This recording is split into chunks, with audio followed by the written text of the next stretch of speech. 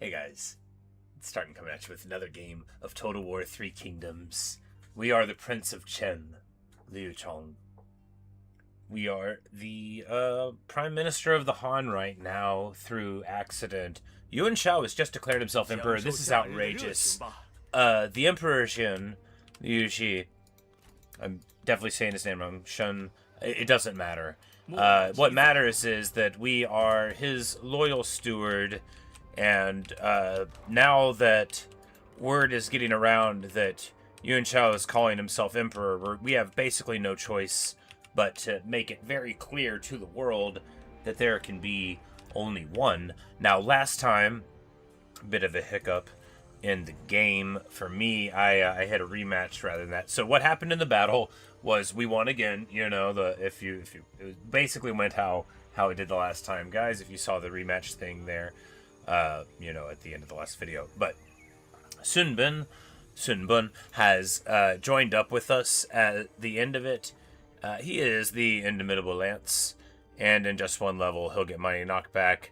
You know, he's brave, formidable, and agile. I like him, and, you know, I respect him. He actually gets along with us well, too, you know, and that's good. It's good because he's joined us. He, right, is... So, Sun Jian had an older brother, and Sun Jian is that guy's oldest son. So, since Sun Jian is in open rebellion against us, this guy will be able to be sorted out. Now, in real life, he... You know, went over with Yuan Shu after Sun Jian died for a bit, and then when Yuan Shu declared, he went back. I just looked this up. I don't know all this stuff. Don't worry, guys. I don't know all this stuff. I have to look it up. But now we have, well, the need to move forward. Now, we don't automatically get war declared on us as soon as this Emperor thing kicks off. Now, you know, Cao Cao is probably going to be the other Emperor. I'm pretty sure it's going to be him. But, you know, we'll... First, we have to chase down Lady Wu here. And this army isn't really going to be able to help. Oh, well, that's not true. They will be able to. Well, first, we've got a huge boost in the balance of power here. So we're just going to hit this guy from across the river. He's in March. It works out. And Yalu and Yang Chenwan give them the beatdown. Cataphracts paying for themselves. We lose a little bit of imperial favor. Well, that's not going to matter pretty soon, is it? We're going to take the income because we need 20k to move the capital, and we get it. And here we go. Our success lies partly in the actions of one captain who is seen to defeat a great many enemies. Alright, so this will be a good story hook for whoever this person is. When we write our high-effort fanfiction of it all, it will be called Suli. And it gives public order wherever he goes, and that's nice enough, right? And then he's got the mathematical art. Yeah. And, you know, principally, these will be good to, you know, convince people to be our vassals or whatnot. But first we have to move the capital, and then... Oh, It's not quite 20k, I guess. All right, let's get another one. All right, so he's at war with Cao Cao, so we don't really have to worry about him. What we can do is...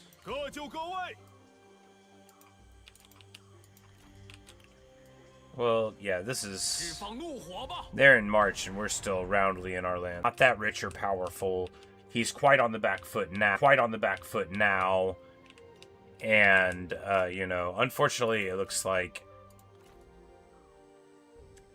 maybe the forces of Yuan Shu might live. But, you know, maybe...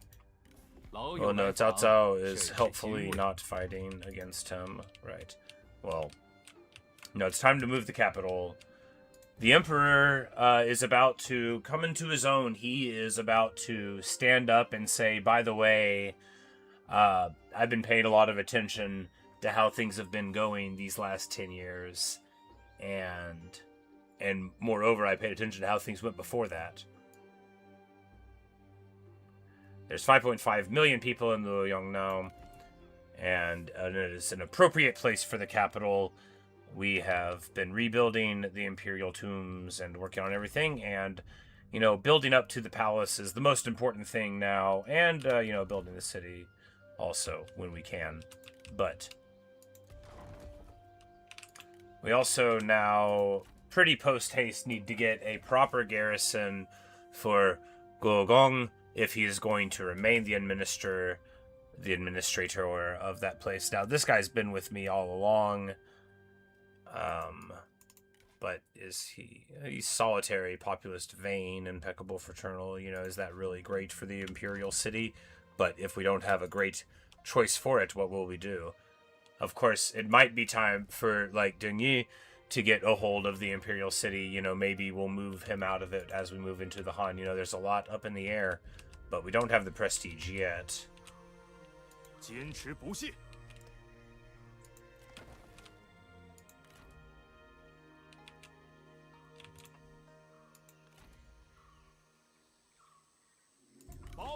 Now we are in a super awkward position here. Would it be worth it to push forward here? I don't think so. I mean, maybe. But no, we don't want to push it. Like, if I was playing in hyper aggressive mode, maybe I would go for it. But we're gonna go back. You know, it'll be good enough to get them off of the river, and then this army will be able to, in a couple of turns, get over there.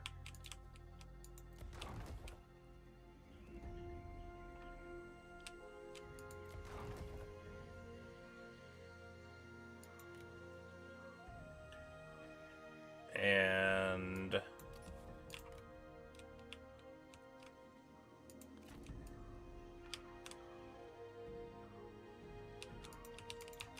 you know, for all we know, they'll be able to get up to it that turn. Xu Huang's movement's kind of nutty like that.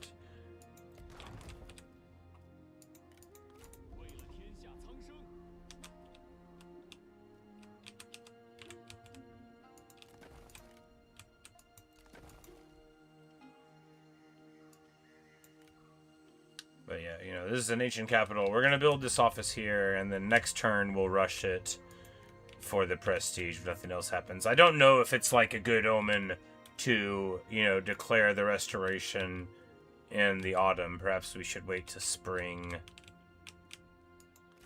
I don't want to wait too long.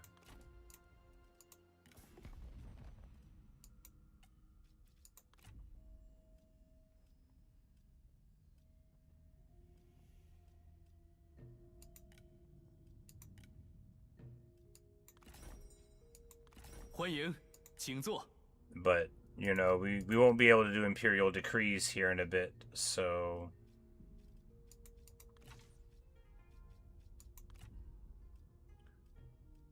whatever we can get done now, like, will be.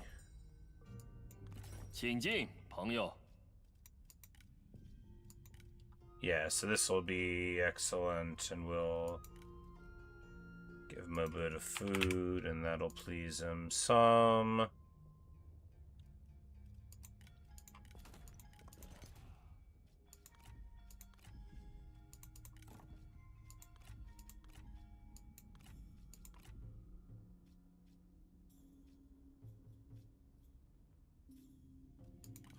Like, we can't give away a thing that improves crossbows. That's just wrong. I also can't give away a guy that gives me towers just because I am who I am, but we'll be able to give him a discount on tribute.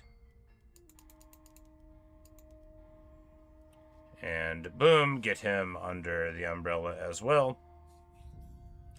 Which, of course, makes everybody a lot happier, except the people that aren't happy, and that's fine.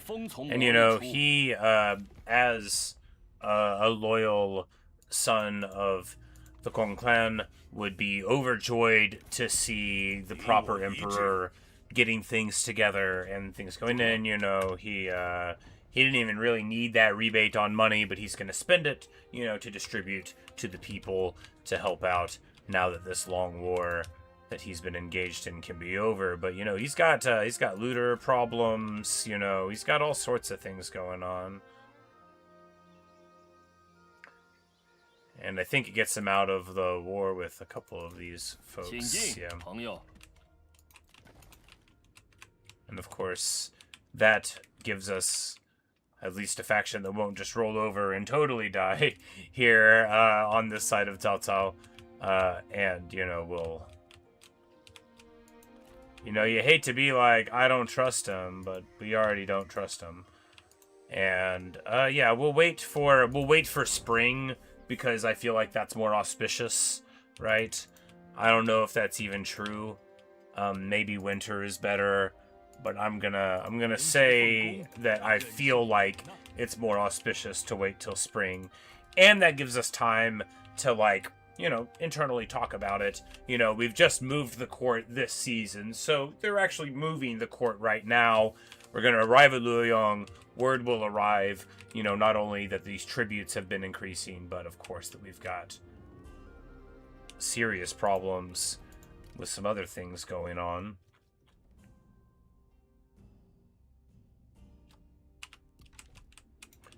And then we'll be able to worry about all the other problems that are likely to arise soon enough. Lu Dong, the humble Don, who is a awesome guy, and, you know, in this timeline we'll get to grow up with his father, which just warms the heart. You know, Liu Xian's just 48, so he'll be kicking for a while. Liu Chong is 64, which is a horrifying thought, you know, like, what will be... No, we shouldn't even say, right? We shouldn't even say, we will bravely soldier on. There will always be a prince in Chen. That's what the Emperor has sworn, you know, but what does it mean? It's not gonna be Liu Chong or his son. His son must be the Prince of Chen.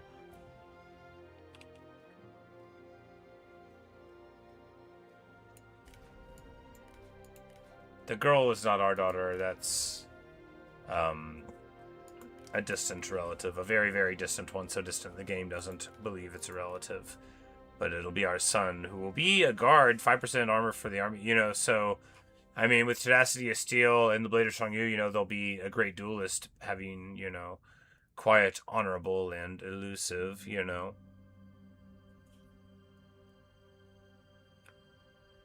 They're not going to be, you know, the faction leader, but they're going to not desire the higher office either, and that's good. They won't be good at capturing people, and that's fine. Anyway,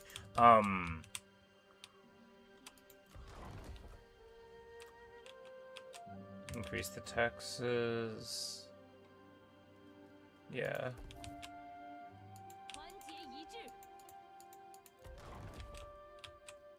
We might have public order problems. Like, when we restore the Han, I have no idea what'll happen. I've heard, you know, we'll get corruption problems, so we might lose out on a bunch of money. And, you know, the agri boom will be over, but, you know, we'll try to bank a little bit of cash.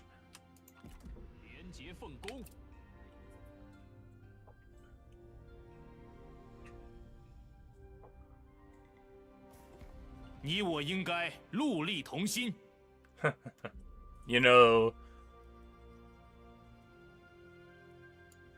this would be a brilliant idea. They're not going to do it, right?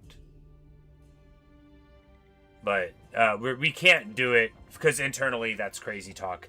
But even if they would do it, because if we did, we can't be in an alliance with another kingdom once we declare. And that would force Liu Xie to choose sides. What we want is to probably confederate Liu Xie onto us. And that'll give us a sweet Lu Bu kick, you know, for the final chapters. Although he'll be getting old before too long. But he's probably just, what, like 55 now. That's no 65.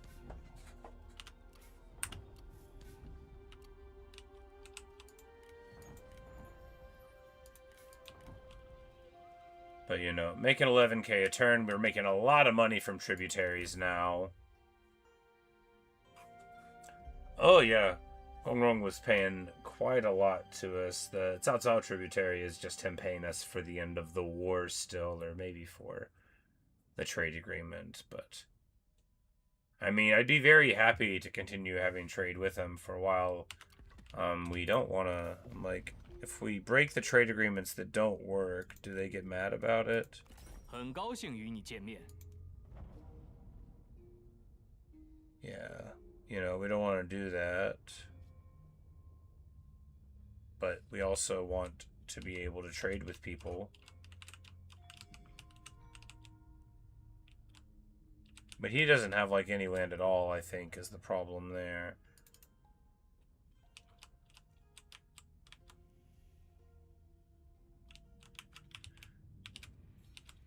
Chong was actually doing, like, totally respectably up here, which is awesome. And, yeah, love to see that, because they're our vassal up there, so, you know, the Inspector of the North there, doing good work. Anybody else want to work for me? Let's just look right now. You know, Gongsun Zon's considering it. He's, like, you know, a hater, but...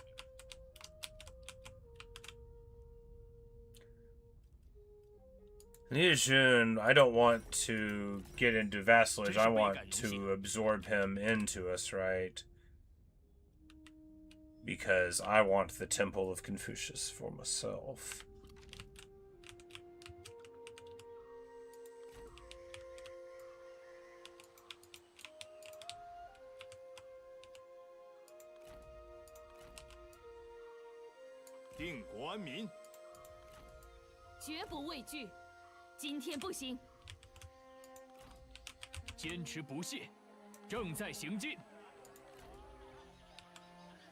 Alright, and then here we will await an ambush. You know, this army's getting put back together.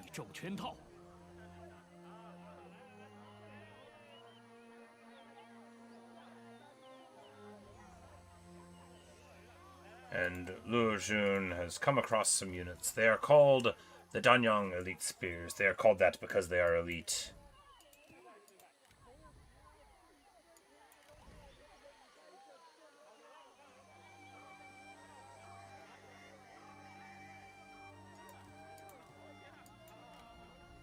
We'll get 3 of them.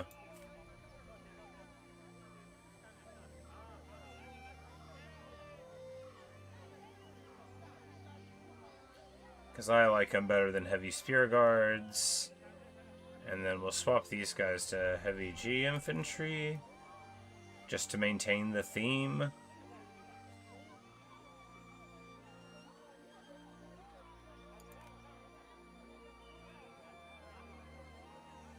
Yeah, I don't think there's anything wrong with going to heavy G infantry here.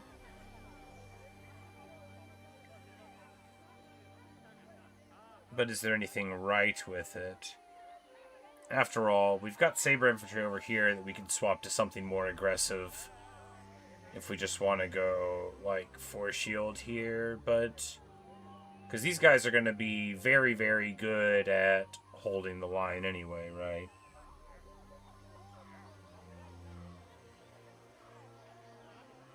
Well, we can't act like we're made out of money. But we can... get the prince some of what he deserves. Some of the royal guard.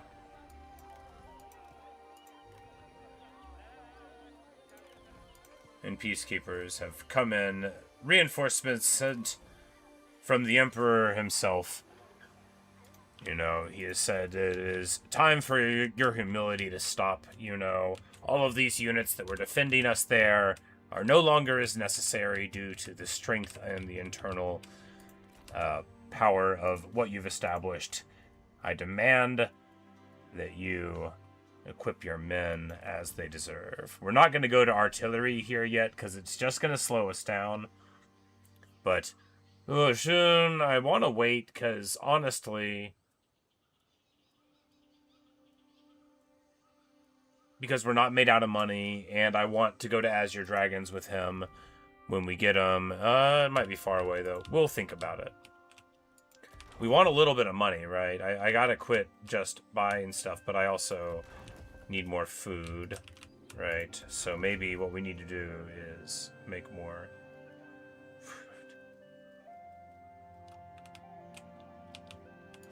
food. boosting the interior would be better than otherwise, but I guess that's already in an alright spot. We'll just build this and then we'll cancel it if it ends up not being a good move.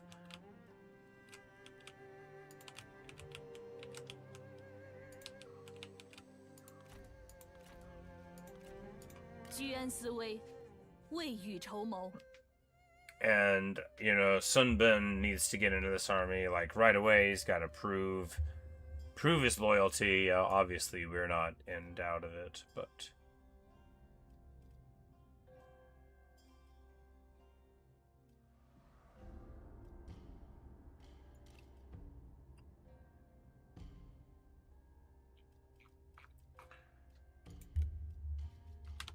But no, it doesn't, because we're this money limited. Did we get a third retinue here? Yeah, this is where we need Han Jian to be. That's what's actually important.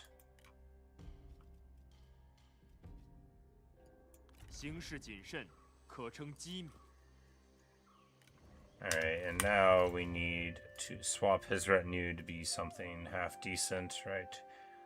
Do we give him siege weapons? I mean, maybe. Let's give him one, right?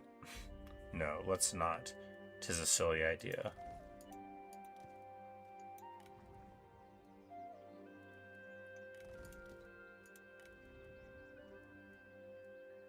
Can't afford the Royal Guard on him, which means we can't afford to swap these guys either. I mean, the peasant band is pushing it for usefulness. Yeah, let's get a crossbow, because we're about to head out over there, right? We're about to get to it.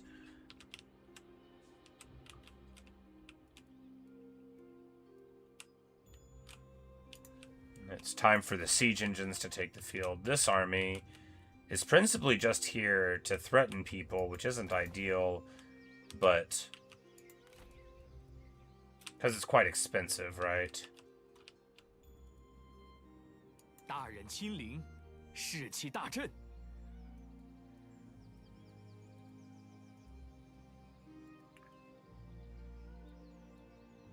His stack is just like a lot.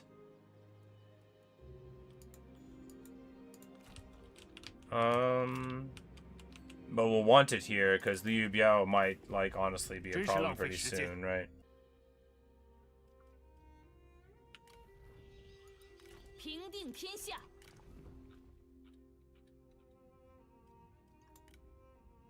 But yeah, she actually gets along super well with them, so she's gonna jump out now. It's time to get my lady into the field, right?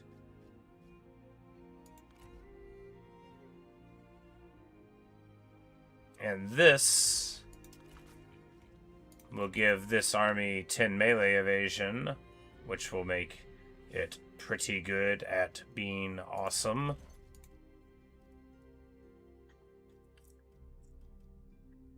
And she's like, I think I'll take the command. I'm pretty good at walking around.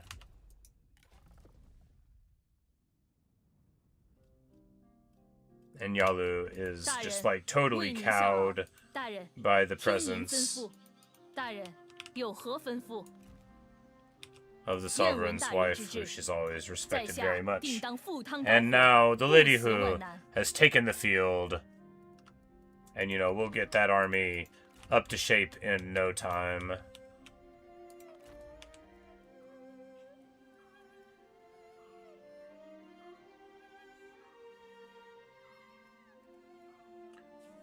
Yeah, and these Danyang elite spears are gonna be pretty excellent, right? Because they're just a lot better than Spear Guard are. They have quite high evasion compared to Spear Guard. I'm excited about them. Haven't really used them before. They're more expensive, but they're also not comparable to Spear Guard. They're comparable to the, the Imperial, not Imperial, the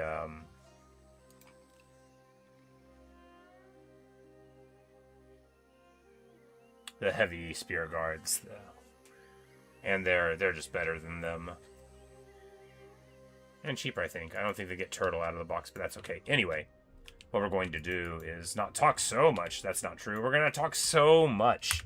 It's all right. It's all about the story. It's all in service to the story that we love. Now, we've recruited many more people, and very good that is. We canceled a lot of assignments because I was like, I gotta get people into the field. But now, you know, I think we can afford a couple of these guys to go back and make sure that things are going well. Sunbun, we want to get into an army, like, pretty soon.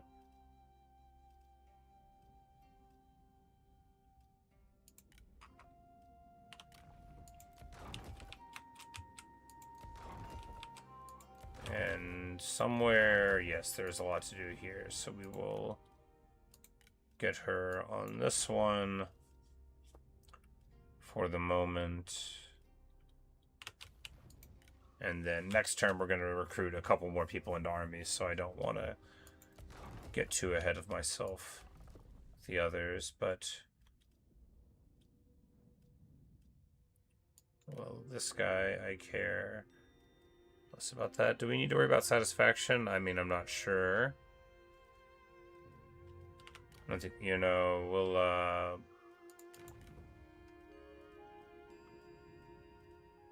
we've got 3 filial and corrupts in the back pocket. It's not terrible. We want mustache guy rocking this for a little while more.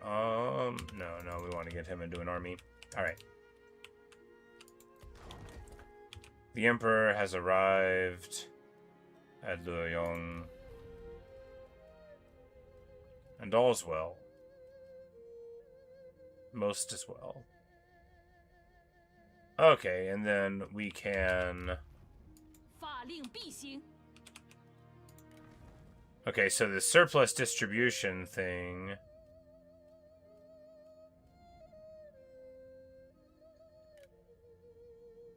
is negative reserves here. Well, probably we shouldn't use it on this one then.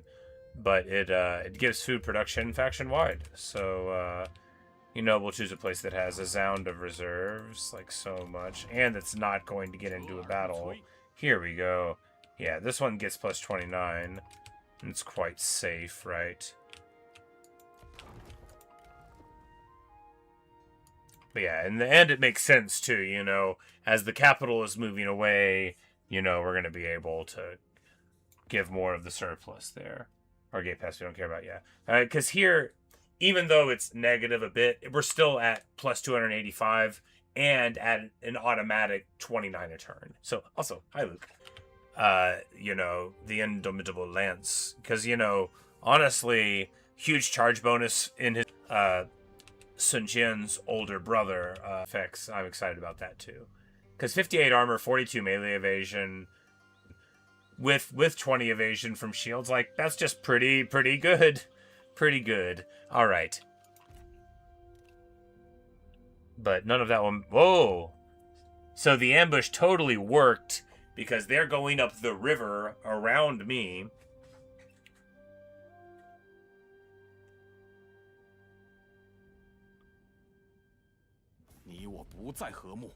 Who you wishes to leave our coalition? Alright, buddy. So give me the Spear Warriors only because... Only for money's sake. Yeah. Because I wanted a little bit of money for when we transition over and get, like, the corruption hit that we're expecting. But, I mean, and because I was like, well, if we get to level 7 pretty soon, then we can go over to dragons anyway. But, yeah, we'll,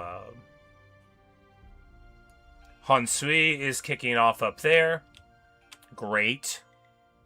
But Huang Ong was actually doing very well for himself, right?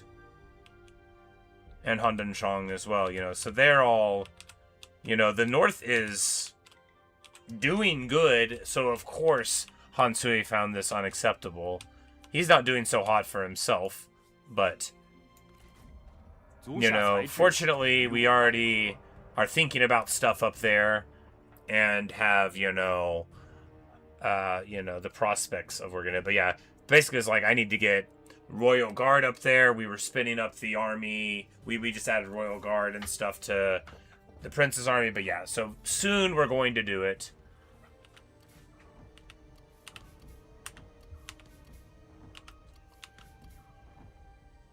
Wang Quang gets vassalized. Pathetic.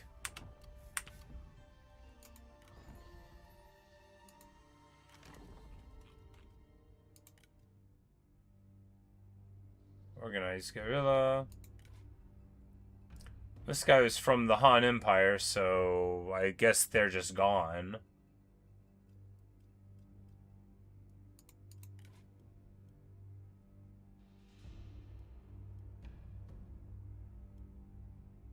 How dare you become vassal? Someone else? Yes, but unironically.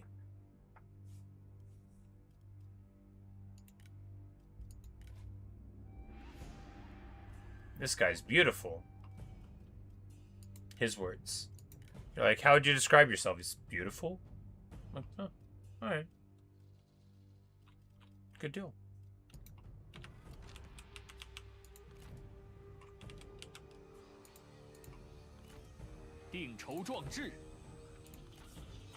And this is Sun Fu. His army is not in great shape. And that's good. We are definitely doing this ourselves because we're not eating the auto-resolve hits here. And, you know, because why not fight in a heavily forested area? That's what I always say. It'll be alright. We'll find an area that's not entirely forested. We'll find this area.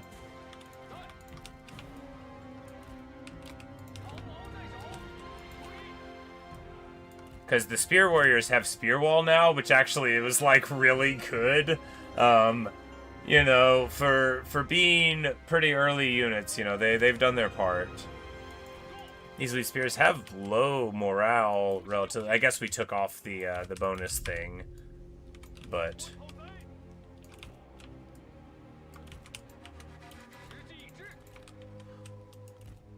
oh, and our mechanic is we get more morale when we're defending, and they lose morale when we're attacking.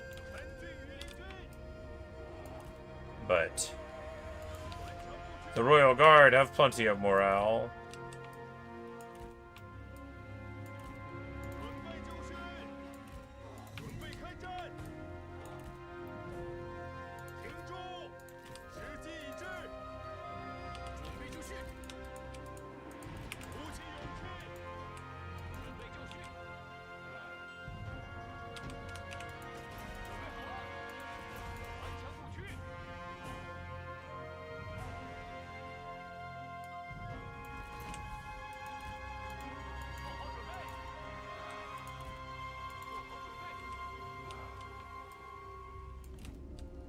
We'll get the Marines there and there. They've got their fire arrows.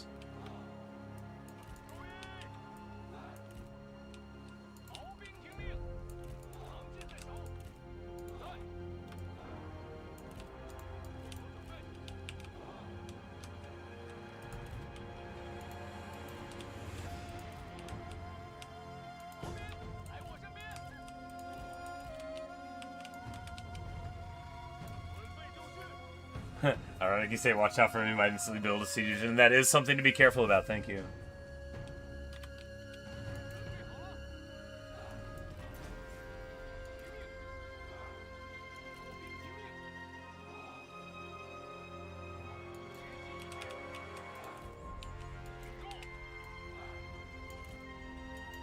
Yeah, circle with the spear wall, right? Like,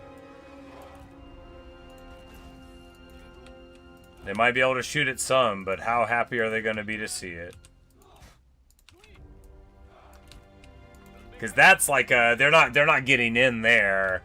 And now I'm seeing my mind is seeing yeah.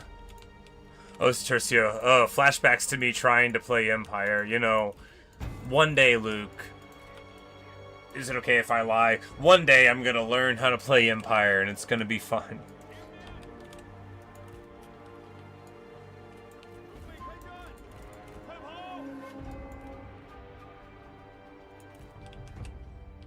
Slight fast forward.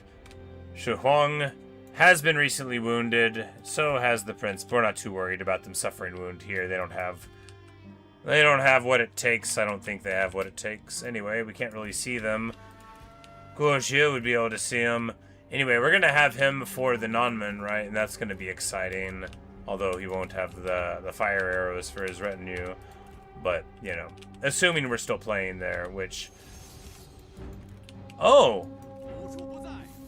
Yeah, you know, we accept both of these duels. I don't even know anything about y'all except that we're gonna win these duels. You know, at least in the south, they raise brave men, right? Not like Yuan Shu. There's only one guy in all the Yuan clan that we can respect. Yuan Yan.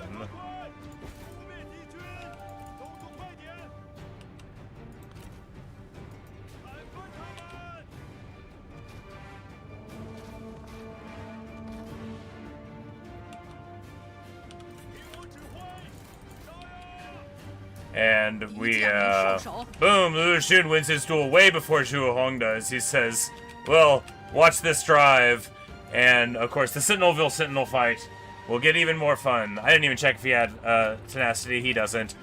Liu Chong very roundly with the warning shot follow up into the charge there, gets rid of them. But, of course, now the peasant raiders are here.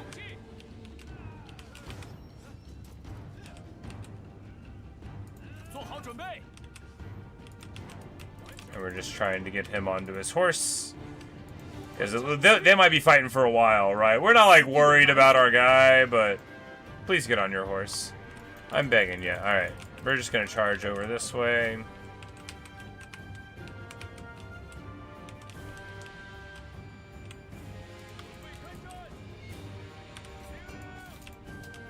Now it's time to charge up the mounted crossbows to protect the prince. And this guy, this duel might go on for a while. Plus, the Oathsworn thing doesn't help, because that gave him a bunch of evasion, but the prince has been caught out. You know, the thing is just don't not notice it for very long, because right there, okay, they got some damage. But it would have been much worse. But here, the Peacekeepers show up, and oh, right on time. They thought the prince was alone, and then... over the hill.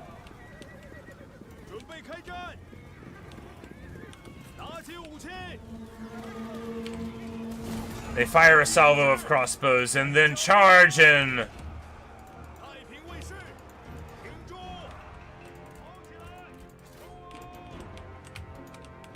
These bandits didn't know what hit them. I hit the button on my mouse where my sensitivity went down. Zhu Huang connects in a big way against Chen Mu, who, it can be said, lasted more than 40 bouts. A brave sentinel was Chen Mu, and only level 2. Oh goodness, we well, there you go. All of our setup is all for nothing. Whatever.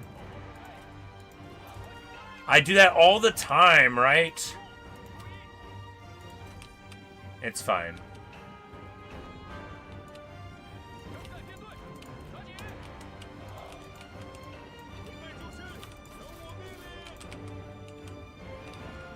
Their cavalry is attempting to come through the trees. Well, if that's the case, we should meet them in the trees.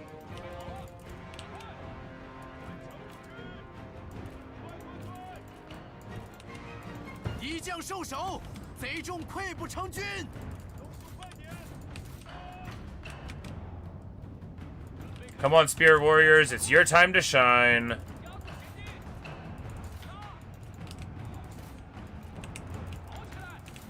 That's right, nobody believed in you, but I did, guys. Also, Zhu Huang wins his duel, hooray!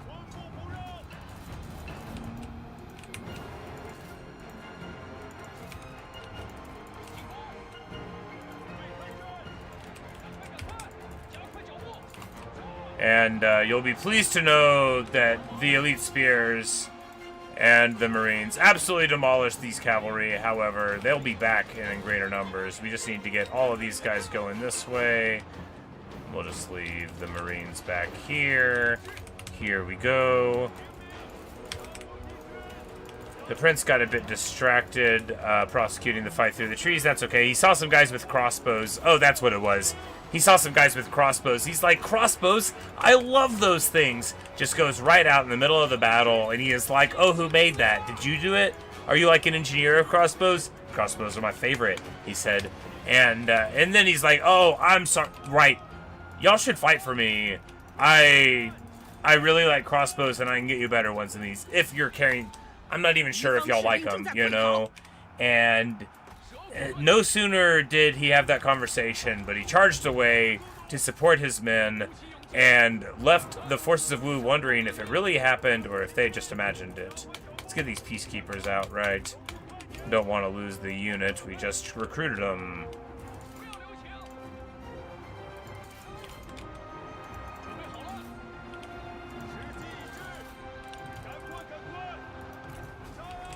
We're going to hit him with this warning shot here. It should be pretty good.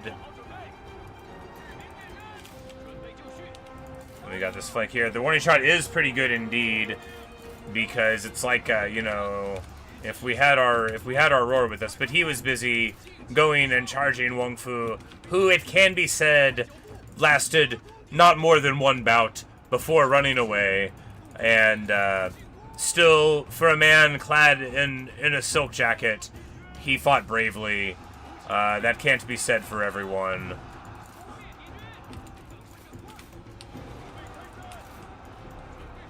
I know whenever I am forgetting to wear armor, it's harder to get me to show up for battle. To be fair, I'm sure somebody suggested armor to him, and he was like, no, I'm good. I'll be protected by my hat.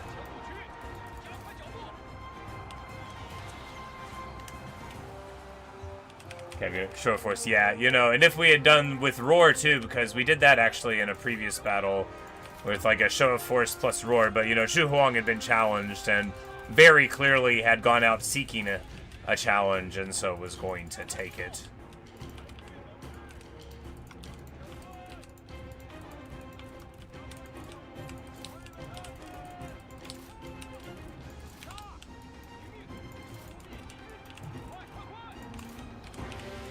Onto the peasant band up here.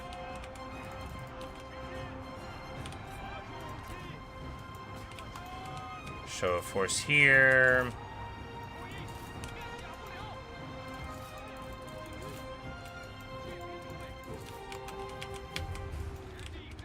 And actually, we need to keep chasing these repeating crossbows. The last thing we want is to get Scotch there.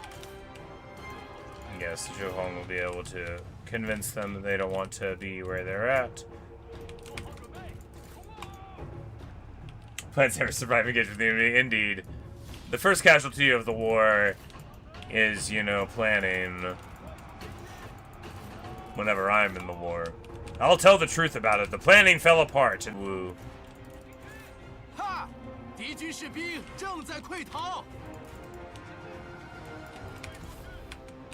There we go. A totally clean victory. But in fairness, it went fine. And, you know, we had our duels. We had our good story beats. The cavalry is gone.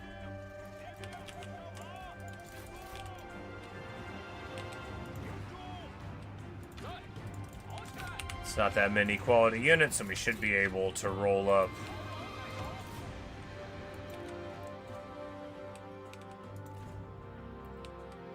So I think we didn't use roar like at all, which isn't great. Keeping this guy very weak is good. You know, shattering a strategist and keeping them very low for the next fight is way better than, you know, popping them and then getting them at full HP again. It's generally better for most guys. It just depends, right? Sometimes you want the chance at capturing them. Sometimes they've got, you know, healing or damage resistance. These Qin Peacekeepers, I think we'll still keep them because we started with 20 and went to 6, and I think that'll still be okay. Rest of the new spears born. So look, you know, on the card they look like, you know, it's funny how much visual information can be conveyed or not. And these look like some peasant spears, right? These look like dudes that are in your beginning army, and they're actually really quite good. You know, and yeah, I mean, solid work. And of course, the spear warriors, they got theirs too.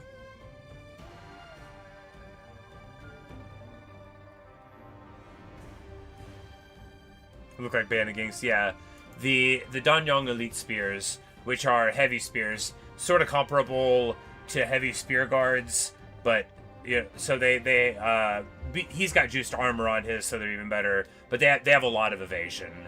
43 evasion for a unit like this is really very high.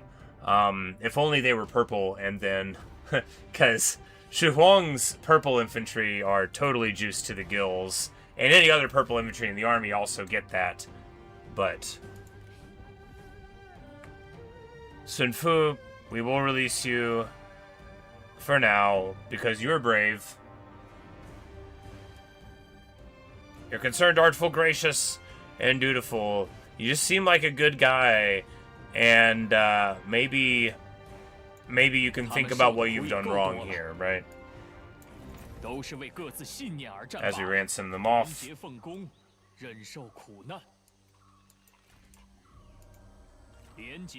And there he goes. Yeah, Liu Xie now gets to level 7, which makes it a much more attractive thing to upgrade these spear warriors, who now can become Azure Dragons. And this is going to be because, like, the upgrade here, and I love this, and you'll probably love this too. So, you know, the upgrade of these specific armies, you know, the Yuzhou,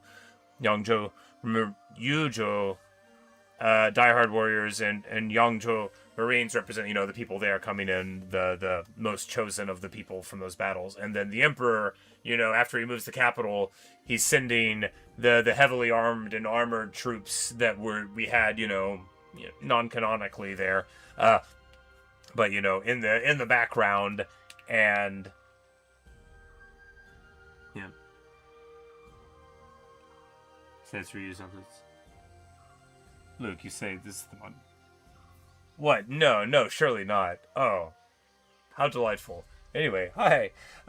Does Liu Jun have Jutai Spear? Yes, he does. We got the trident off of Jiling very early in the campaign. We beelined right for Yuan Shu's lands and won that, and we had the trident. And then we slew the tyrant Dongzhuo and got that spear, or that the solemn trust from Jutai out of the pool. We didn't face him in battle or anything. But how cool! Welcome. Anyway, so we get to level 7 here, which I think the ranged block chance makes a ton of sense here, more than tempered deflection. I mean, tempered deflection, will I remember to click it, you know? And if we go here, then on level 8 we get to these, then yes, that's the way to go, because fleet-footed is very desirable.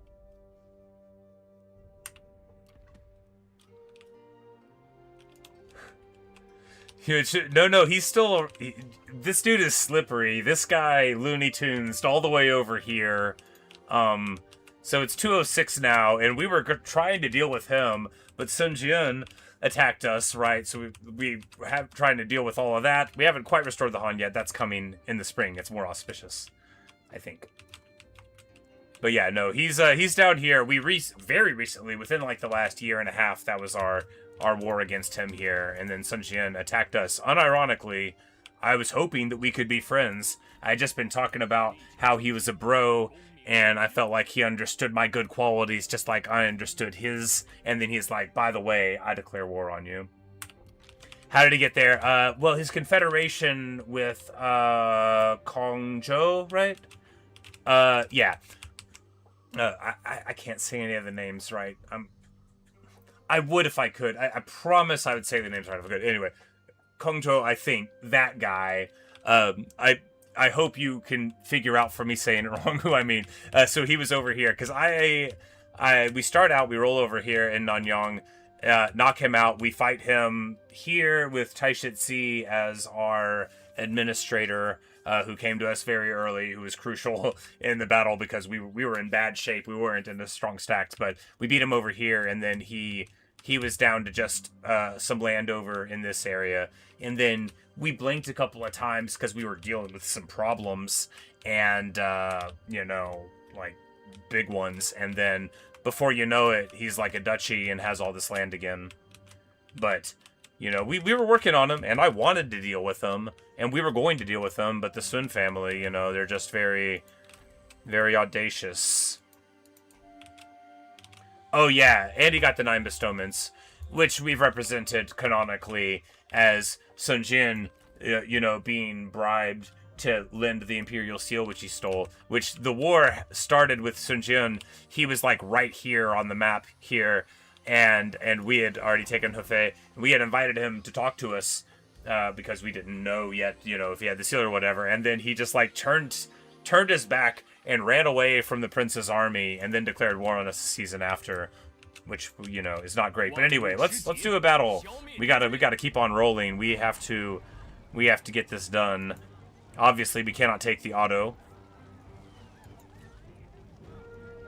Oh boy, one of these places. That's okay. We will be able to shoot up things, and we've got fire arrows. So, actually, one of these places. Hooray! Anywhere where you can burn down the towers and then have a big blob fight is good.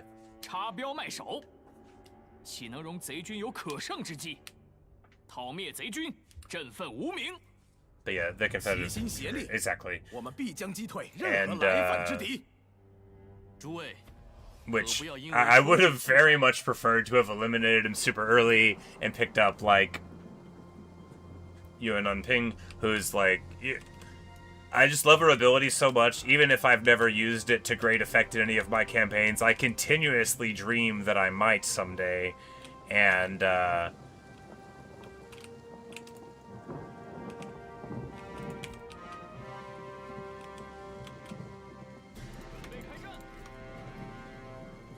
these fellows don't have turtle.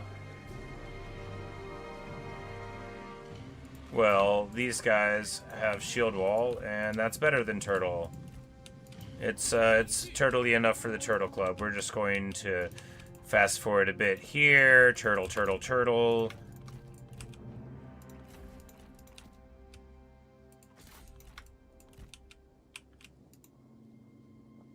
You know, it's...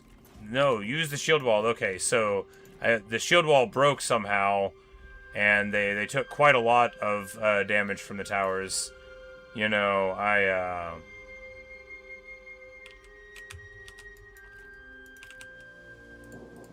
clearly overestimated the power of the turtle.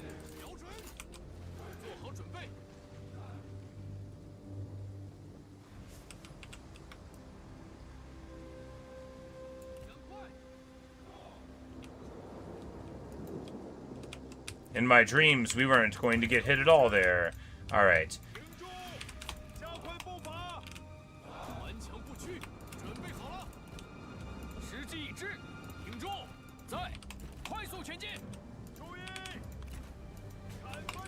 Show of force.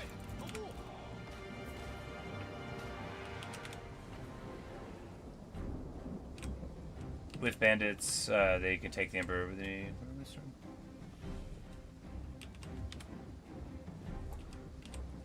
Yes, exactly. The Yongfeng, we escort the Emperor from the capital. There, escorts the Emperor from the capital. Yeah, and in this playthrough, what happened was he ended up getting him to Chong. I'm so bad with names. And then we were going to be cool with it, and then Yuan Shao stole the Emperor away, and then he got immediately declared an enemy of the Han, like right away. We're within range of their archers now. 'Tis a silly place. You know, I don't think that the block was working against the towers, but I'm sure that it isn't working if we turn our back. So let's get out of here. and get to working on the foe. After all, we've got the Royal Guard here now.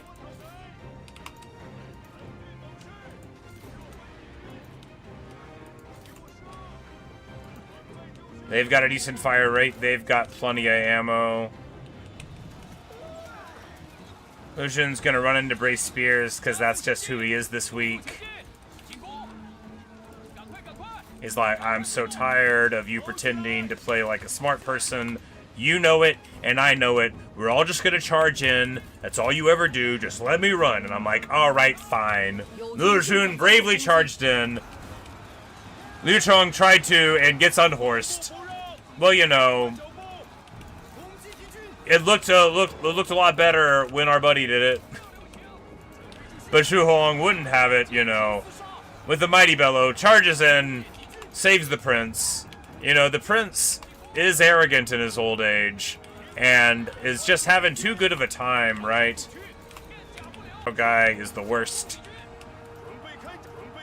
The third worst, maybe the second worst. Okay, probably not the worst, but I don't like him, and I'm not gonna live there anymore. So he came to court with us, which was great because we had just been thinking, you know, what pretext can we get to get him out of Yuan Shao's clutches, who, you know, is not the worst guy you've ever met, but isn't the best one, or even the second best one, and hardly a good influence on our nephew, who's been sort of bereft of good influences this long while.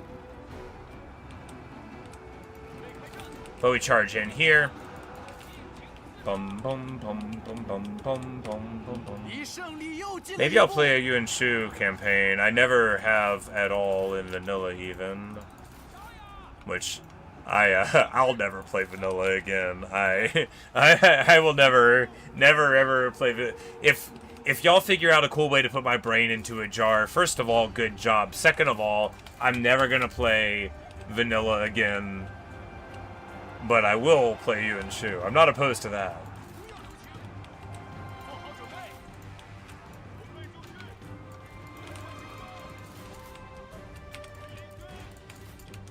But yes, I'm so glad the bandits did not eliminate the Emperor and that he escaped. I was worried.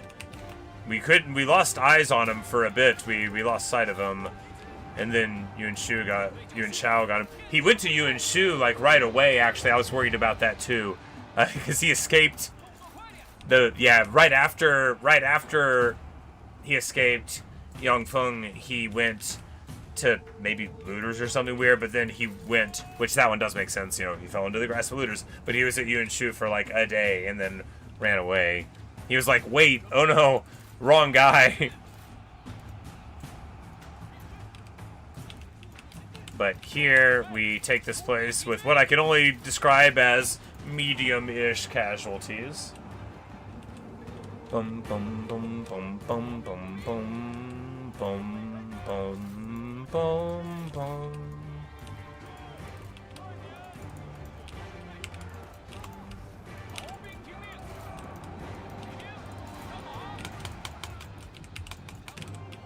And there we go, making our way downtown.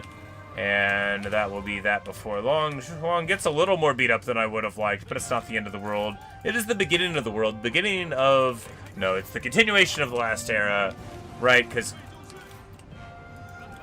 And when I share anecdotes like this, don't think that I know what I'm talking about. I've just been watching a lot of videos recently. So it's like the era of peace, right? Xianon or whatnot. I could spell it, but I can't say it. No matter how much I practice, I never say a name right. You can catch me in a mirror sometimes going, Xiaho Duan, Xiaho Duan, Xiaho Duan. And no matter how many times I say it, I never have said it right once.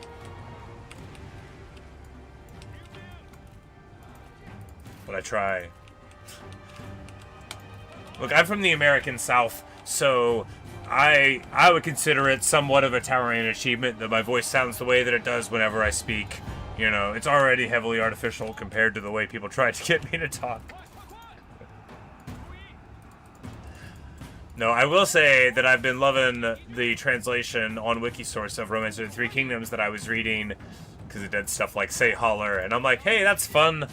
But I need to find another one, because I got to the end of chapter 15, and then Wikisource is like, by the way, it's over. And they're like, do you want to add to this? I'm like, did y'all think I was reading Romance of the Three Kingdoms in English on Wikisource because I could help add to this?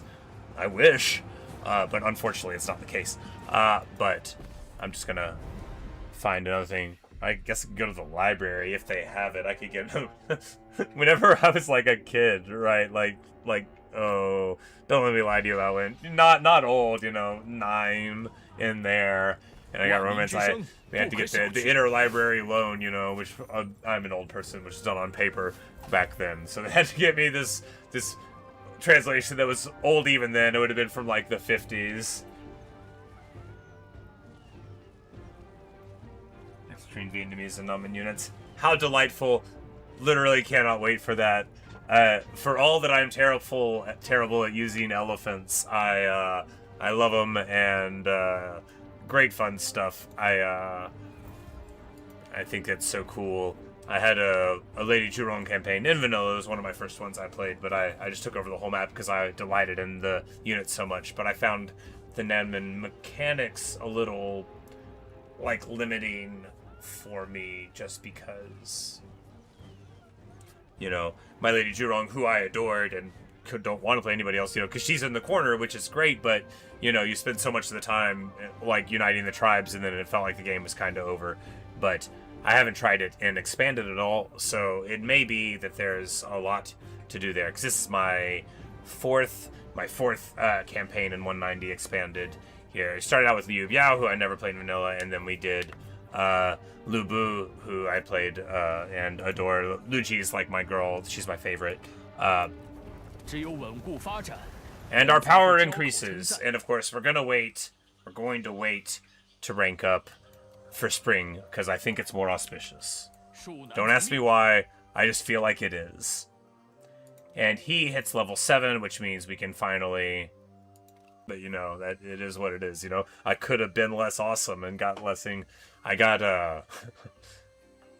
the assignments for experience got me. I think Lu Ji was level 8 whenever she grew up, by rolling the assignments on the gate pass, which, for my money, is probably the ideal thing to do. She's my girl, and she came out roaring. She was stronger than Lu Bu out of the gate. Great stuff. And then after that, we did Zhongzhong, which we just wrapped up, right before this. I've been doing this all in the last month or month and a half. All the 190 expanded. I just downloaded it, and then it has become, an obsession of mine. I have a job. I'm a cook by profession. I work full time and stuff. But while I'm there, doing my job right, turning over the steaks and not burning them or anything, and totally not sometimes forgetting food, all I do is daydream about when I'm going to get home and play more of this. And the Zhongzheng campaign, I had a blast with. I was sorry to win. We did so good. But anyway, I am monologuing again. Like a villain, and I'm not a villain, I'm the hero. This army... This garrison's to full strength again, and we know that we can defend it quite readily there. So we will get the army of our wife, Lady He, who is super smart and everybody loves, except Liu Chong and all of his friends who can't stand her, because... she's always making them feel inadequate. She's a real lady. And we're just going to move here, and Cao Cao is not at war with the Sun family here, so we're going to be able to roll up there. We can't get there quite this turn, which is just fine. And Our Lady of the Elephants, she came to us by way of, the recruitment pool, but... How I was thinking is she was in Chupan's faction, who had bandit recruitment of the Nanman stuff through the web, and then she got hooked up with Shizhe, who, everybody hates living there, right? But anyway, I'm bad at using elephants, but I do love them. I mean, they're elephants. And anyway, we've got good recruitment here. Do we want to drop the saber infantry on him? I mean, yeah, obviously we do. We don't need shielded units there. Pearl Dragon's 83 evasion. That's pretty good. We need an axe unit for the center. We have to have an axe unit. So a yellow dragon here is totally called for. And then the saber infantry, this one can be a pearl dragon, which will be, yeah, 83. Very good. Very good indeed. Oh, he didn't have bandit recruitment. Oh, I thought maybe he did. Maybe they got a bandit who then got, I don't know. I don't know. Could have been a nunman who always take duels, and then they died in the duel, and then he got to put the person, whenever I write the story of this campaign in a very high effort way, which is either a lie or will be the third greatest thing I've ever, canonically he'd stayed married to this one, he would just acquire another one. Because he's always complaining about her, and she, clearly finds him inadequate.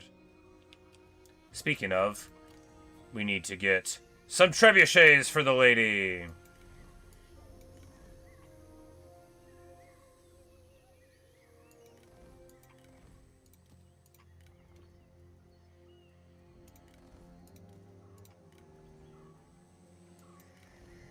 Actually hate that I did it in this order.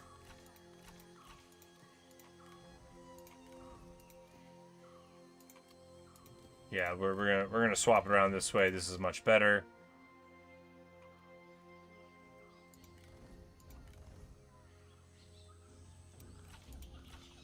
I'm like, no. Maybe we should have done the cavalry first. I like the trebs at the front of the thing, right? They're always who I care about most. However it stacks them in there, it doesn't matter. I just don't want the trebs at the back.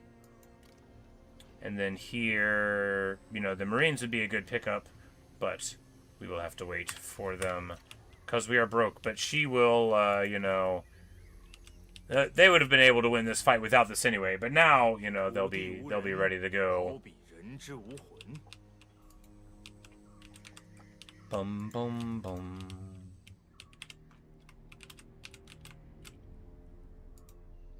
This army's so expensive. I, however, do kind of want it to be here. Guogong needs to either stop being the administrator of Luoyang or get an army. No, we'll recruit. Next turn, we'll recruit all of the Chen Royal Guard on him and then drop him over there. Purong doesn't really need to be here, except that, he's affordable. Why not another... No, we will... He should go on assignment. We've got enough generals now to where we can get, a little bit more experience. The assignment's a very good way to get that. We've got, because we've got Sun Jian, and we've got plenty of people to spin up. Yes, elephants and his recruitment, just not visible on the front screen. Ah! Oh, how fun. How fun. Well, that's a functional faction already, if you ask me. Maybe we'll play him next. Because it just said, work in progress or whatnot. But very, very exciting. And, ooh, how cool. How cool. All right. I am... Yeah, that's fine. We can absolutely beat this army. And, yeah, we've already got to here, and then we'll get this hub. Those Marines are quite good units, and, getting more units of them is fine with me. We've got a war with Honsui up here. Oh, yeah, he needs an army as well, man. The days are just packed, as the Calvin and Hobbes collection is called, but we're going to be finding ourselves equal to it. I got a feeling that we'll be fine. We'll be okay. No, even if things were to go slightly wrong, we've got the Blade of Shangyu, right? We've got the Trident and Solemn Trust. We've got it all we've got so many cool characters. I mean, we got Shu Huang, who is so cool. He's not, as we saw from that duel, he's not like the most bonkers duelist, but he's very hardy. His ability to give your faction or your army movement and melee evasion on melee infantry is crazy good. And once we get that run around real fast ability, which I've never used but I've seen against me, because it's not about dueling, right, necessarily.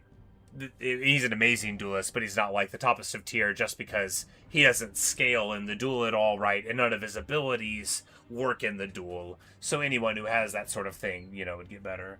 But yes, maybe we get a Liu Bei freeze. It's alright. The autosave will save us. 当今战乱频仍，生灵涂炭。若战事旷日持久，则民众必生祸心。因此，主公若不及时止息兵戈，百姓 The people having tasted the sweetness of freedom before will clamor for it again, sometimes violently. Something to do with his kids. Huh. Well, they can cause problems. Why are these other people even being jerks, They're not the main characters of the game. But, I'll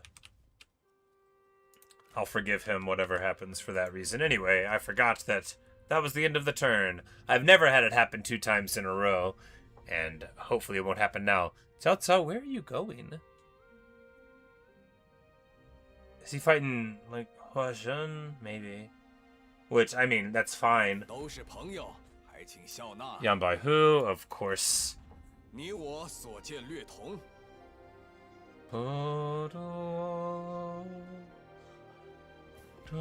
朋友，看看这个。 And, well, here we go, guys. Here we go. Obviously, we're going to defend them against the Kingdom of Song. And, really, this is on Yuan Shao for, attacking a loyal Han inspector there, right? Like, this guy is out there supervising things. And, the temerity, the gall. 你我言语轻快如流。出于双方 That's 有利，吾等诚心提此议案。 And here we have to defend against Wang Kuang, who everybody hates. 足下才智与我暗合，双方都能获益，何乐耳？此次会晤收获颇丰。 And I guess the vassals independently are declaring war on my vassals, because it wasn't like an alliance war that he called, or a vassal war, probably. Well,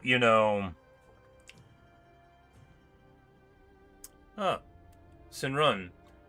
Don't be married, and depending on how your family feels, we might be able to find you a very auspicious husband. Him in a positive diplomacy, yes.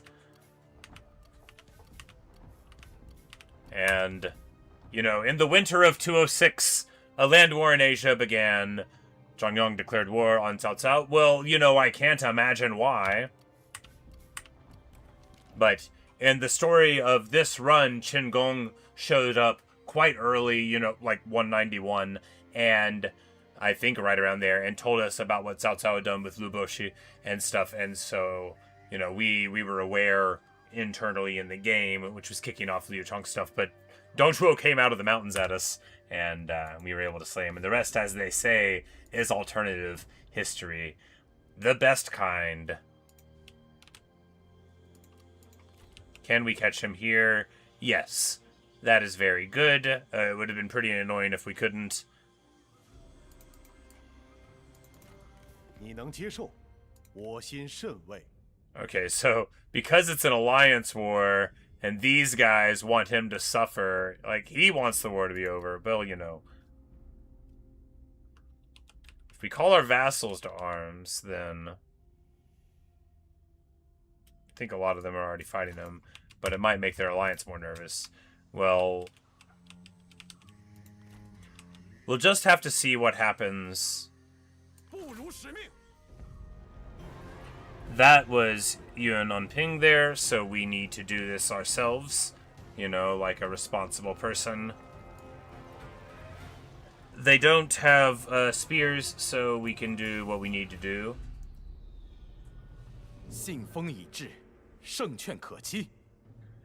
Yuan Ping was in March. Yuan Ping's army has 400 cataphracts. 小心行事，消灭敌军。 The last I saw of it, it had 让我 400 等用敌人的鲜血染 cataphracts. 红大地吧。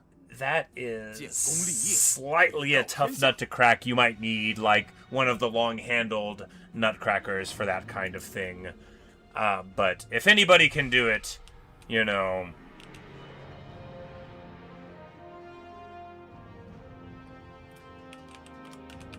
Boom,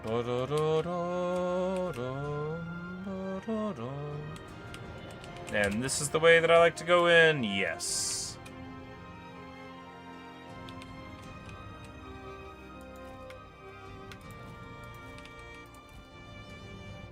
Back javelins. Slings maybe. Must be slings, right? Low damage, medium fire rate, no AP, gotta be slings. Cool. You know, it just goes to show how much attention I pay. You know, we just aim for the middle, right?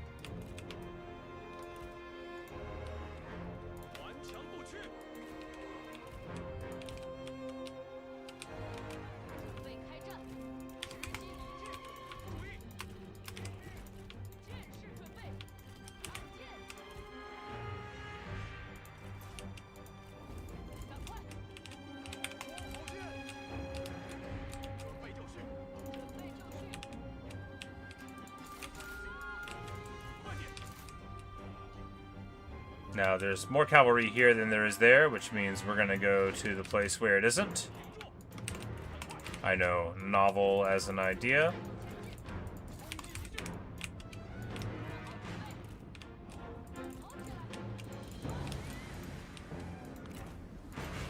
That's right, use of smokescreen, get out. I've been replaced with a different person.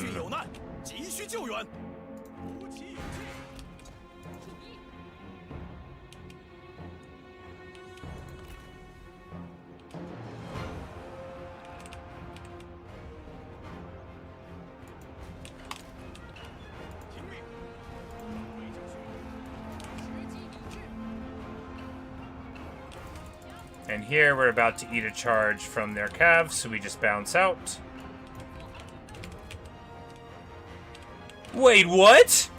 Oh my god!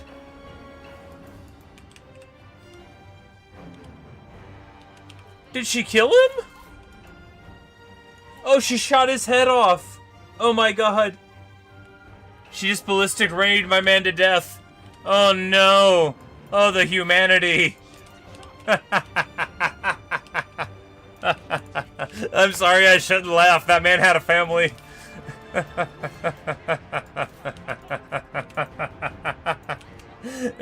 This reminds me of one time I was playing and I had Elspeth on a wall on her dragon, and then I popped the wall and then she just died, and oh, the way that I cried, and then reloaded the save.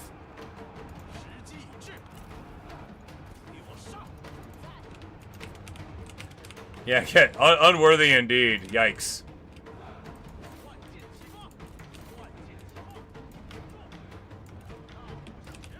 Okay, what am I even doing here? It doesn't matter. Let's get inside. Alright, and okay, Caesar's Torrent is a range damage thing, you know, that's what we should be doing. Anyway, we are embroiled against Yellow Cav, which is not bad. It's merely ungood. It's not like double plus ungood or anything.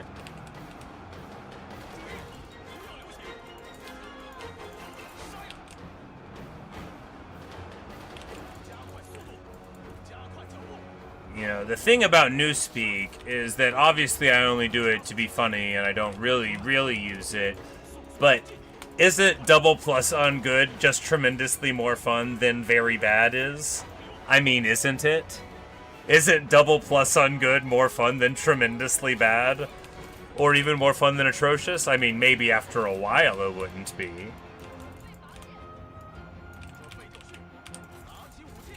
But of course, Orwell had to give the cool linguistic idea to the bad guys. No, there are no good guys in 1984. I read that book a lot. I know what goes on there.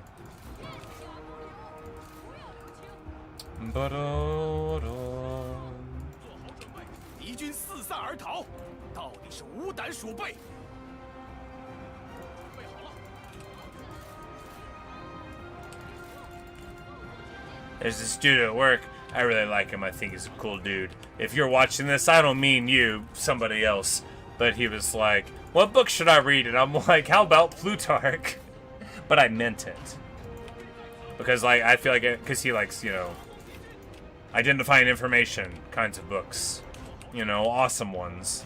I'm like, you know who these books are really aping off of all the time? It's Plutarch in space.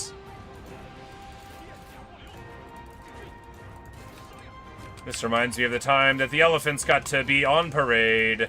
You've heard of bulls on parade, but have you heard of elephants on parade? You probably have, in a non-copyright protected way. Alright, everybody get away from Hong Chong. She is a menace. She's killed Spider-Man and who knows how many other people. And here, the nightmare of cavalry everywhere, which is to be yellow cavalry embroiled in prolonged melee with spears and elephants. You know, you're not good against any of that. These Sabre infantry are sure doing alright. Our crossbows are doing literally nothing. That's not true. They're about to start fighting, but they're decent enough at it.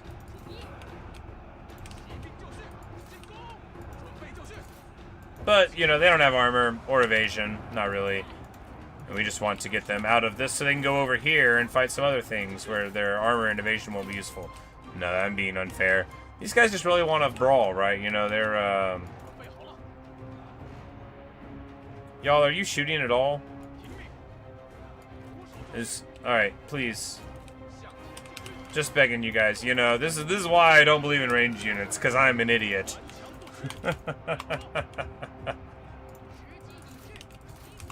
Alright, we just need to get the Chong hunters here. Alright, the elephants aren't leaving. That's the lesson here. The elephants are not able to leave their embroiled setup. They're gonna have to fight.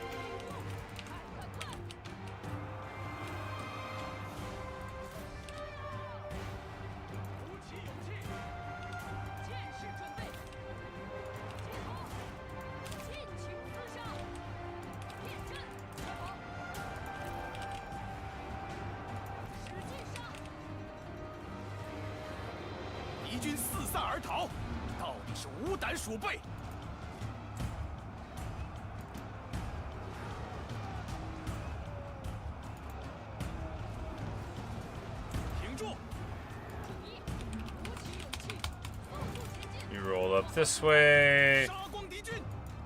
The Zhongnu cavalry are having a great time. This is exactly what they wanted to do when they woke up. And Northern Courage won't matter. You know, I barely ever had it matter, but I worry about it constantly, and then I forget it, and then I worry about it constantly. By turns. Get the elephants up there. And now the crossbows are actually shooting, you know, even if it's a unit with a freaking shield, right? Like, at least we've got him shooting someone over trees.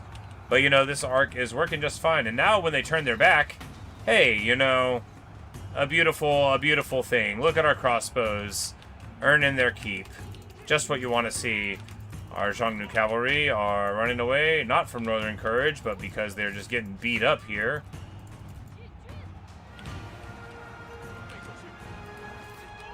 These infantry are falling. The sword guards get a charge here and should be able to get in. And let's see how you like our elephant sword style here.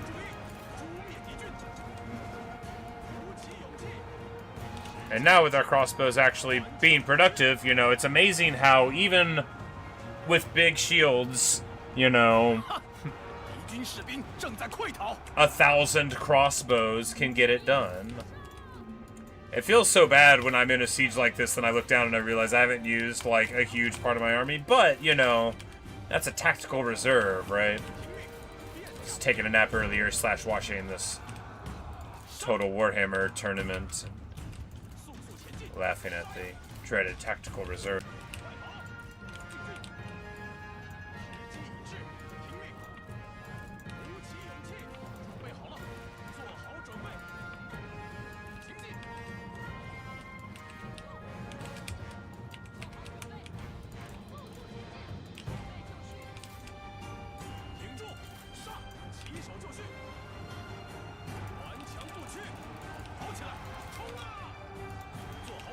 But these cavalry, you know, they're anxious to earn the good reputation that they feel like they deserve. Because the Emperor is going to be showing his favor to somebody soon, you know. Han Sui is an open rebellion. There's some rich lands that Yuan Shao has, you know, been in, who's just declared war against us. You know, there's a lot up in the air. And for the enterprising horsemen, there may be, you know, the prospect of freedom, and the only thing better than freedom, horses. And with a mandate from the Emperor, and plenty of grain, and the resources needed, maybe we will just head on up there. In addition to all the other stuff on our plate. I'm pretty sure Cao Cao is going to be the other emperor, which is okay. I would honestly prefer it if it was the Sun family and they were on the other side of the river. But hey, you know, you get what you get. Or if it was Liu Zhong somehow, but that wouldn't work. Also, it's not nearly as good of a story, because that man has a lot of explaining to do, right?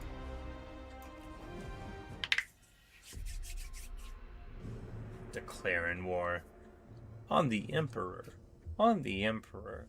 And if not on him, then on the Prince of Chen, who's such a good guy. Like, where do you get off? Come on.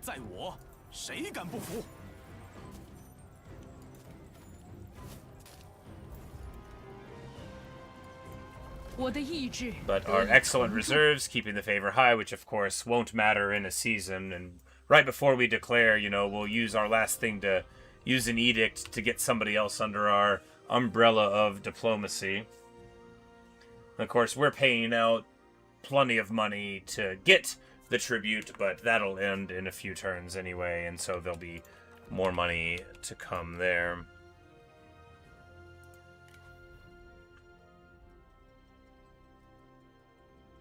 And our girl gets spam, mighty knockback for herself. Wonderful stuff. And, you know, level 2 for the Queen of Black Mountain, who, for all that I find her skills just disappointing, because you're like, oh man, no poison volley on a bandit sentinel. You know, at least she's still here. And craft is great, and you know, stock for own retinue and charge the gate. Bandit sentinels are amazing, even without the poison volley, which I honestly only ever remembered. I don't know where it's going to go, and also we should look at, like, potential spies and pickups first. Spies, is there any desirable turncoats? When we can. This guy pays us. We're not trying to spy on and take away our vassals. People. I mean, not usually. Obviously, for a special occasion or somebody I care about or have heard of before, we might do it. But not just like anybody.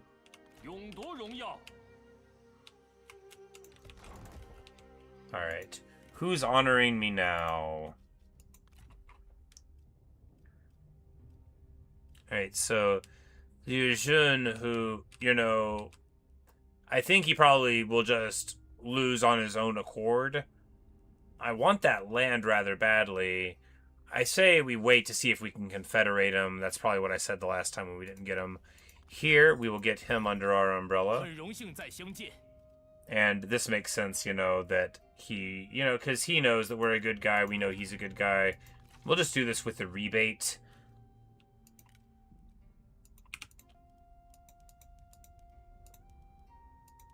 it's best to do it with the rebate, right? Not only is it respectful, but, it doesn't really cost us anything, and, ooh, yeah, I mean, look at him. Now, we're seeing what a precarious position Yuan Shao has placed himself into with this hasty war, right? He must have thought that we weren't going to defend the north, right? Because now we see that he's spread a little bit thin here. And if we have a friendly place here, it's all impassable here, right? Yeah. But if we have a friendly place to jump to once we get over here, because I think ideally, right, rather friendly place, no, we'll muster up here at the pass, cross the water here, hit Chi Pass, use that as the breaking off point to move up this side, and then to defend the farmland here. And then we have a pass here and a pass here. And yeah, that's probably the best way to begin the war.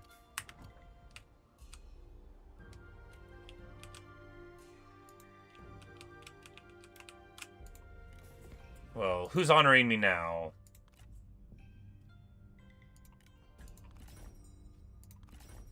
Huashen, excellent. He doesn't need anything but a guarantee of autonomy. So good for him. Part of the crew, part of the ship, buddy. Should repair now that the big war is on and we've got vassals enough. The spring is more auspicious. 那就如此吧。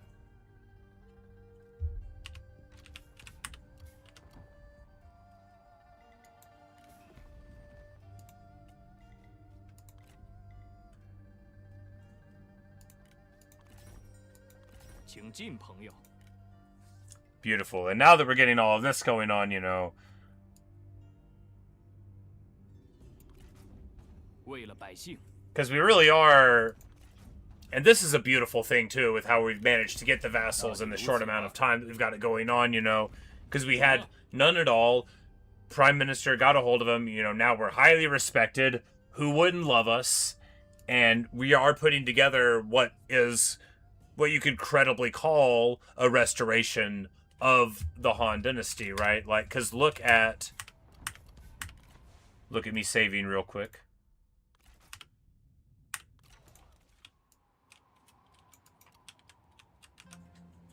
Although there's a lot of people in rebellion, look at the far-flung reaches that aren't, There's a lot of people that, are seeing how obvious our rightful claim is, and I'm sure that for a lot of other people, they'll see it our way ere too long.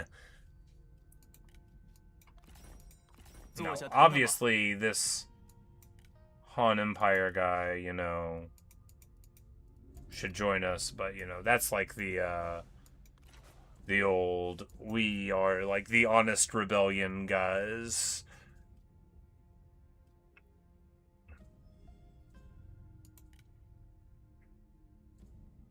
He can't be trusted as a vassal. 又是你这厮。 But yeah, no. We can't even decree on him.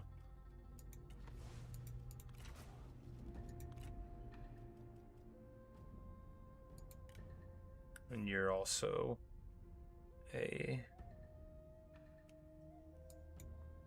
potentially problematic guy. He is, after all, though, because he's at war with Liu Biao and stuff. We don't want to kick that off. Not for a guy like him, who, doesn't have the social standing for this. And boom, hits us up there. We're gonna take a hit in the tributaries right when the Emperor goes to the top, I think. Anyway, well, enough talking. It's not. It'll never be enough talking. We are seeing, however, a really good wrecking ball of folk here against Sun Jian. We're gonna.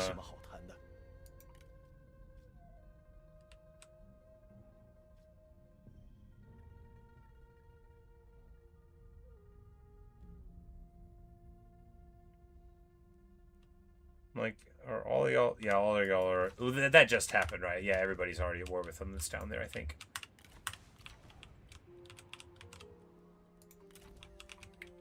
it's time. And the old dignified moralist. You know, he has become, you know, peaceful. He's a pacifist now. And, you know, he made an error of judgment back before he was made the administrator here. But now he'll be fine. Oh, we can't, because he just went in there. Well, you know, we'll look at his items soon enough. Boom, ba-da-dum. Perhaps we will capture him.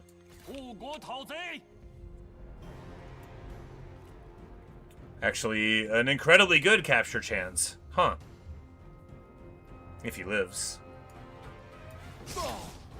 He dies. Alas, you know, he was a brave fighter.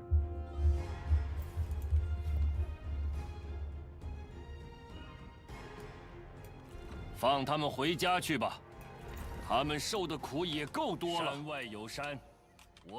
them off. 就到此为止吧。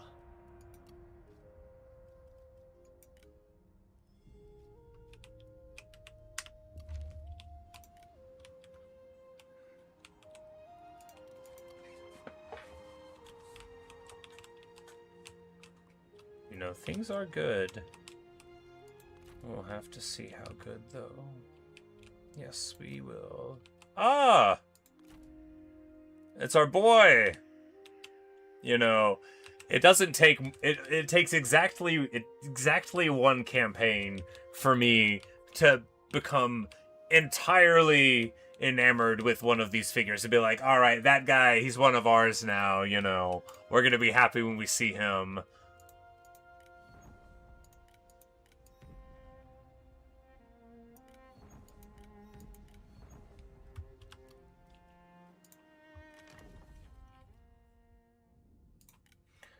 We're gonna recruit this guy, because if he's not a spy, then his stuff is good, and if he is a spy, then his stuff is good. He's not a spy! That'll allow us to get more vassals!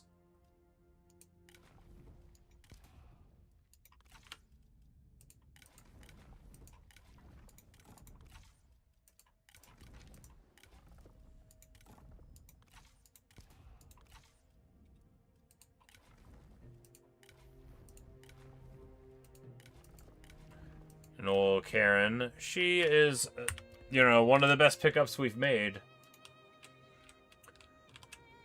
She would like to speak to your administrator, and that is gonna get you exactly what you need from her. 不想听你废话。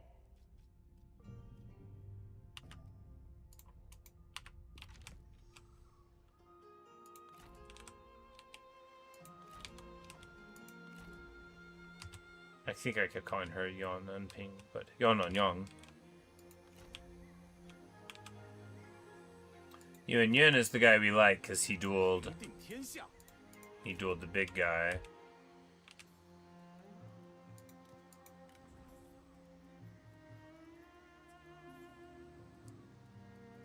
And I mean, this army is, I mean, fine. We can't make it better without spending a lot more money. And we're trying. I was like, we're gonna bank money. We didn't. It's fine.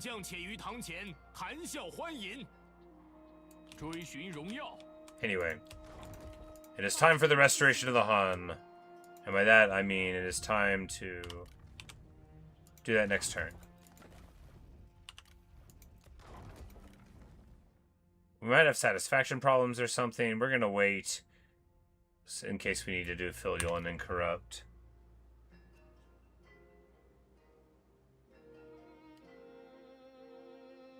That's why that's somebody's only 9 souls.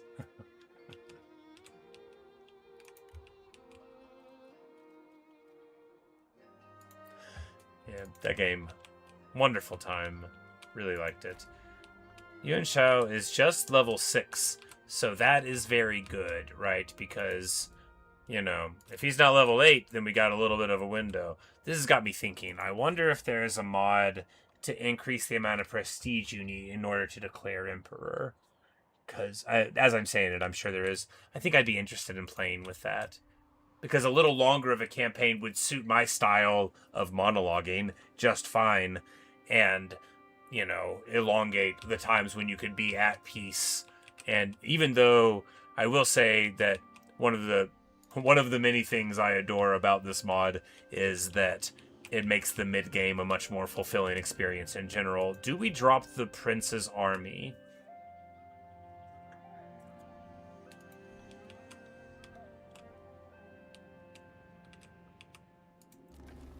Having this port here is more of a, okay, we have the port here type of thing, right?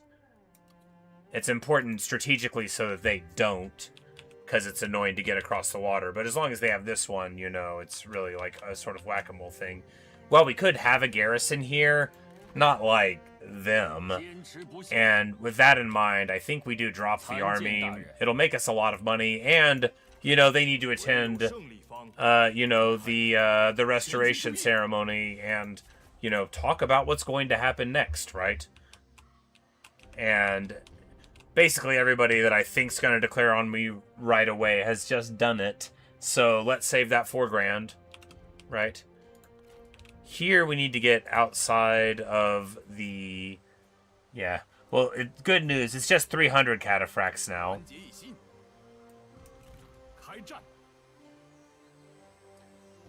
We're going to get outside because, honestly, we don't need to worry about the supplies because of the situation we're in on that front. One day we'll get good armor for you, my girl. Let's get her the towers. No, that doesn't fit with the elephants. The towers should go on the lady who, but that doesn't fit with her being the heir currently, so we'll work on that later. So what is that a player? I know, you know. It's but I saw her the second it got mustered up because they got crunched and they were over here. I think it was the only army that they had in the field at the moment, and they were mustering it, and this stack was just like boom.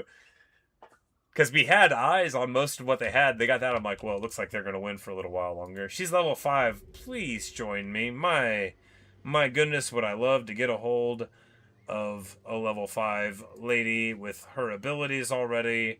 You know, we've already faced her in the field. Safe Haven, I just love this ability so much. I believe in it. I think it's the coolest. Even if I will never use it right, it doesn't matter. Alright. Enough talking.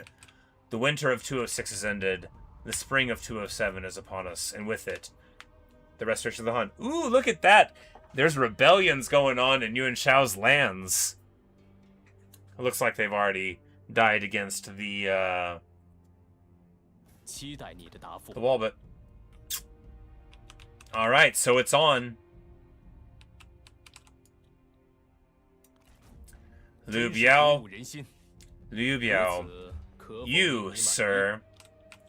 I can't... Well, you know, dropping that army now feels real bad. You know, we still have war to do here, but... We'll just have to cede this side, because this is strategically a very forward position. By letting them have it, it funnels them either up through this way, which is a pretty annoying place for Wu to go through. I'm calling them Wu, even though they're just like a marquee right now, for shorthand. And then, you know, because from Hefei, we can deal with incursions efficiently with one army along the coastline there. But yeah, all right, kicking off. 真是鼓舞人心，看在朋友的份上，我等已达成目的。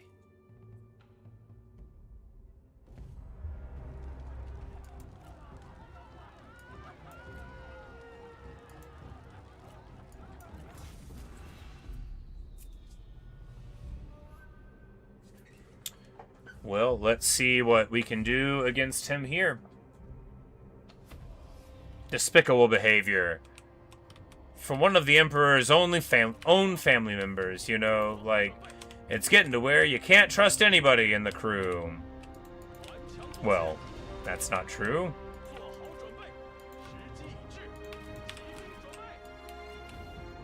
Alright, I don't think they have fire arrows, so at least there's that. 当心，这是敌人设下的圈套。注意，杀！准备就绪，砍翻他们，鼓起勇气，挺住，快点！ We're throwing caltrops down. This is me pretending to know how to play the game. 顽强不屈，加快速度，时机已至。 Bum, bum, bum. We're just gonna speed it up a little bit. Let Huang Zhong take his shots or charge in. That's fine too. We didn't put down the.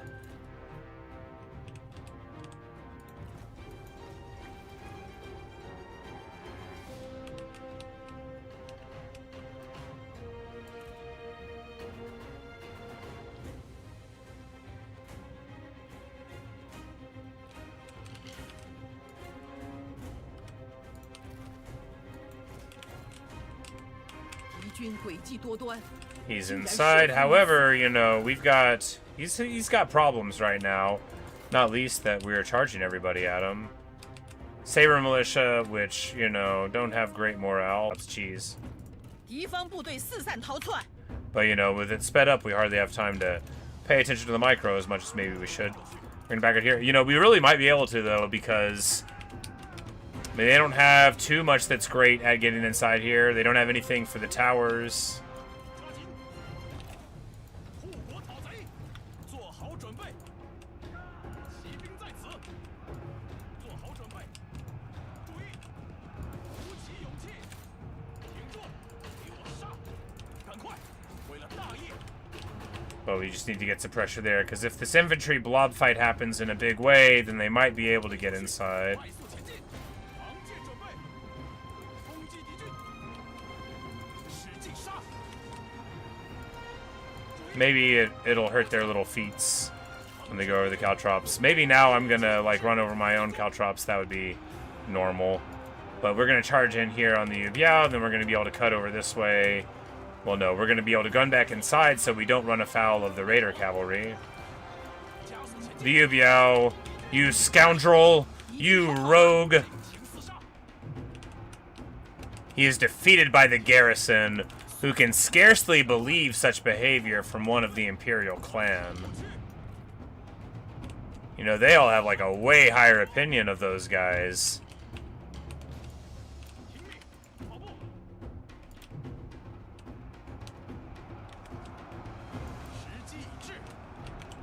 Now they're trying to reform over there. We're just gonna back out here.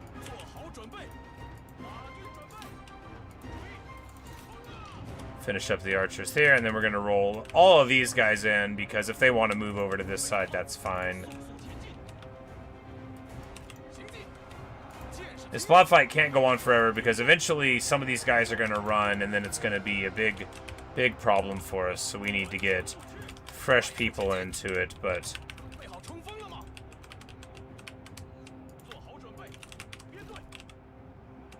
we need to go around the back, but no, the other red cab's there. I don't really think we have a good solution for this, but if Huang Zhong runs away again, you know, because maybe is one of these guys having courage? Is one of these guys a captain? No. Oh, it's archers of Jing. So once we catch them, it's still no picnic, right? These are evasive and armored archers. I love that unit. Oh, what a great unit. But, you know, this charge doesn't work at all. It's, you know, it's a frontal charge into G, guys. We're just lucky we didn't make contact, right? Hey, the towers are still working a little bit. The important thing is to keep them fighting on the front by the towers, so we're just going to keep on moving this blob fight in, right? Oh, goodness, wow. You know, those archers of Jing do get us, you know, we needed to stay moving, that was the thing. We let the charge bonus go away. I'm like, it's pretty bad when you send your cavalry to make contact with archers, they make contact, and then you lose. You know, that's when you're maybe not playing so good, right? Of course, with fire while moving and the other things they have, but fortunately, Our boy is saying back, you know, I think... Yeah, we will throw the smoke cloud here. Looks like our guys get a little distracted on that front. Hey, what are you gonna do, right? And now they're red cav here. But as long as we're fine. Well, the thing is too is we know.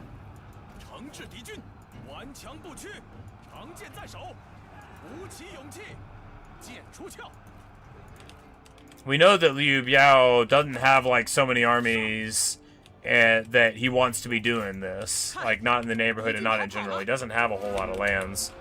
So even winning like this places him in quite a bad spot. And of course, well, the prince will be coming home like the Great Murder by Death song pretty soon. Unfortunately, our cavalry are now running into their cavalry, and that's the worst thing we could do. I'm like, we don't need to do this. If we can get, yeah, there we go. If we get Liu Xie here, that's what we want. But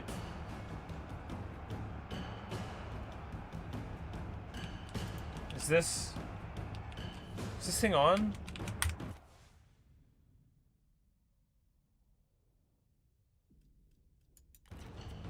Okay, I don't. It just looked like my like we dropped out there, but we'll work it out.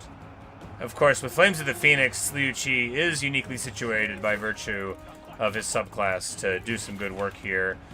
Now we are, you know, flailing in the front, but that doesn't mean that we have to fall here.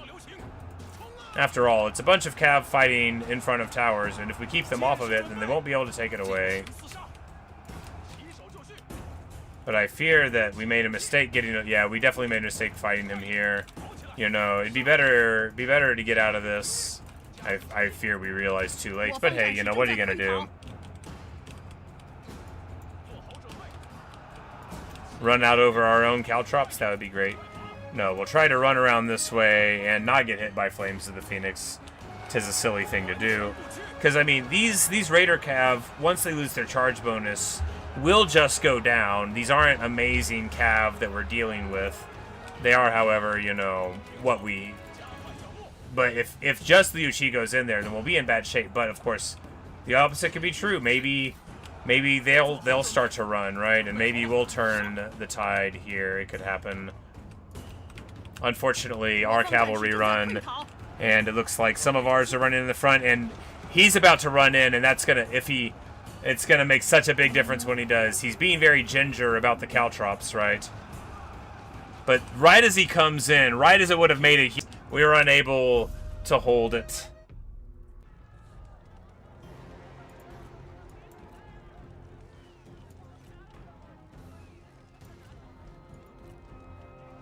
And here,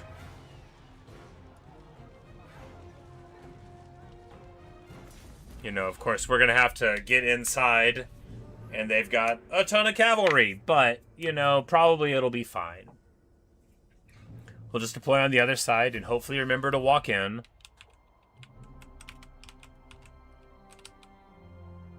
Alright, well, our deployment is going to be right there.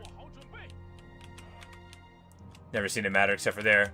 It matters when the enemy does it. I think we're actually going to lose this due to our choices, right? I don't think... Because we can't hold if they run inside. I think we're going to fail to the cavalry rush, assuming we get one. Anyway, we'll see. Well, no, that's not fair. Because we only have to win on one side to make a difference. And then contest the center.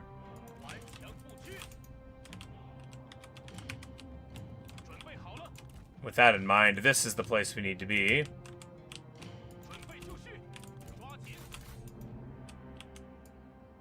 Plus, we're going to be fighting underneath our towers. And, yeah, because if we make contact here, this is actually, I mean, not great. They're going to have 100 cavalry inside the town, but...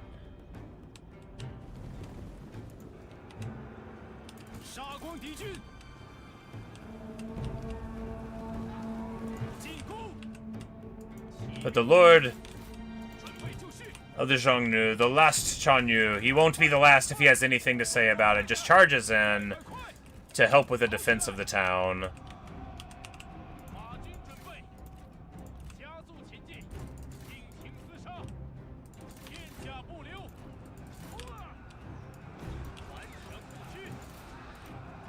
And emboldened by this, everybody else runs out too. Not you, please. Please, not the sentinel. 快集合兵力，将军有难。 The Xiongnu noble cavalry believe themselves to be the equal of all enemies. You know, I go to do this. If she shoots off Euphalo's head, then, you know, he won't have been worthy either.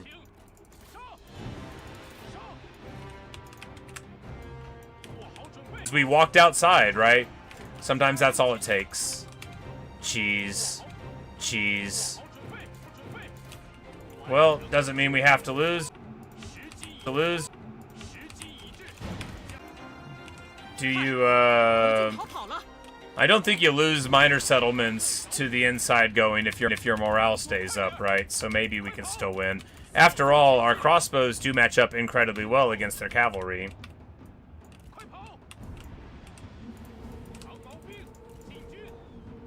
So maybe it's not as disastrous and all that. Yeah, there's not victory tickets, right? Yeah.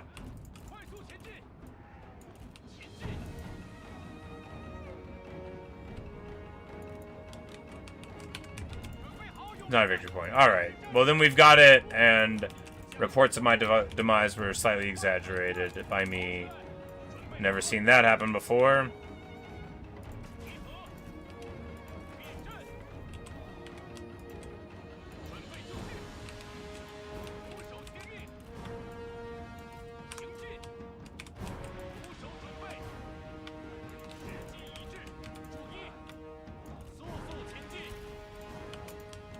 Because here, you know, it doesn't matter where they are.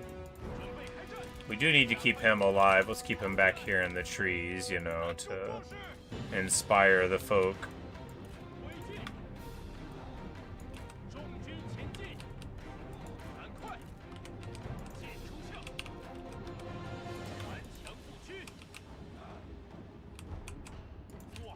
Because we are going to melt the cataphracts whenever we get into position. And what this was us just, you know, we were leaving because we didn't know they were going to be here. We lie, you know, and are they going to try to go through this way? It's good. I like that. It's cool.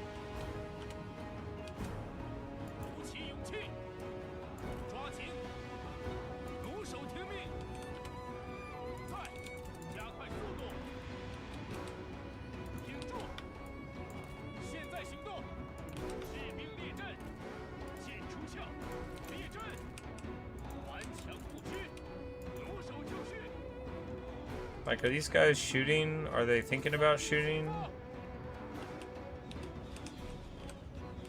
Okay, there you go. They were thinking about shooting.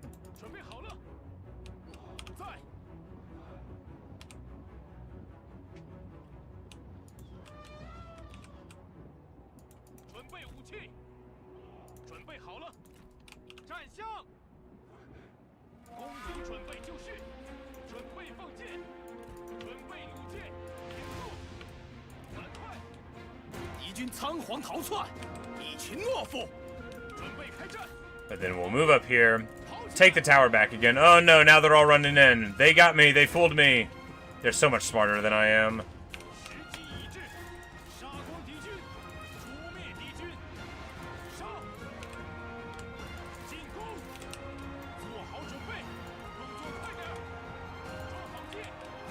However, given that we had spears in the forest for just this scenario, perhaps we are smarter than they thought.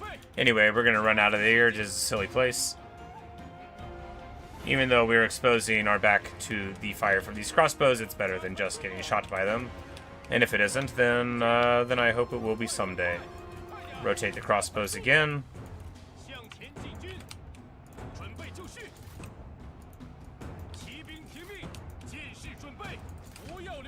You know, for all that I was super worried, now I no longer think we're going to lose. Now I'm just like, man, 300 cataphract. If this was a field battle, right? I don't know. I mean, maybe our army would have been fine. I doubt it. But this is definitely something you want to face in a settlement, right? Like a Scaven weapons team type of army. Where you're like, oh man, it sure is a shame that you have to fight me like an honest person. But here, the elephants running through a forest in the blizzard which is going to be an amazing chapter of this story when we write it. 加快脚步，速速前进。注意，快速前进。 And of course, our crossbows are quite good at being crossbows. And have plenty of ammo, so... 敌军士兵正在溃逃。 Anytime all of our crossbows shoot at someone, 速速前进，挺住。 tends to be okay. But there we go. We totally collapsed that flank attempt. 动作快点，赶快，惩治敌 And now it's time to get into the city. We're going to say that the population mainly, you know, wasn't inside. 进军。 Yeesh. You know, it takes 1 turn for half of the garrison to be there, but in 0 turns, it's just, you know, what, 8%? 9%? Not many percents. 敌军 Still 士兵正在溃逃。 Yuan 准备。 used a lot of movement to get to here. She's not going to be able to get out clean. She might even go to March. And if we get her, that would be great. I would love to get... 赶快，赶快，起勇气。 what benefits the imperial family can gain from such a marriage alliance themselves. 跑起来，准备好了，冲啊！ But she must be, you know, in her 30s now. 赶快， Which, I mean, I guess he's like 26, but, you know. 天下不留，杀光敌军，顽强不屈。时机已至，敌军仓皇逃窜，一群懦夫。准备好，勇士们，做好准备，准备就绪，上！冲啊！准备开战，挺住，杀光敌军。 毛兵听命，准备好了，尽情厮杀。注意， You know, I don't care what anybody says. I love our armies. I think they're good. I believe in the crossbows. You might say, that guy only had 9 kills, and I say, yeah, but maybe I wasn't helping him find his purpose, you know. 齐上俱下， Maybe I wasn't helping him see the crossbowman he could 准备开 be. 战，天下不留，杀呀！敌军仓皇逃窜，一群懦夫，进攻，加快脚步，敌将受手，上，站相，准备战斗，部族战士，速速前进。 And like, every general in this army is getting wounded. That's bad. Somebody needs to live. 挺住，府兵在此，弩手就绪，给我射击，准备弩箭，前进。 Not least because we've just blundered our crossbow positioning, so they might be about to just like straight collapse all into us if we don't chill here. If we lose another general, like, we actually might crumble and die. But there we go. Now we're shooting at the proper cataphract 我军 targets. 士兵丢盔弃甲。 Maybe we were shooting at a general or something. Anyway, it's about to be way closer than we would like. 准备好了，剑士听命。 You know, this is really much closer than we would like. Are we army lossing here? No, come on, guys, come on. 注意，挺住，快快快，杀光敌军，做好准备。 I don't think so. I think we got it, right? 毛兵听命。 Yeah, these guys got 20 more out. We're fine. And you know, they should be the ones army 丢盔 lossing. 弃甲，真懦夫也。 Let's retake the center. 顽强 I don't think you can kill 55 spear guards. Yeah, there we go. They are army lossing. We are the victors. You know, we drunk our victory into the scout the outskirts of the city and found this was trampled by elephants, painted white to blend with the blizzard. Yes. Your tremors from all directions. The infantry fled in a panic, and the cataphracts, unsure where to charge, were picked up by crossbow fires. The city was defended. Chinese wounded and nearly falling in the early engagement, nonetheless stayed with the army for the duration of the battle. Luke, your role as a chronicler is very much appreciated. You know, what a great story we are writing here. Wonderful stuff. And of course, she brings And this is very story mode too, right? You know, because 大义将临， Yuan and 不 Yang 敢不从。 leads an army of principally heavy cavalry and a few militia, you know, against us. And we end up getting a big old bunch of money. 他们受的苦也够多了。 We'll get our replenishes in our land.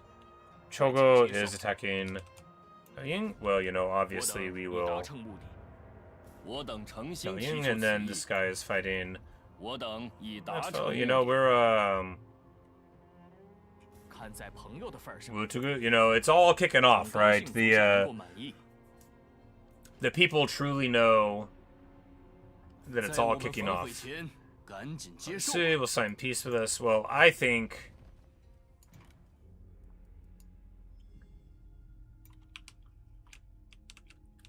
Well, in principle, he hasn't done anything to us, but I think we might be able to get more out of him. After all, if he's not going to pay me, he's still in rebellion.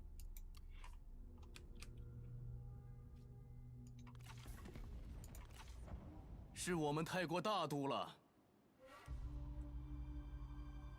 You know, when the call came out for people to take the admin to get to the public order, and because admin's good, and then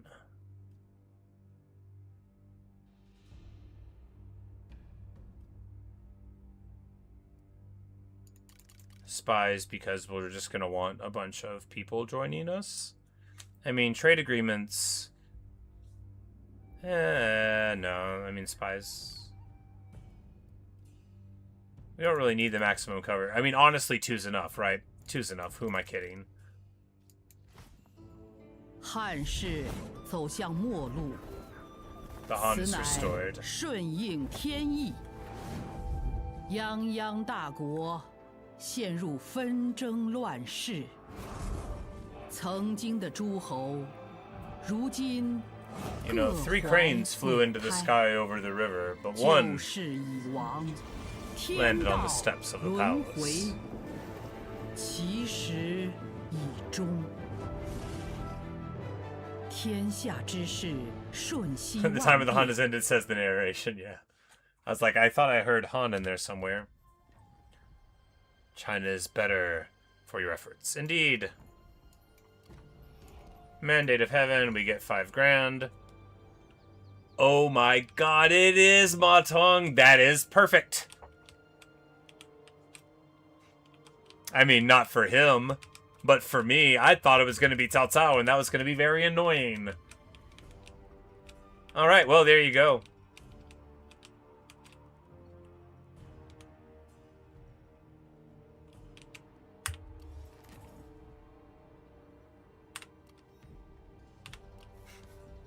Three kingdoms there are. We restore the Emperor to the throne. Emperor Xian, the rightful heir to the Han throne and the last vestige of his dynasty, besides me and my family, and, you know, the other people that are honest. He likes to declare pretty often. Nice. I've seen it a few times, more than I would expect from him, but I think maybe it's because his armies, yeah, yeah, exactly, because he's got a whole lot of cheap, great units. Maybe that's what does it. But of course, we know, oh, the flag is good now. Oh, you weren't lying. Oh, that's a much better flag. I like it. I like it a lot. That's a nice regal red there, you know, with the brilliant yellow of the gold there, the imperial yellow. I like it. I like it. Has finally taken place at the Imperial Palace under our mentorship. While you have led your people well, gaining prestige and stability, the task to unite China is now in divine hands. The Han is restored.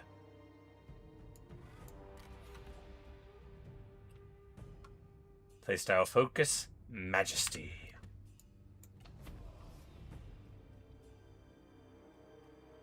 And you know, the win 3 duels will never be unlocked, but that's okay.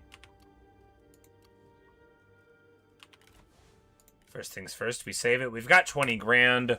We need to get some armies up before... Oh, I love that flag. Now, first, you know, it's time to Do this. Pirate raids, I mean, it's only money. It's worth doing. Celebrate Karen? Nah, she'll be alright. We don't need to arrange his marriage. Well, the retainer will do just fine. And we will smear him with people as though they need reasons not to like him. But that's a good idea.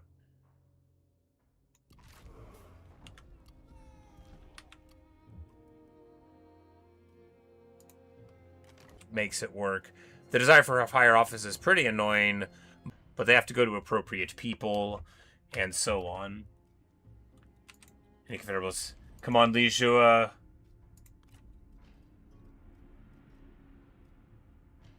If we dissolve the... Yeah, well, we get Liu Xun, actually, which is perfect, because that was the dream, right? We wanted him because we didn't want him as a vassal, because we wanted to confederate him here. And now we get this satisfaction boost, which is exactly when we needed it, right? Liu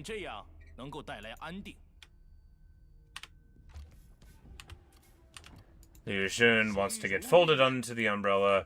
He is committed to kith and kin, right? A young man, Liu Wei here, but, you know, of good character. Wang Feng, the treasonous turncoat, is, you know, he's doing fine. He's worked for a lot of people.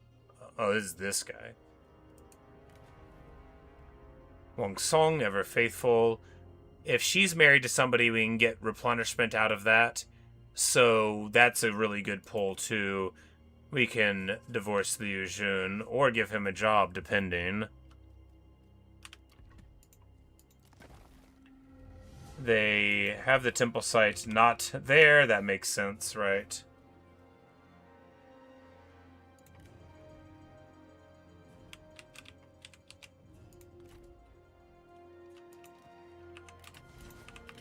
Well, we should look at the Diplo before we drop this army.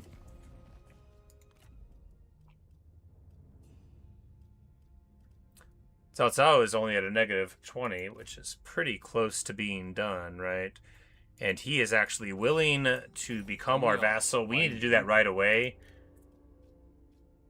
Because he likes us, and he's close to us, and we're strong, he might, for all we know, turn into a good... But for the story, is Liu Xie really willing to forgive him? I mean, Liu Chong may not have. He was an enemy of the Han for a bit. Fundamentally, though, the alternative is bringing war to a vast swath of the land, and if we can get him under our vassalage umbrella, is that not the right thing to do for the people? You know, we can afford to let some of these old problems go.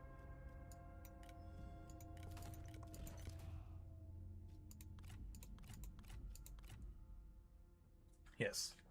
A pragmatist under any colors, indeed. Somebody spoke up and said, Cao Cao is your enemy. And Liu Xie says, is he?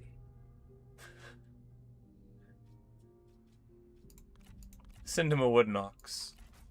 I'm sure he will understand. And of course, we will give him a little rebate. We will give him 1 food, even though he has 89 food, you know?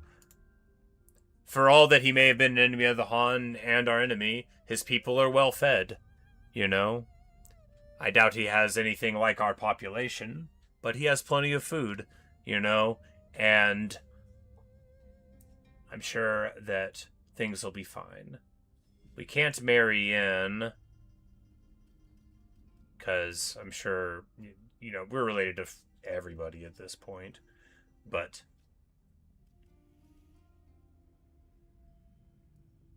Oh, we're already receiving payments per turn, so we can't do it. Well, we can make a lump sum then.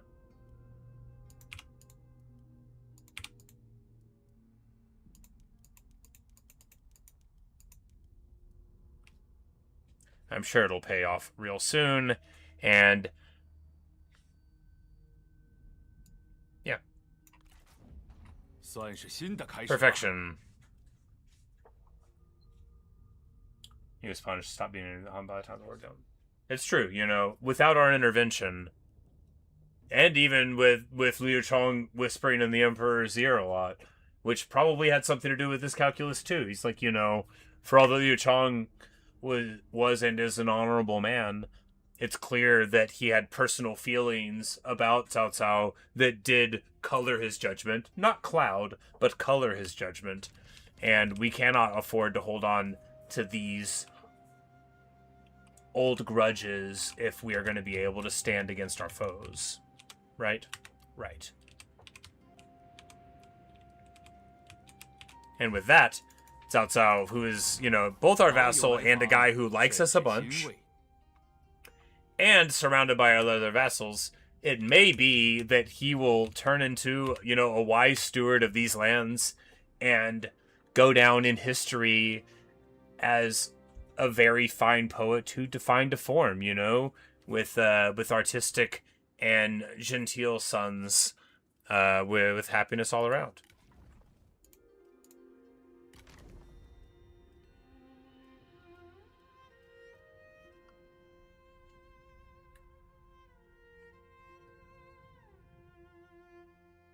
It's time for Liu Xie to step down from being the Grand Tutor. Liu Xie is trying to enforce his opinion and will too much, in Liu Xie's opinion, and has been asked to step down for the time being. He is at the age of retirement, and so we're just going to go ahead and remove him from office and see how that works out for him.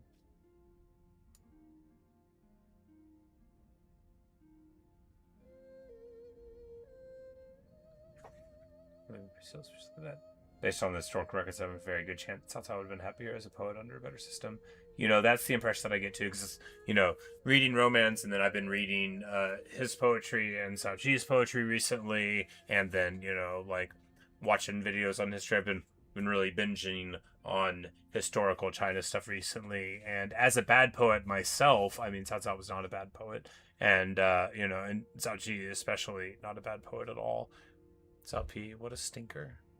You know, but there are quite a lot of figures in history that you think, man, if only they had been allowed to pursue what their dreams were, which is a lot of, you know, the subtext that we have going on underneath this run is that, although not a poet, Liu Chong would have been delighted to pursue what he really found interesting in the world. And being a prince is uniquely situated in order to do that. But Liu Xie, even though he is very old and asked to retire entirely, you know, we inform him that we're going to need him to, you know,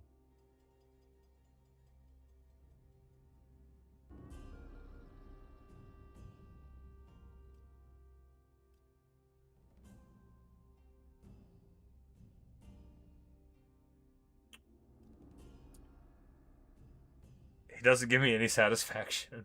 I guess we could put items on him that do. You know, we can keep him there. Hey, Ellie. Yeah. And Liu Xie was the one saying Liu Chong shouldn't be, you know, involved in stuff. And, you know, and speaking of course, the heir. But she provides, I mean, some satisfaction.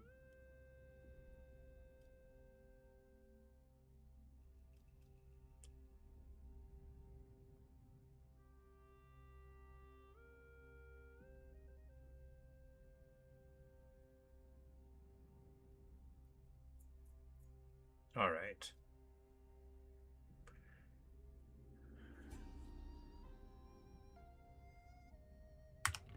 Well, the first thing we need to do is get him some items.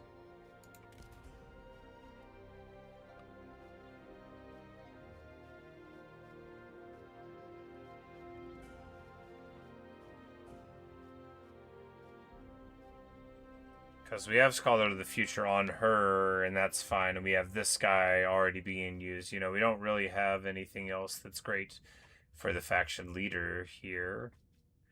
So we will use the Eavesdropper for the moment. This negative desire for public office is fine for the moment because we actually are having problems with that.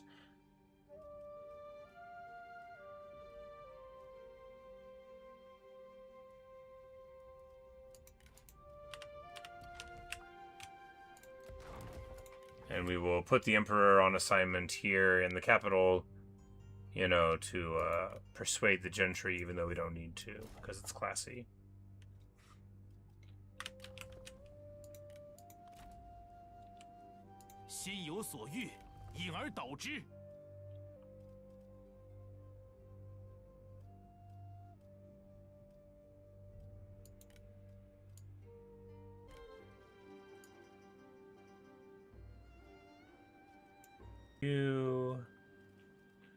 You know, we don't have, like, a lot of red satisfaction.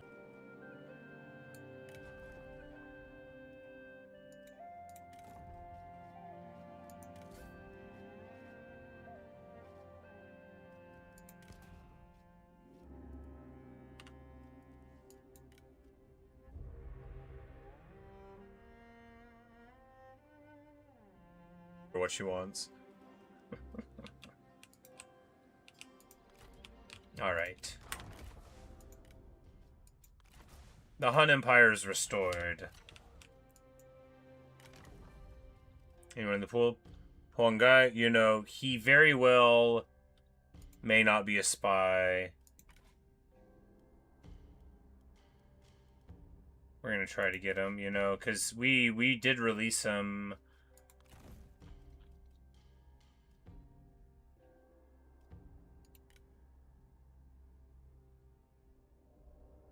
Wow. -2 to construction time if the spouse is Prime Minister, faction leader, heir. That's pretty good. You're gonna get married to Liu Xie. Keep cutting out. Man, you know, I've been having some problems. I wish I could get it sorted.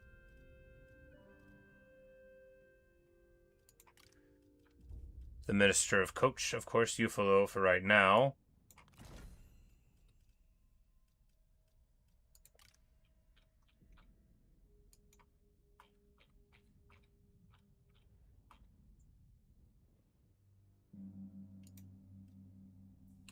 We don't count as a family member.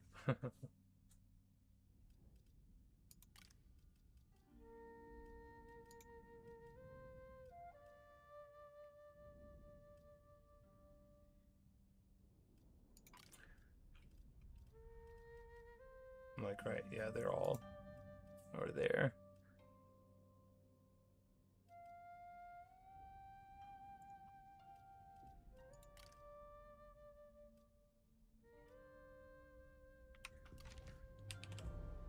And it is indeed true that he is an unreadable warrior, and he was so impressed with us, and, you know, is an honorable guy.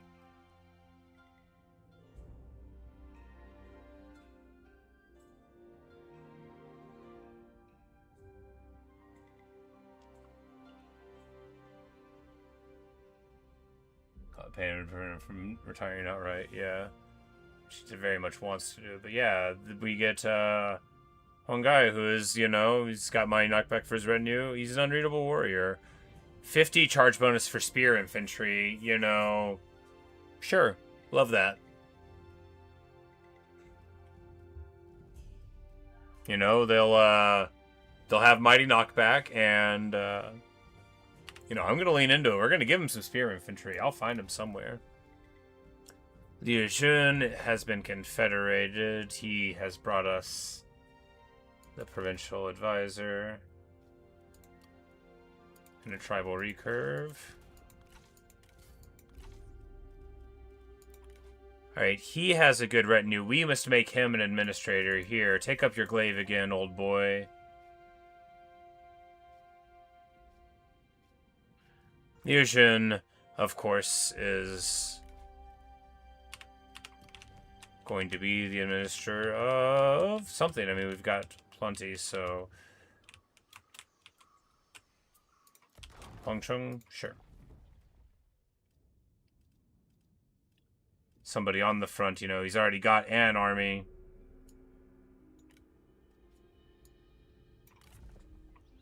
And of course, he's of high reputation. Liu Xie, discreet steward, you know, and this guy came along with him.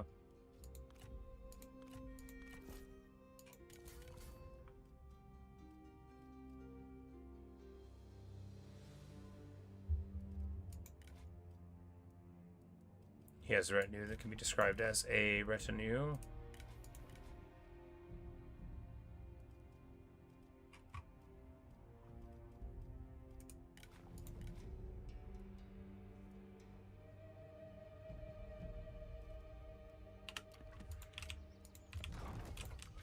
But now that we've got, I keep on thinking like the Cao Cao situation. I'm like, you know, there may never be a Cao Cao situation.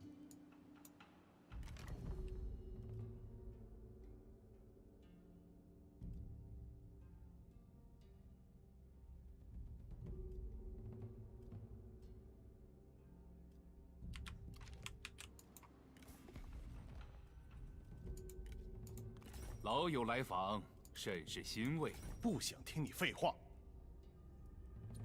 right, so they don't want peace. Does anybody want peace?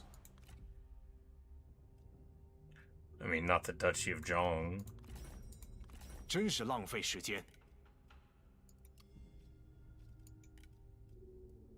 They actually want to be vassalized actively. Young enough and good enough to wife to the Emperor, indeed. You know, I don't think we're forgiving Yuan Shu. That's a whole different thing. He forged the 9 bestowments. He is actively just as treasonous as anybody else calling themselves an emperor. And more so because he conspired to keep the seal from us, you know. This is a pragmatic thing, you know. You can't have somebody trying to act like that. Anybody want to get confederated? No.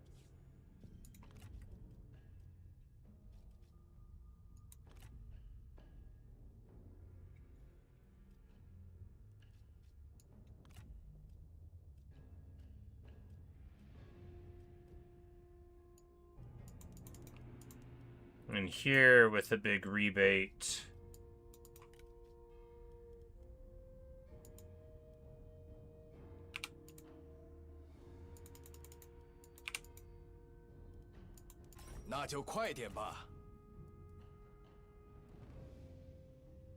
We can't give you the book. Obviously, we can't give you the book.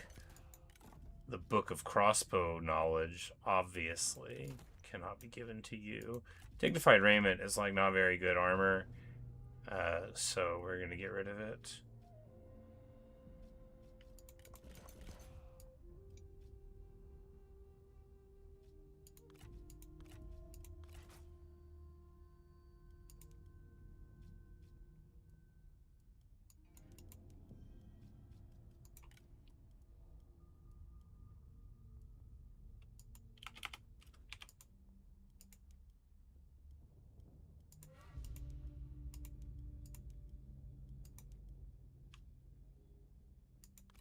All right. The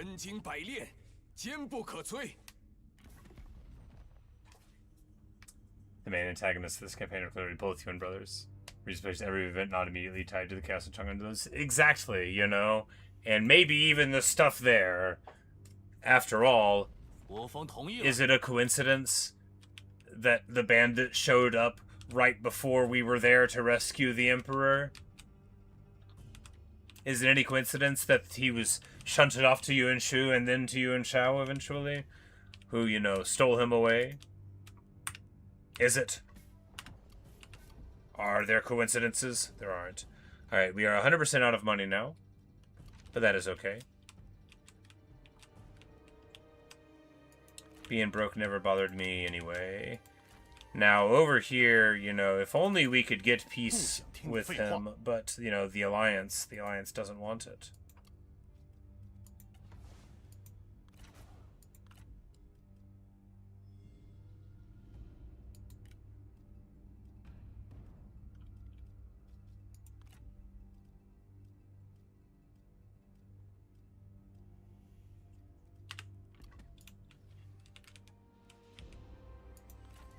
still, you know, we can tell it's gonna get real pretty soon on this front, but you know, we'll just see how long they can kick the can down the road. Having Cao Cao on our side, though, that is most excellent indeed. And here we're going to be able to roll up this army.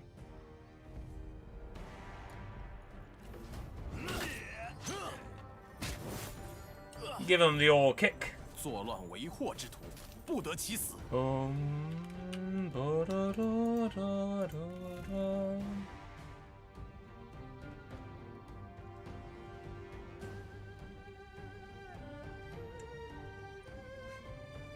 Yuan Shun, you with all of your cataphracts.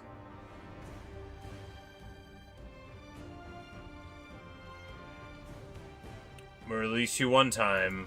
都放了吧。 Don't make us have this talk 不 again. 敢造次，快去！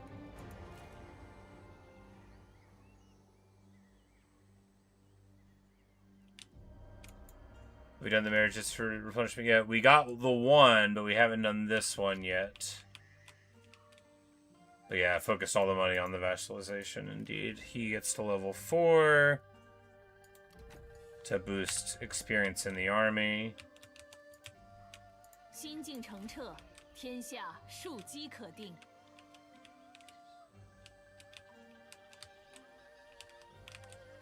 大人亲临，士气大振。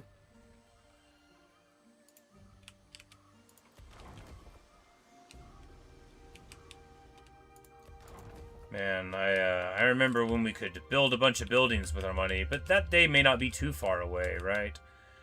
Now, with Cao Cao here against the Duchy of Zhong, were they already at war? No, then we... Yeah, we're just gonna call everybody to arms there. He can't be forgiven, and that means... Oh yeah, there's a bunch of people not there. He might get, you know, we very well might see him be absorbed by Yuan Shao, which would be, you know, just precious, right? Or Tong, for all we know. But here, we can afford to build more tax buildings up to a higher level, because the public order won't matter probably ever again.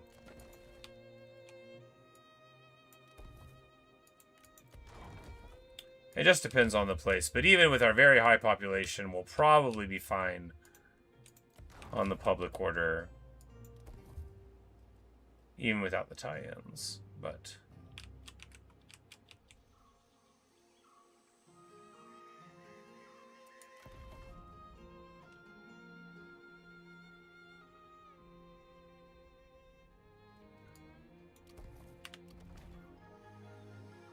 You know, I actually don't think the conscription is that important here. I think that because we're going to have enough population... Well, you know what? It'll be important for right now. Why don't we just...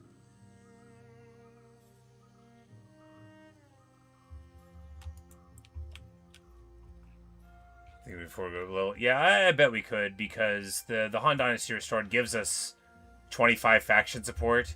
So maybe that's the thing. It allows you to go up, you know, and it counteracts the public order, too.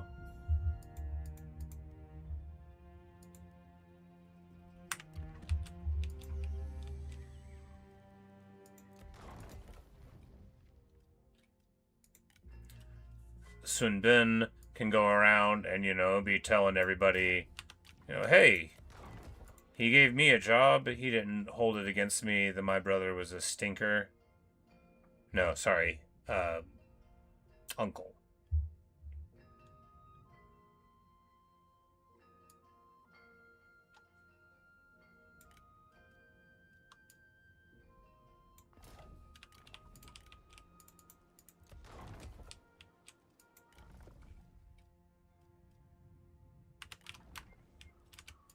She's level 1, which means we very much need to get her doing anything.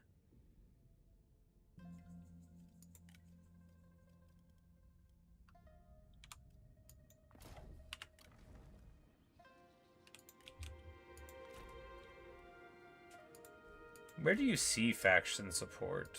廉洁奉公，忍受苦难。 I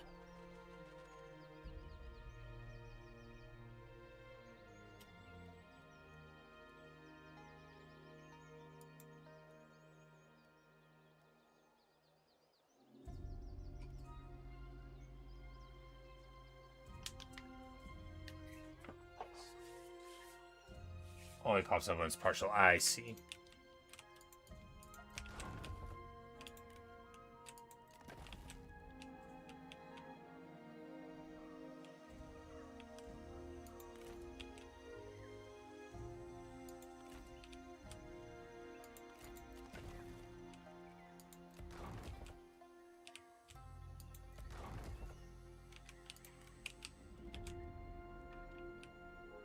Well, all right. Now we can also drop these armies because we don't need them. Do we want to keep one of these weird crummy ones for an admin thing just for like right now?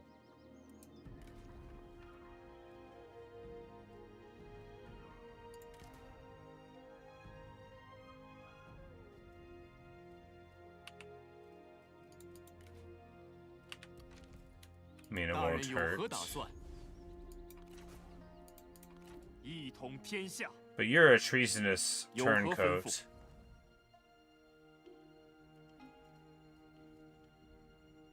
You give ammunition to your own retinue, so I'm sure we can get some use out of you, regardless of what your personality may have been like in a past life, buddy.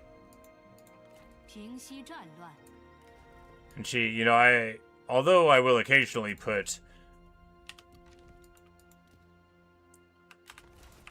a strategist as an admin, really I like an admin that can brawl 大 in 人 the 到 event 此 that they're there. 蓬荜生辉。 We never made the Mega Artillery Death Ball. Now be time to do it. Yes. Yes, that is actually the plan. We were going to spin up the, because it was supposed to be in her army for the story, and she just met up with these two. She wasn't, like, married to the idea. I just wanted to get her into a force, basically.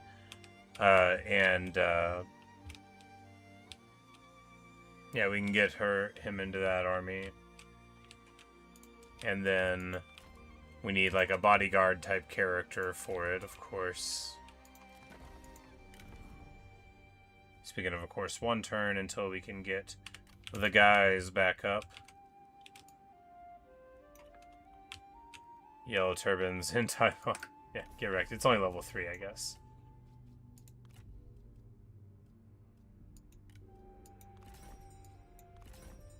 朋友，别来无恙。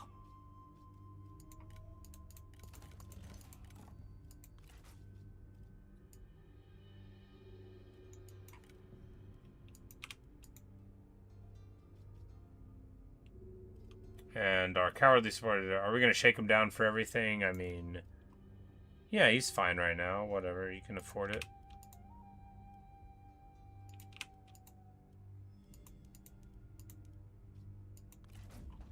After all, the trade agreement is going to give him more money than that pretty soon. You know, it was really just like a gift of a chest of gold type of thing while we were talking about the trade agreement rather than, you know, what we had to pay him for it.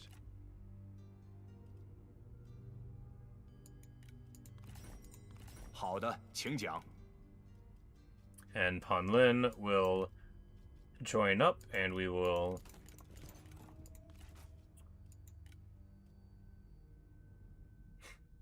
have you a decent daughter.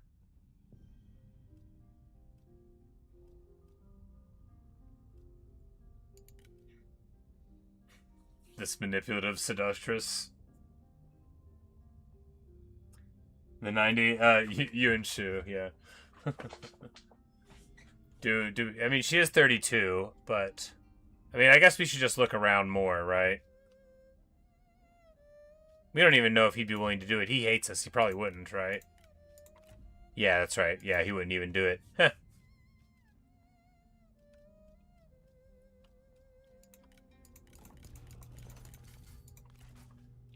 But it's all good, because we are going to make him pay out the nose.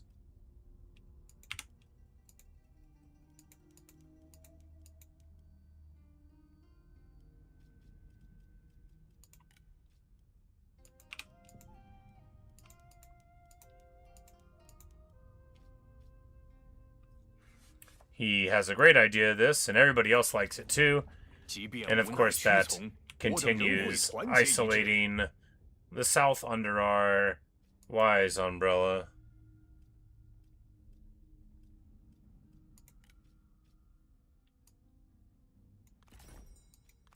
又是你之私！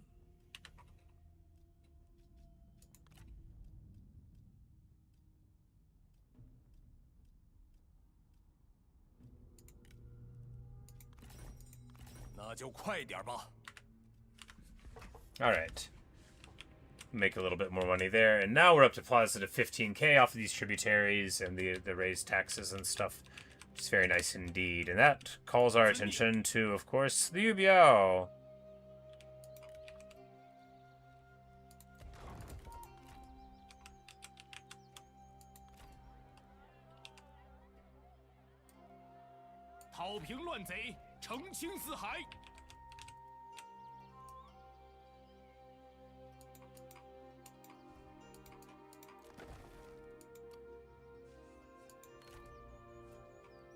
Well, I mean, this is the best chance we have to get them.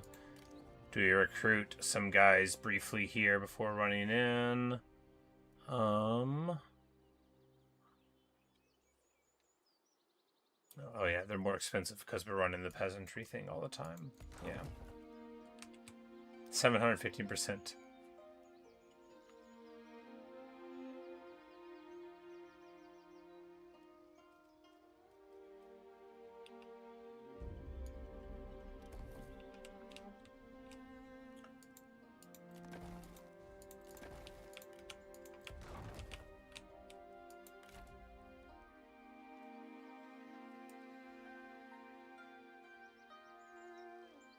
Do we need to take it back? No. You know, it would be better to not... And not just that, but, you know, we've got... Even if I won... Because they're quite beat up, their generals, you know. Hong Chong, having just been injured, is only, you know, a little bit of life, and same with most of them, but...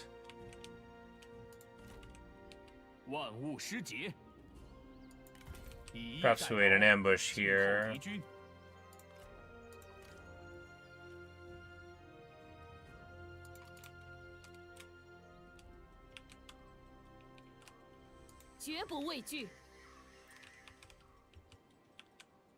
Now, do we keep this army down here? If so, I mean, we need to get some more guys for him, right? We don't really have the spirited to stand in the front for him, so, you know, why not a spear guard or two? Can't go wrong with an old spear guard, as the saying goes. We're just gonna walk over this way, because you can't go wrong if you walk over this way. That's the other way the saying goes.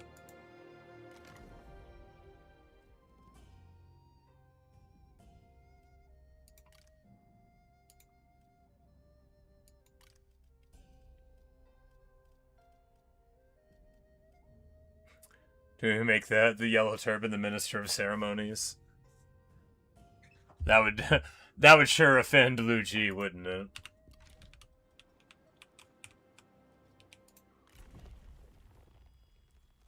But keeping Liu Xie as the Grand Tutor is good too, because then if he dies of old age, we can have a personality shift. And they would be like, Liu Xie wouldn't like it if he saw this, and he'll be like, Liu Xie isn't here.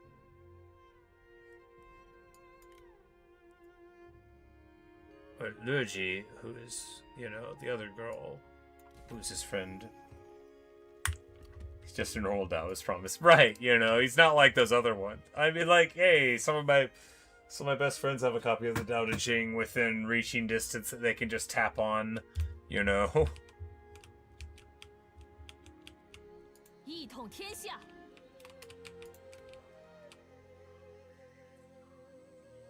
Alright, when we get the Empire thing.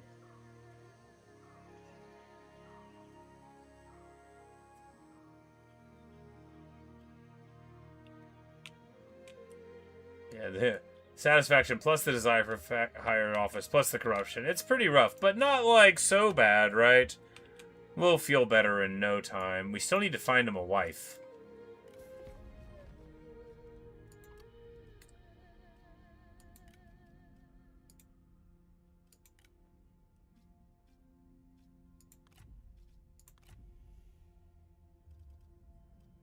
Plus 90. Hilarious. Oh, my face was covering the unit card. That's why you couldn't see it. Now I see. 真喜讯也。 Cao Cao doesn't have any marriageable 不想听你废话。 people. Liu Bei's in our family. 那就快点吧。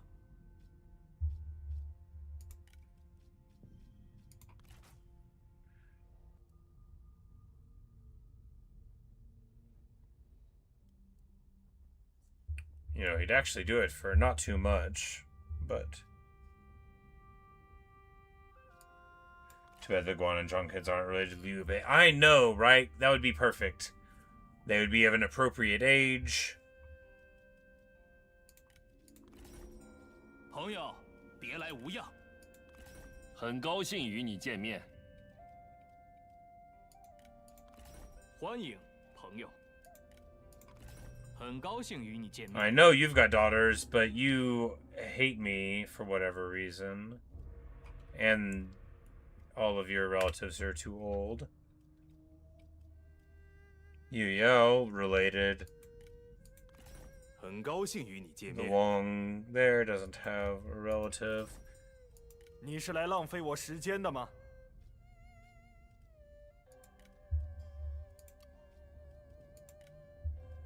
And again, that's in the same family.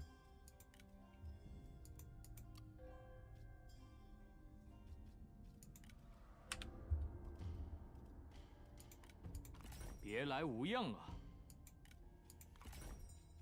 欢迎，朋友。欢迎，朋友。真是倍感荣幸。妙啊！ All right. Do you have a daughter of sensible sensibility? You know, she's of an appropriate age. Jiao Wei, maybe, you know, because he's hardly 我还 like. 以为你死了。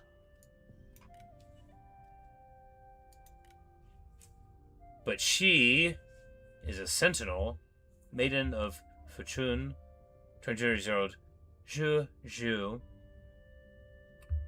Zhu Zhu can marry Liu Xie, and you know, and that's a choice too. 说话小心点。 These aren't people that I've like super heard of. This one's called Unlucky Damsel. You know, his wife doesn't necessarily need to go into combat. The ideal would be that we would see Lu Ji somewhere. Zhuge Luo, perhaps. She's 26, of an appropriate age. Zhuge Pian of Still Waters. Of course, we don't know what their traits do. 真是倍感 But 荣幸。 there's plenty of suitable wives 请进。 to be found, right?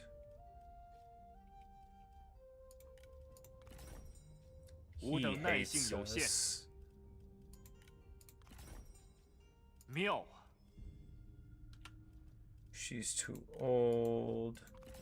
欢迎， Anyway, a 朋 northern 友。 wife wouldn't be ideal, but...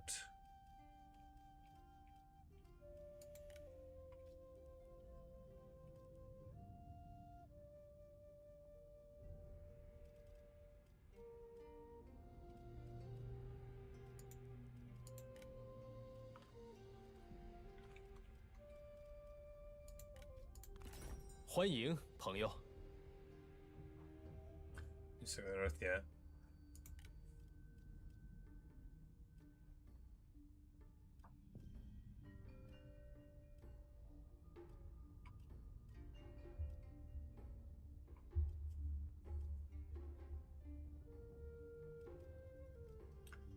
Because he's got a lot of daughters, right? And this is like a classic thing too, you know. He shows up looking for a daughter, and then there's 4 of them there, all giggling. They've got their fans and stuff. And, you know, it's a very children's book type of thing where Liu Xie has to figure out which of the Zhuge daughters he wishes to court. And, you know, should it be the intrepid dragon, of elegant poise, of still waters, or graceful in soaring?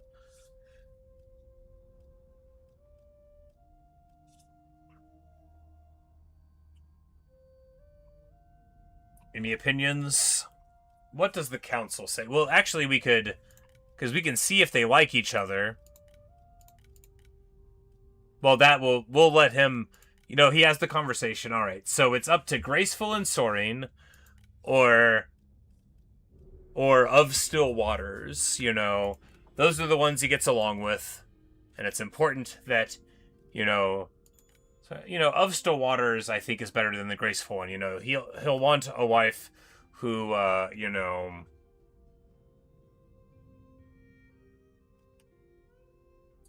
most curious about her, the Interpreter Dragon, right? Yeah. Has to be one he gets along with, indeed.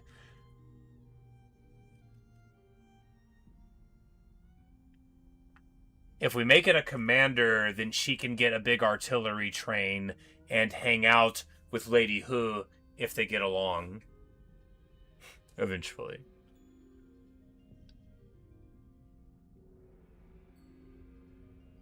Closer to his age, yeah. You know, and that is the ideal, right? You know. Yes. Of still waters. Nice and calming for the Emperor. And he is, of course, incredibly thrilled with this idea. And, of course, we are so smitten with her that we wouldn't dream of asking for a dowry or anything.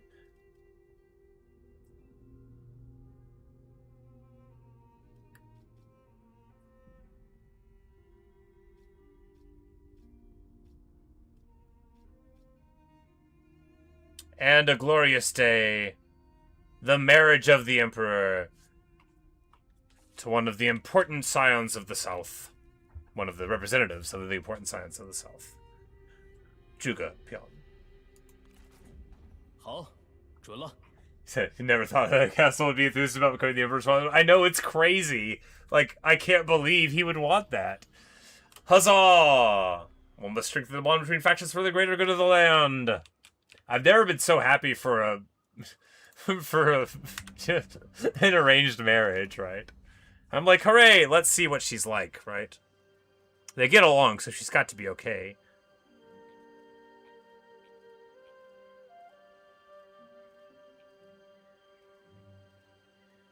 Where's the Lady Zhuge? Oh, she hasn't arrived yet. She's on her way. They've made Liu Dai the general of the guards, and he still wants to leave. But of course, that's the thing. He's not even a duchy next door, so you know he's having satisfaction problems with only one place to call his own. Well, it's time to save the game. What a wonderful world we are building here. I'm so enthused!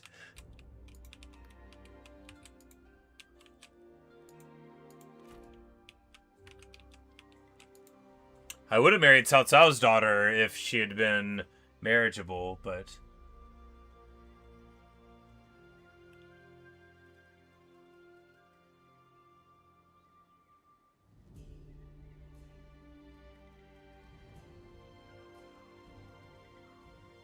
And of course, Liu Chong takes time out of his busy schedule to attend the wedding. That's why he's not on the field right now.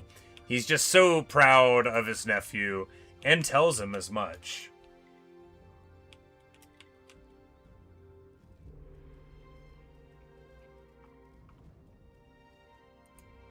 You know, and indeed, why wouldn't he? It's time for things to get off to a better foot here. This is ridiculous behavior from Liu Biao, but we'll set him to rights before too long. Yes, we will.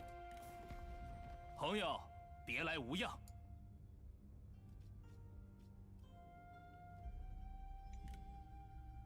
We could form him into an empire, but I want to confederate him, and I don't want to share my money.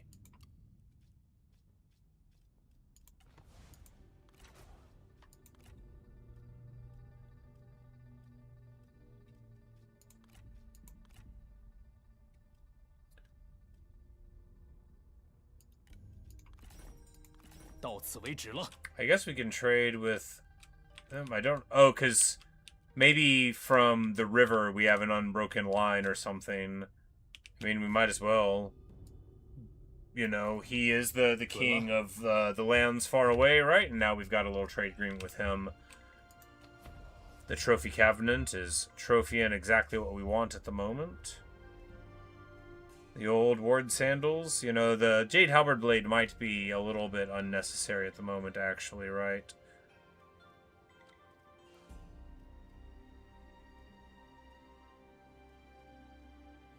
Because we have the big public order kick. Well, with the taxes going up, though, it actually balances out. Yeah, well, in a lot of places, anyway. Not everywhere. He desperately needs to level up. Juga Pion will be tremendously better at being our wife if she levels up some. She'll go on assignment here in the capital.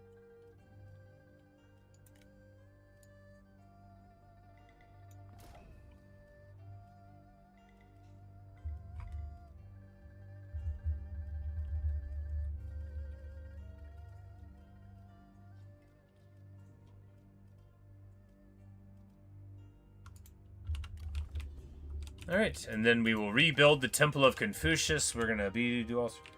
Yeah, I couldn't find her in the list. We haven't ended the turn yet.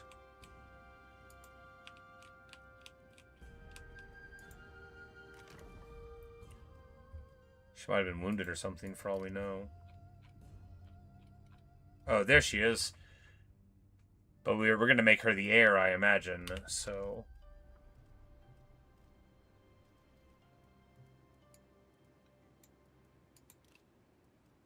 Oh, there she is. Okay, so she doesn't do anything.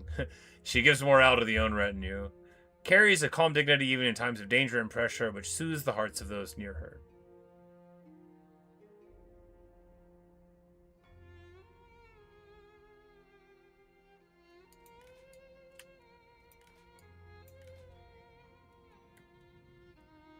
But you know, well, alright. When she's an heir, she's cunning. She is pacifist and concerned. So, you know, she won't be terrible as an heir, but yeah.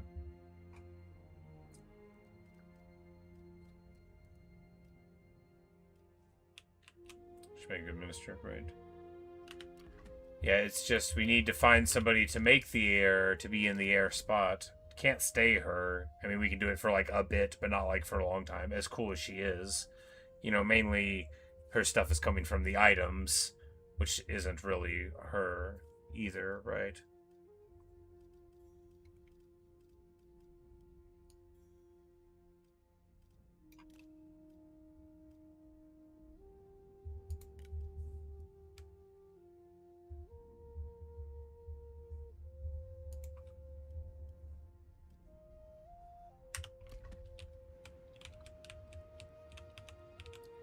Hey, who has levels? Yeah. Level 6 is nothing to sneeze at. Speaking of, if we... well, we moved to lose the mustering bonus, but hey, it's still at 40%. If we go to ambush here, we run a better chance that they might come across the river, which would be very nice. This army's like 2 inches from being a great army. We just got to get it the rest of the way there.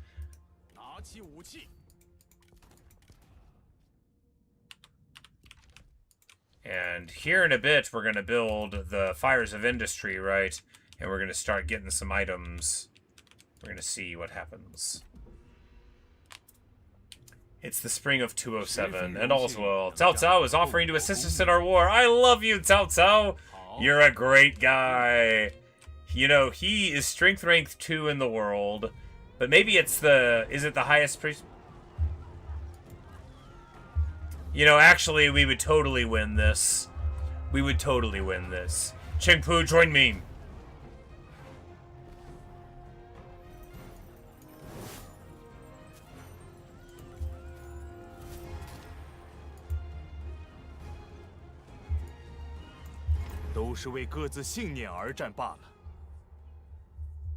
The awesome level 5 garrison does great, and of course with our immense replenishment to garrisons, you know, it'll be basically fine the next turn. Yeah, I wasn't being ironic. Yeah, I do think it would be doable because, you know, we know that a general will just charge into spears and delete themselves. Yeah, and heavy infantry got good armor piercing values, you know.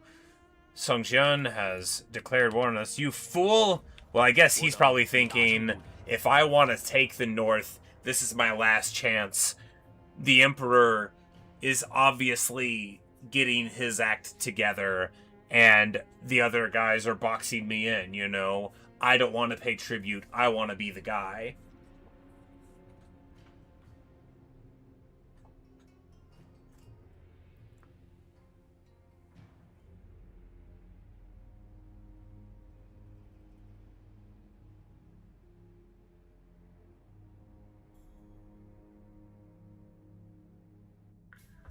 And it is, you know, you just love to see Cao Cao finally seeing things the right way. But, to be fair, if in 207, imagining that the situations came together like they did here, and the Emperor Xian was a very capable young man, and learned, and artistic, and of good character, and that things have been working this way, and had spared Cao Cao and his relatives' lives when they had been caught by his forces, and then said, join us and continue on, you know, I don't think Cao Cao is so ambitious that he would have tried to overthrow the Han if the Han was actually put together, you know. He saw an opportunity because there was nothing. In this situation where we have, you know, a lot of millions. How many millions? In our empire, we have 31 million people, right? This is an entirely different setup than the governmental structure that Cao Cao supplanted.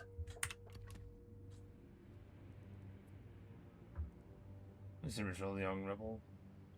It's not really against. Oh, don't let me lie to you.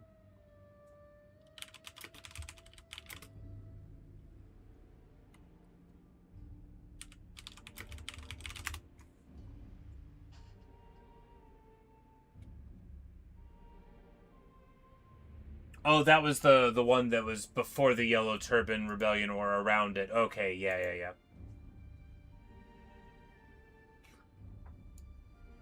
Like, now I remember. Yeah, that was the concurrent rebellion that allowed a lot of the stuff from the north to go down. I remember. It's me. I'm the problem. I mean, the Emperor. Alright, well, first things first.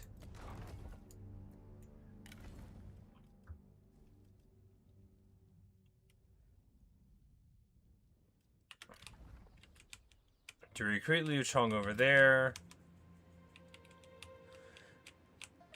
I mean, standing here in the seat of power and dealing with Liu Bao first is the most important thing in this war, right?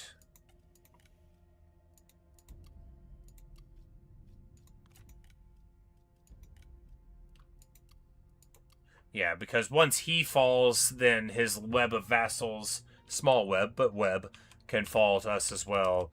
And we can demand satisfaction for whatever's going on in that very small... Yeah. A trader who's been next to us this whole time, too. And that's very galling, right? Because he is next door to all the good work we've been doing. He can hardly claim any sort of ignorance about the things we've done. We're in spitting distance of his lands when we slew the tyrant. All this time, we've been nothing but good. Unironically, nothing but good. And the way he treats us.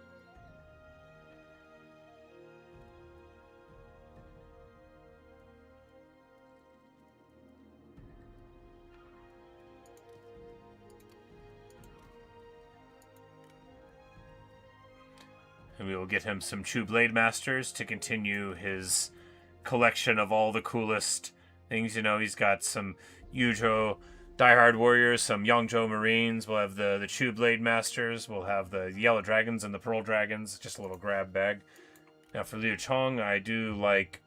You know, these guys are okay, but the Blade Masters are okay, or they've got that huge regular damage. But honestly,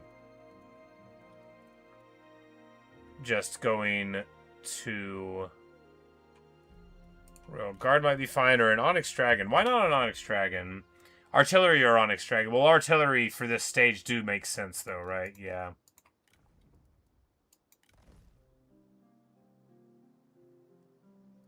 And we can swap this archer to an Onyx Dragon. Just to, you know, have the range and the fire arrows type of thing. Because he's got the Marines, but they're hardly fire arrow type thing.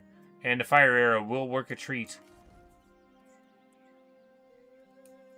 Shi Huang needs a title. He's the Guard of the Gates. Now, do we just name him, you know, the Blood Dragon? Or give him a bunch of health? Or do we go for Protector of the Three Realms and just... First of all, that's a great title. And then just totally juice his retinue's melee evasion? I actually love that answer. It's clearly the correct answer. And it gives him a ton of evasion. Well, it may not clearly be the correct answer. Any title that is decent would be fine. So yeah, we never got General Specificatives. Yeah, you know, just not enough bandits to fight. That's a lot of damage.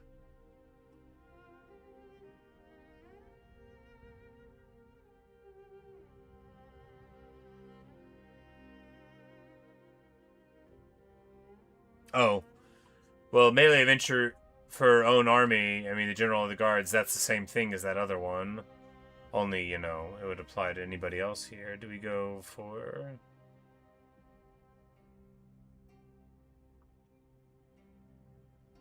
So, the choices really are Dragon for the rank, Dragon for the health.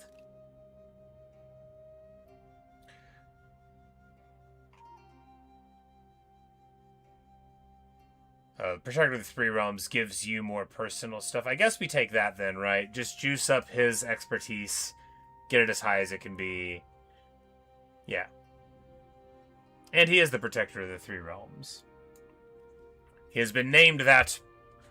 Yeah, it's good, and he's, you know, he's a Protector of the Three Realms. He has protected us in the north and the center, and there we go. The Guardian of the People, the general who stands his ground, obviously we're keeping that with him.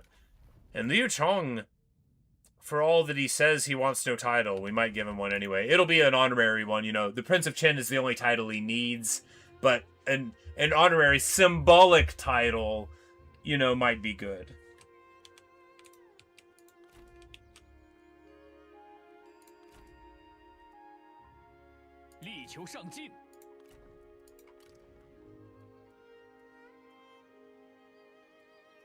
The recruitment's more expensive here, so we don't need to get him his army here. We can move him over to the pass and get it.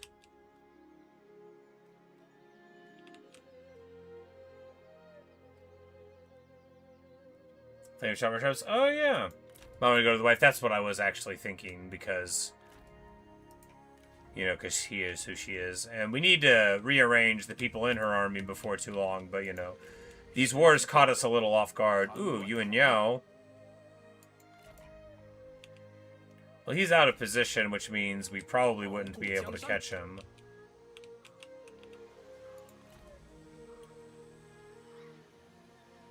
Maybe Sun Jian will attack us and we'll be able to capture her. And then, you know, because the Emperor can have a lot of different wives, you know. Once we have a kid or two there, it's totally normal to get another one. The game won't let you have multiple at a time, but we know that we're not really divorcing her. We're just getting a potentially evil stepmother situation.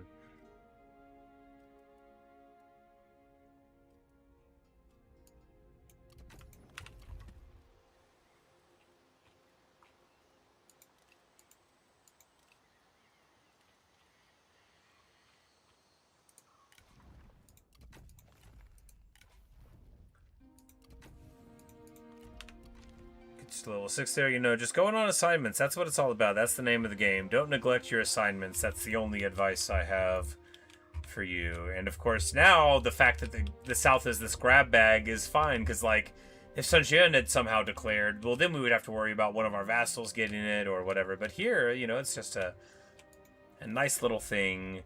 It's summertime and the living is easy. Catfish are jumping.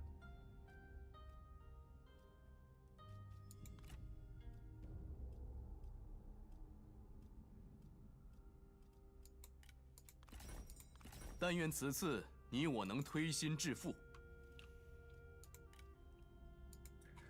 this is like a guarantee of autonomy, but really they're just like a special, you know, this is like a small administrative region, you know, for, like, you know, our holdings out in the land, right? The personal patrimony, you know, perhaps to be given to another, to a prince someday or the like, you know.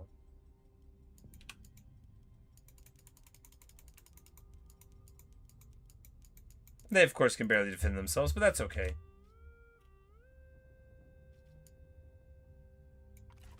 It's not right to have the Han Empire on the map and not be our vassal, after all.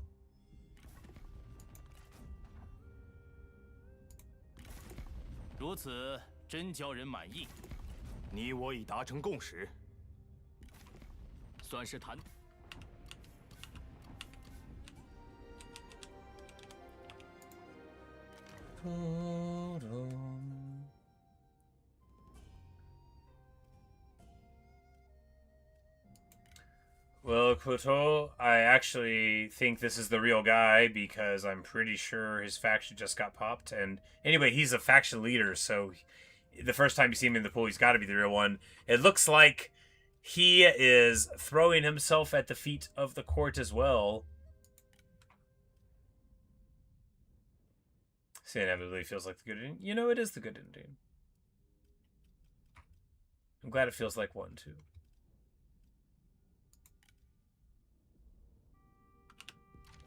But yes, I'm sure he's the real thing. Actually, I'm no longer sure of it. Nope, he's definitely a spy, actually. But that is too bad. You know, he shows up at the court, and no sooner does he do it than, you know, he's not like in the president. Yufalu grabs a hold of him, casts him to the ground, and says, "Oh, I know all about you."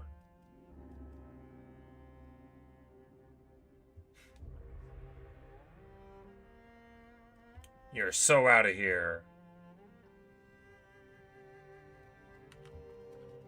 He's been off of his faction for a while, I think. Yeah, I saw he had the discount there. Ah, and we get this guy. Huzzah. You know, Zhang Chao may well be a nice pickup here for us. The shaman. Public order there, perhaps. You know, it's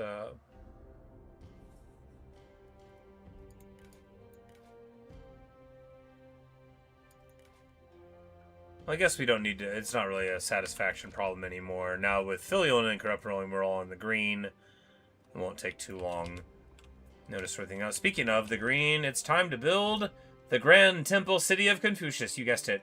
6 public order faction wide. What? All right. Yeah, so that the satisfaction and the higher office thing basically counteract there, so it's really just the production. Yeah, amazing. And public order of 6 with that plus everything plus the other part of everything. Yeah, I mean, a discount on captain retinues when that's already what you want to spend all your money on. Beautiful stuff. 心境澄澈，天下庶几可定。一统天下。大人，愿一切安好。 We drop elephant retinue. She's the administrator of Chong, right? So having her up here is totally fine for threatening the lands, because we don't actually have Ish yet. We need to.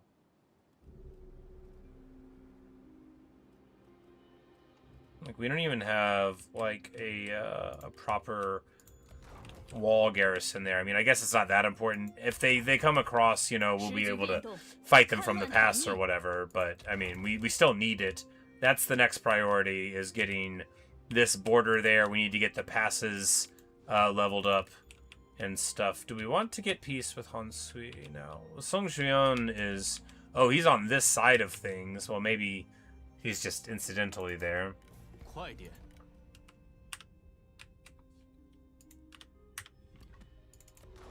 只得如此。 Oh, he doesn't want to have peace anymore. Well, you know, that was the one-time thing. I guess... Oh, because the kingdom wasn't the kingdom then. So now, you know, the alliance is different.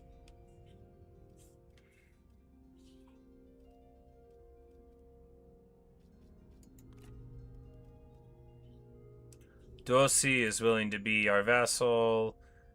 He's just at war with all the people that we're already at war with, so this is fine, 我们 actually. 定能达成一致。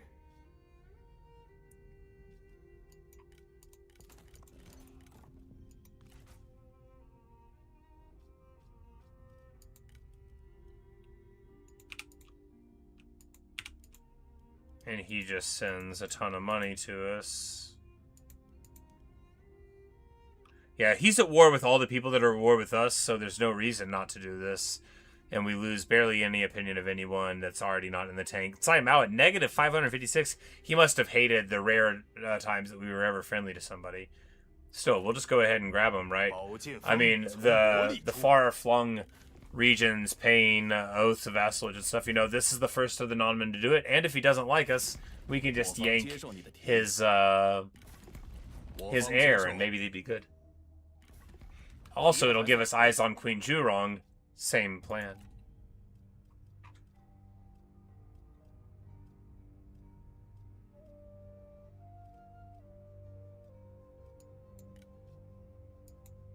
Logan Sudzan, if we get him as a vassal...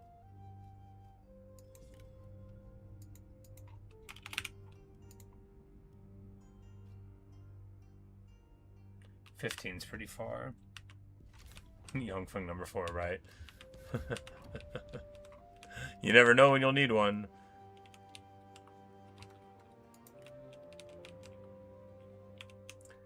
So the trade routes and stuff get us a little bit of visibility there. Yeah, we just through the magic of trade, we can see that this is where the trade route is. Does the trade route actually give you vision on the route? Does the trade route actually give you vision on the route? Is this what the trade route is? If so, it's kind of amazing, isn't it? Because why would I have visibility on all of the waters? Perhaps the trade route with the King of Korea gives you access to many abilities and observation that some may consider unnatural. Granary here. We already have a huge reserve, though, right? Yeah, massive, massive reserve. Well, in that case, let's just go ahead and get this. Fill up on spear guards here. I mean, yeah, it's fine.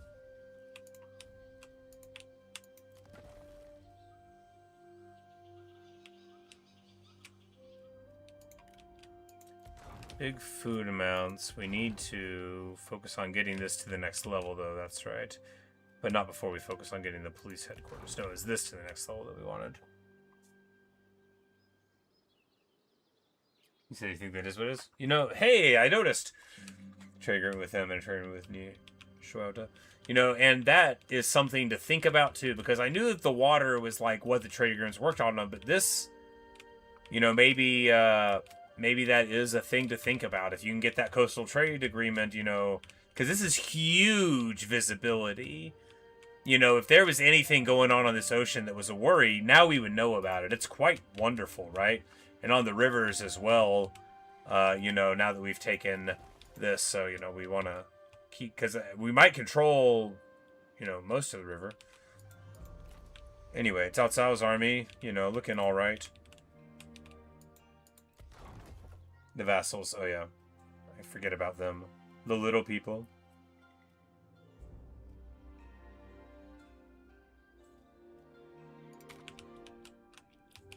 We need to get an army up here pretty soon, though, right? There's... Right here at the pass.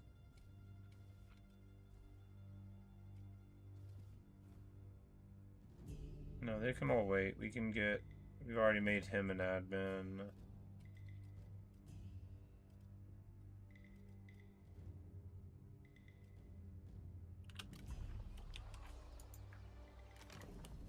Never let the power go to my head, to the Emperor. That's right, I know, right?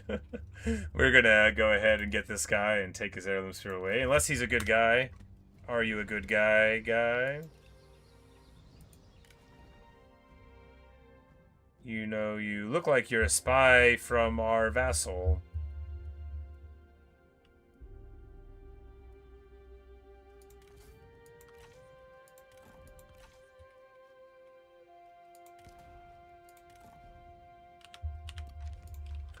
Because the plan was to get Taishitzi into the army of Lady Hu, which we might need to just recruit that army down here, huh? Yeah, that's what we're gonna do.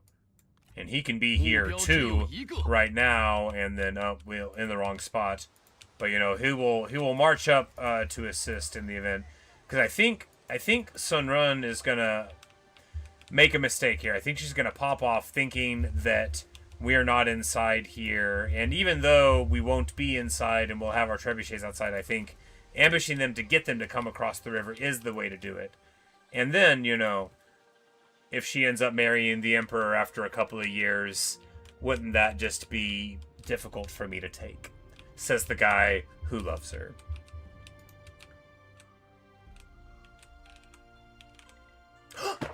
She's alive! She's alive!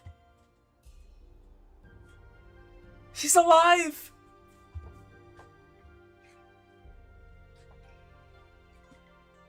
Our beautiful girl!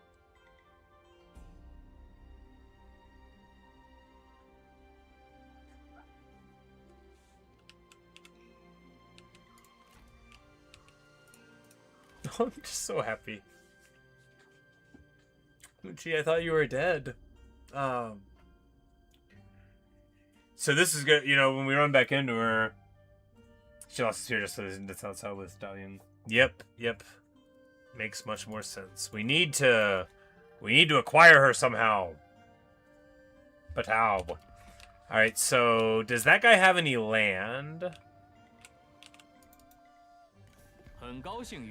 Alright, so let's just save it real quick. Liberate Confederate. Save it real quick to make sure it works.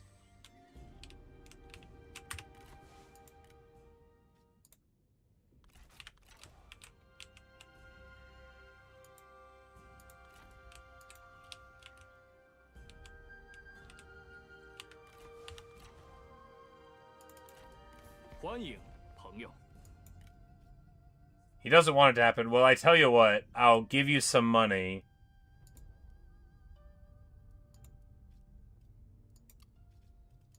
How about an ancillary? Look, if you would just consider the possibility of being satisfied with this, I'm sure you'll be fine.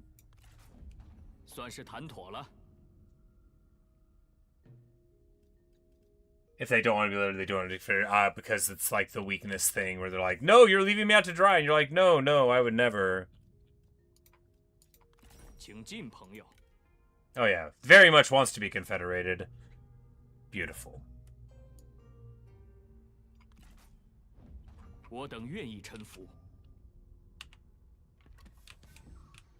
Now, of course, we're in a bit of a tight spot here with the army.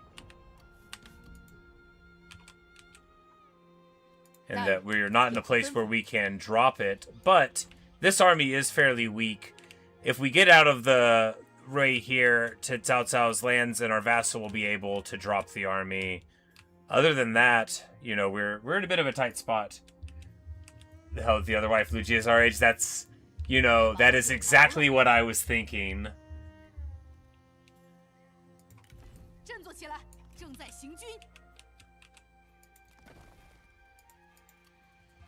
Or perhaps we will be able 我还以为 to... 你死了。 Yeah, we could try to push this through next turn or something. But yeah, this army can't catch us and isn't strong enough to kill us anyway. Lufan, the Go Master. Hey, we got the Go Master guy. Of course, it's Spice and Silk, which isn't really our thing, but you know. Oh, he's got his own little unique thing here, and you know, you love to see the art of war come to us. Well, it sounds like we're going to get even more melee evasion for an army. Love it.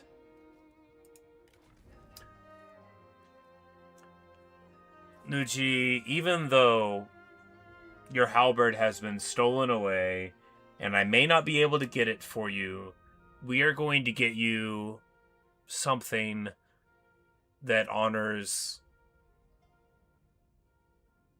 the wife of the Emperor. Truly the best story of all time is being written now, because now we can go back and when the Emperor hears the story of Shu Huang and all the fighting, and then of the trident and all of that, and then, you know, throwing it at Cao Wang, and then he's going to be like, wait, what was the weapon that Cao Wang bore? Because the Emperor then is going to go through all this time thinking that Liu Xie has died.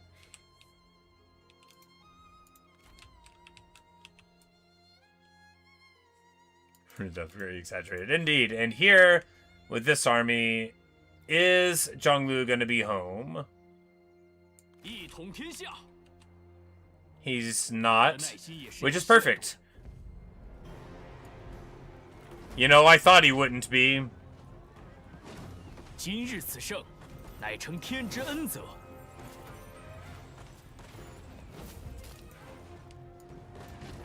只有稳固发展，人们才会交口。Xing Daorong's got the trident, the solemn trust protective one. Do we really want to give her the trident? Well, yeah, that is the point. Yeah, because, well, maybe. Yeah. Maybe, because we can't give the solemn trust away from Liu Xun. That's not. Alright, if he goes here to... I mean, even if he does attack us, then we'll just defend from the walls and we'll destroy them, right? Right. Oh yeah, because it's the symmetry, yeah. 为天下苍生。 Indeed. Alright, we don't need that, and we don't need the mail post.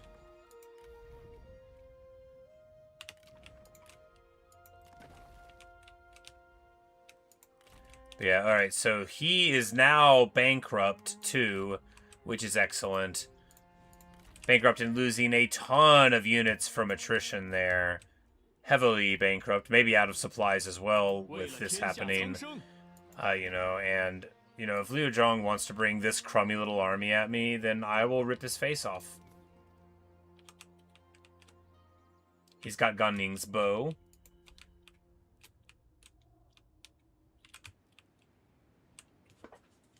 We got Liu Ji, we got Liu Ji. Oh, I can't believe it. I can't. I actually, y'all, when I saw her beautiful face.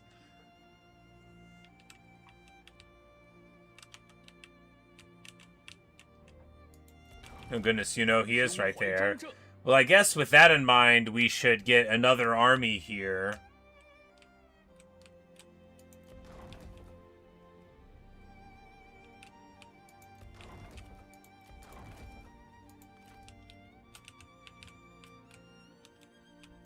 I was like, why am I broke? Oh yeah, because we spun up this amazing army.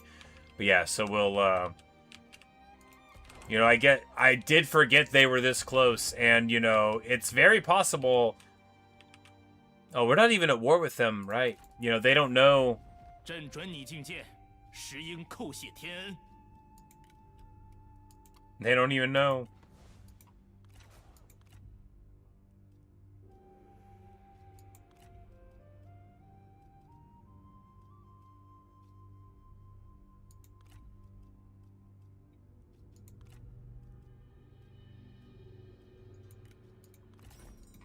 我们定能达成一致。You know, we're not going to trade with you if you're not going to become the vassal, dude. You know, like, plenty of people would love to have a trade agreement with me. Maybe they wouldn't, but I bet they would.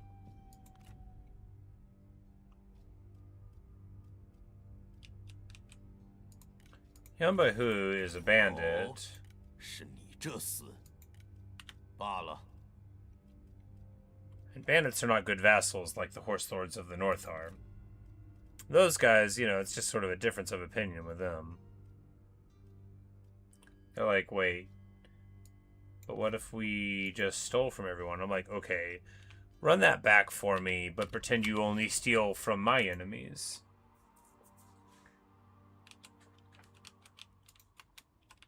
He is the white tiger.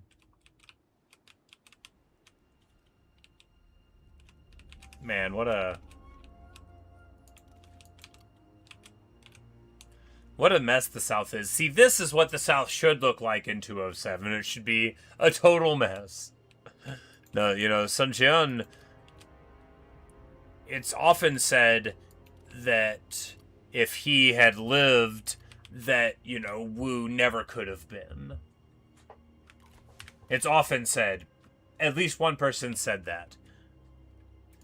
Because, you know, he may well have just worked for Yuan Shu, right? I was like the best man. And I'm like, well, you can say, but my best girl.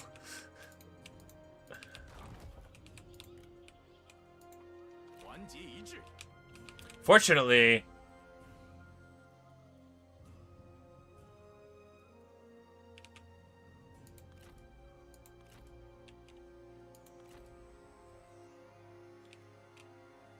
like, I wonder if Chong has a wife, right?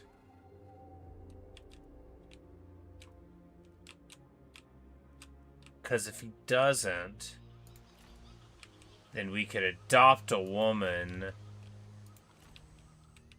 and then marry him into the family. And then Cao Cao doesn't hate us, and after all, wouldn't he want a marriage like that? She doesn't, you know, because I see no reason why the computer doesn't like really take weapons away from people once they're wearing them, right? Not anymore.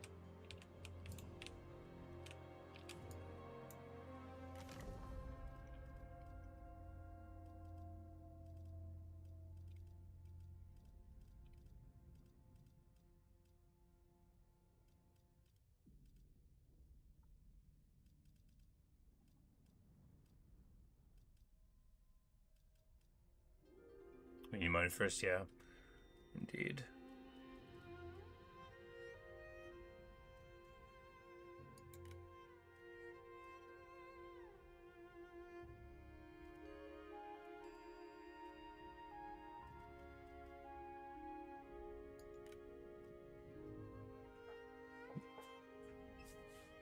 Look at her, look at her. It's our special girl.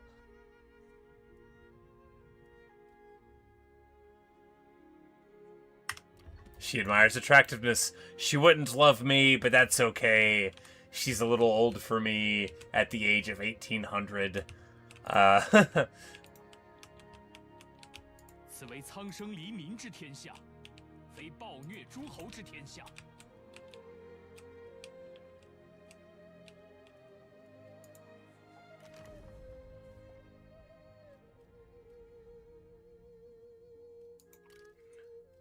Minister of Finance. Squosia qualified? I mean, he has to be. And that's the thing that we're going to be...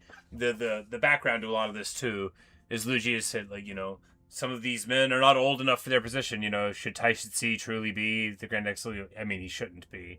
He should be the Grand Excellency of Works. But, you know, because he's just 40, you know, but... I feel like we're going to stick with what we've got there. Could stay the Grand Tutor. We need to get him...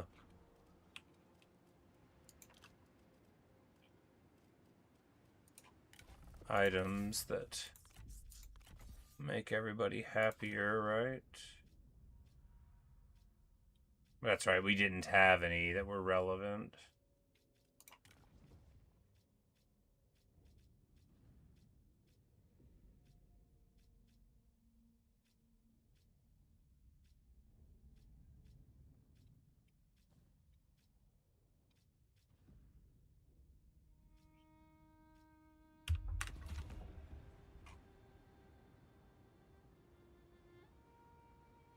Fuji gets that, then Chundung would be a good next generation pick. Yes. That's what I was thinking ever since we got him as the spy, right? He's a man for all seasons, after all.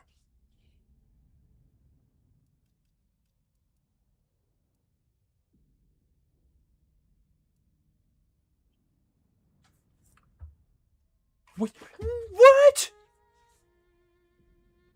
What? Y'all, what?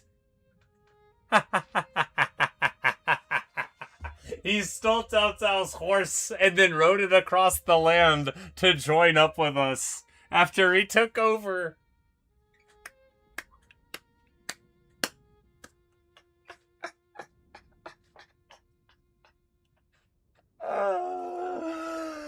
Oh, glorious day. You know, that's why Cao Cao's army was easier to deal with. All right, well, you know, do we give it to Zhu Hong? Yeah, everything is coming upon indeed. What a time to be alive, guys. That's your reminder to look at your units every now and then. You never know what you might find.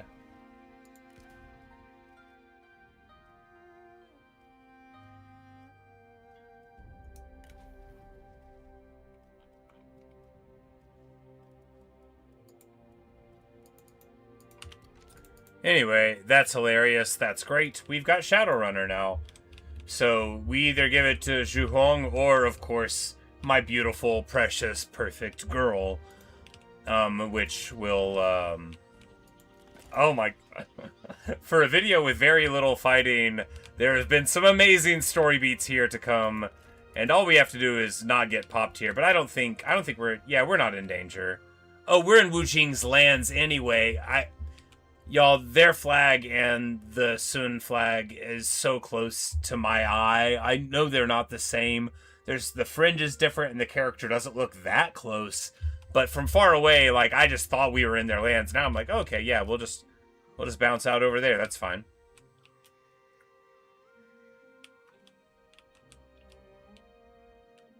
Although Yan Baihu is right here. 说完就走吧。 看见你我就心情不快。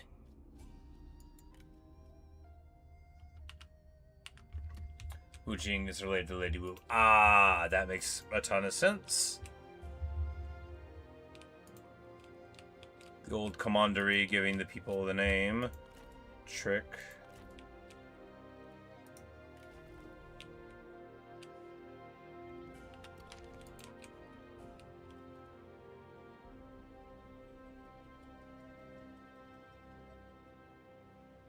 Dongbai came by and really upset Hukui just by existing. Brother. Ah, okay. Well, that makes sense why they would be hanging out and happy alongside each other then. Ah, Cao Cao, I'm so glad that you're a trusted friend. And, you know, moreover, you could probably be trusted for the future, you know. Liu Bei's having his time. Is he, like, just straight not in the field? Maybe he's not. Craziness. Alright, well. That was wonderful. The prince's army is spinning up, and Liu Biao is spinning down. Jing Daorong's force is still using axe bands.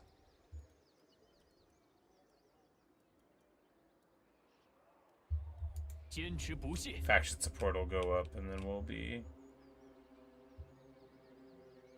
Ah, it's there. Okay, so what are the effects? Lower public order, food production makes cost more to recruit, lower income, lower E plan.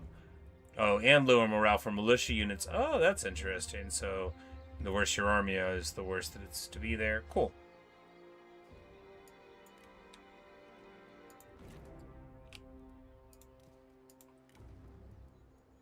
We can recruit 1 yellow dragon. You know, we waited a long time to get better units. We did what we had to do, right? And I believe that our infrastructure investments are paying off. Honestly, unironically, right? Because we didn't know how long the pre-kingdom phase was going to last.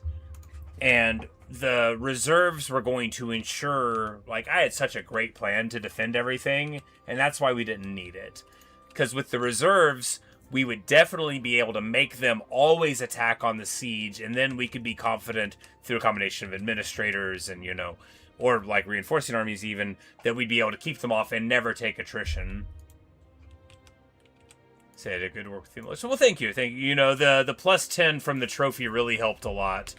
The plus 10 to green, and then purple morale was honestly what we rode the whole campaign from. Yeah, I mean, they're so good. And then if Han Shan's around, you know, you get even more. Anyway, let's hit that old in turn. Let us smash it. Bop it. Squeeze it. Alarm it. Right? No, we want to... 拿起武器，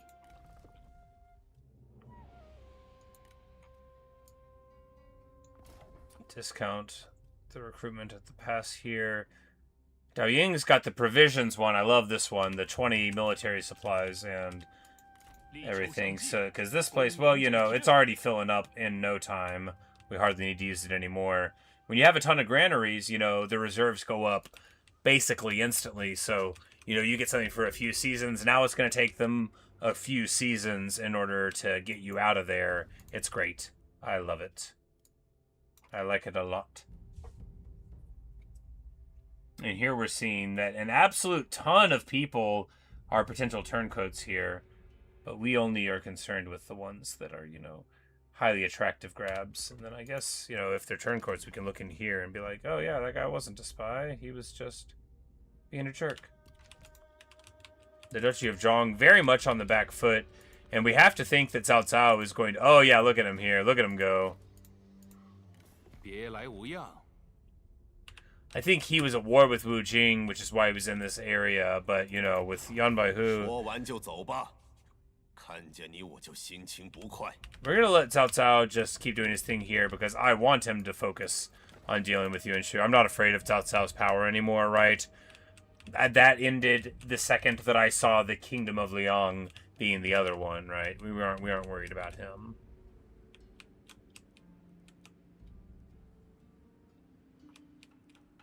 I thought that was like Zhang Bao, the yellow turban of a legend, but he's gone. All right.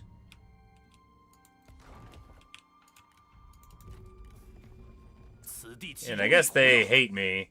Negative 163 from faction influence. All right, buddy. Whatever.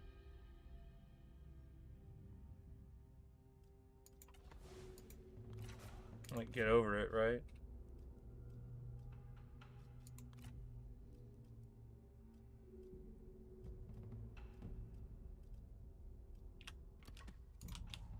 When we spin up a couple more armies, we'll see what those numbers look like. Oh yeah, there we go. We see Cao Cao move pretty nicely against them there. And here... Heyo, it's the big guy. They're back here again. Well, you know...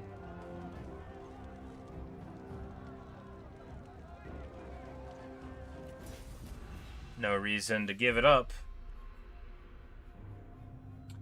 150 for beating. Ah, right, because that's only to other kings, right? To make you a hated fellow there. Now, what we want here is...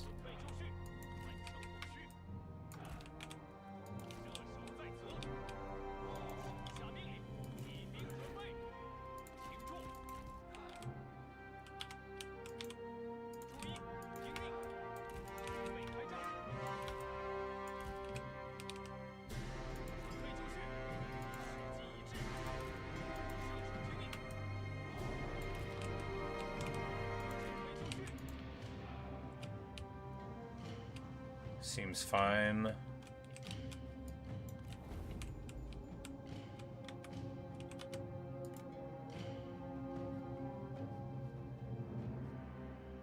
I want my seal back. I very, very strongly demand 当心， my 这是 seal 敌人 back. 设下的圈套。 One of the corners is chipped with gold. Long ago, I think it was an empress that threw it.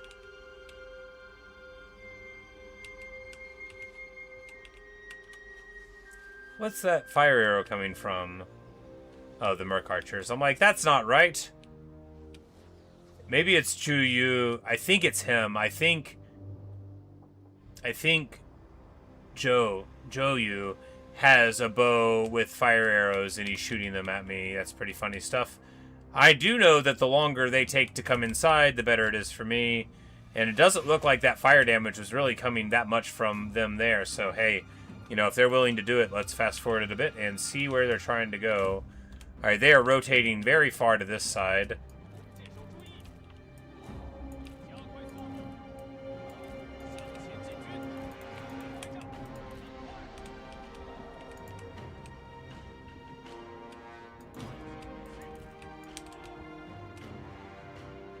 And of course we are going to be getting crunched by these arrows here. We don't really have a solution to it except to run a little further away. I mean, taking these shots for free is useless.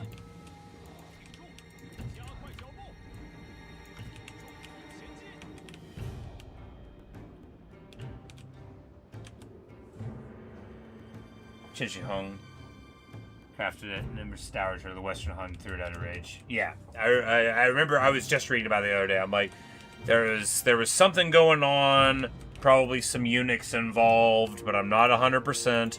And she threw it, and then it got repaired. The chip got repaired with gold.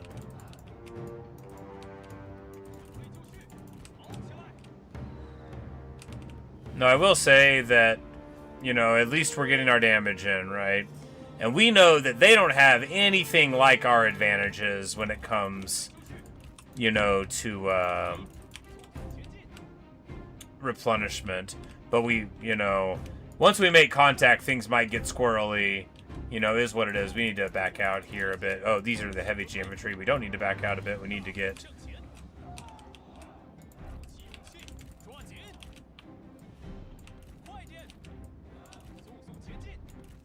I hardly want to just get shot, but we can't drop too many of these units away, right?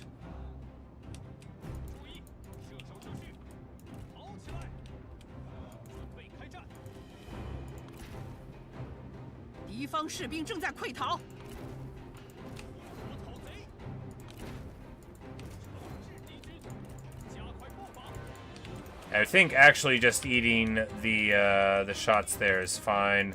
And now our archers are firing into Tiger Guard and stuff. But again, just getting shots at all is fine here. We just want to make sure they don't get in. These infantry just getting shot up. Do we run away again? Yes.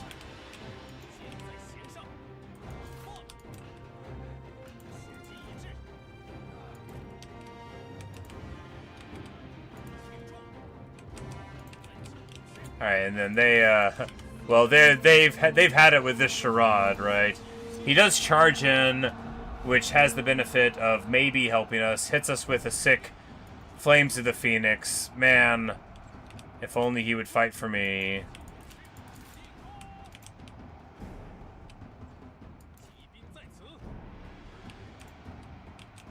Alright, let's just speed it up. I don't think this is going to work. Jeez, we run the archers in there pretty bad. No, like, shoot them.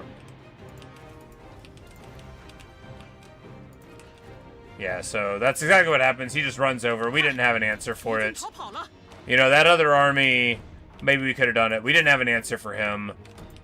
He just ran right over all the spears. What are you going to do, right? He does a whole lot of regular damage. And, you know, besides, has Flames of the Phoenix. And, yeah.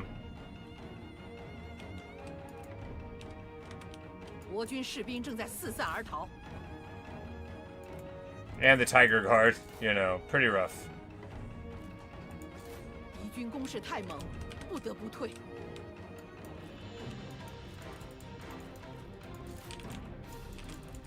Still, it's better than not doing it at all by a tremendous margin, right?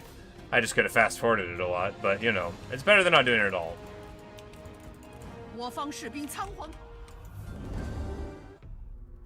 If only you weren't a member of the Rebel Alliance and traitor. I know, like, if he would have just given me the seal, married his daughter into the house, like, we wouldn't have set her aside for Liu Xie.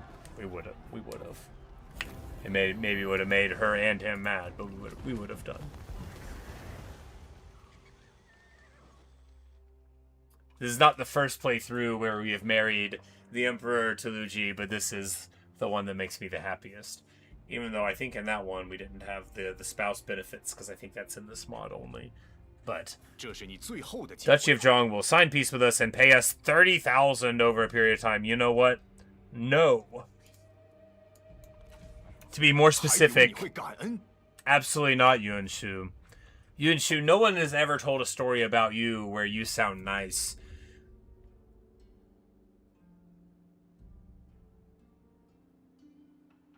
And if they did, it would have sounded like a lie.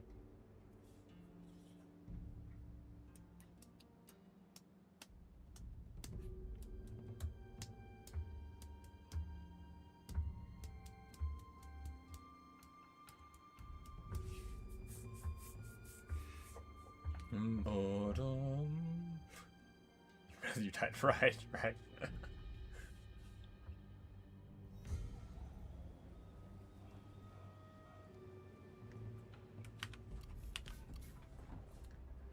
The kingdom of Song vassalized Liu Yu. Well, that's outrageous.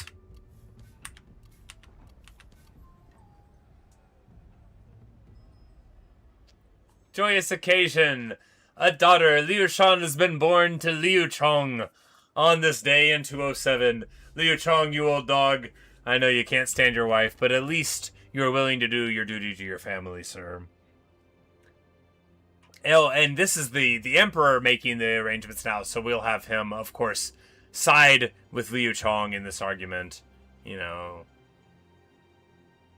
it's like it is important to be charismatic.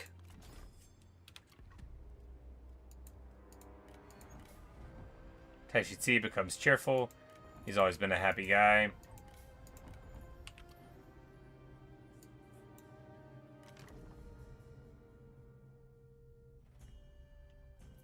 It's like, maybe he was making a plan against a bad guy. That's the nicest thing. It's like, maybe his traitorous behavior was actually trying to be good a little bit, sort of, sometimes. What do you think of that? And you're like, I mean, I guess. He's like, yeah, see? Don't you sound foolish now? Speaking of foolish now, well...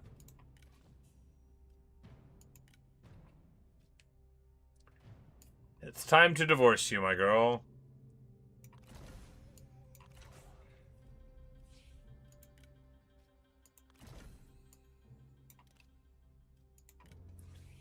It says they don't get along, but we know they get along. And perhaps in time, they will get along famously well. The daughter of the dragon, the wife of the Emperor. My girl. My girl.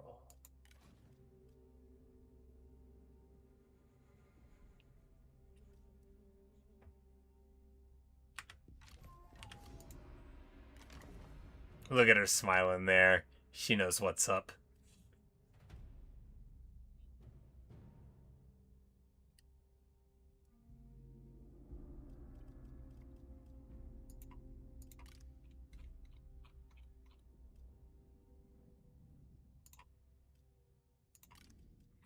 But it is time to name a minister of the guards, and for this moment it shall be, you know, Shu Hong, although we may well raise him higher than this eventually.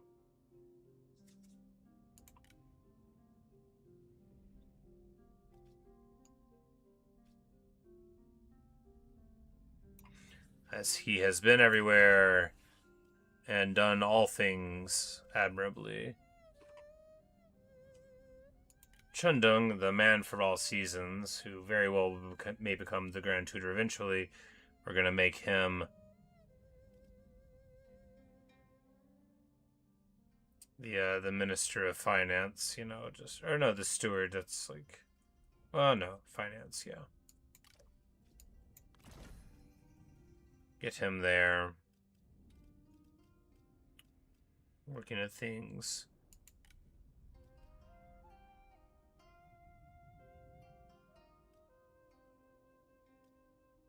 Guojia shall be the steward.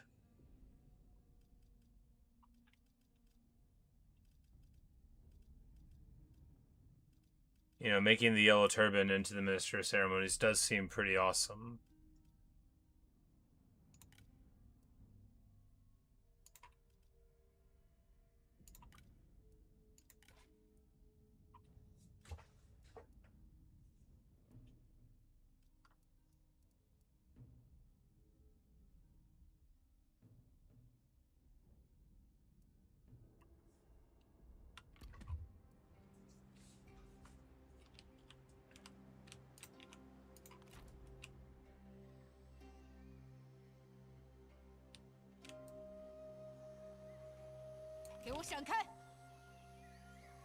Like, now that I know we're not in war here, we're gonna go this way though, because I don't want to get bushwhacked by Yan Baihum.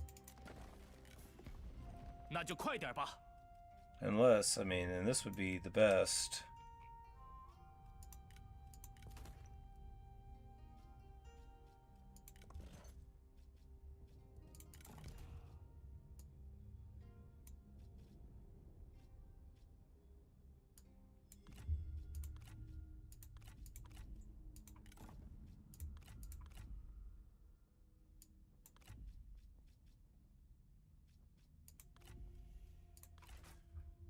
Yeah, here we go.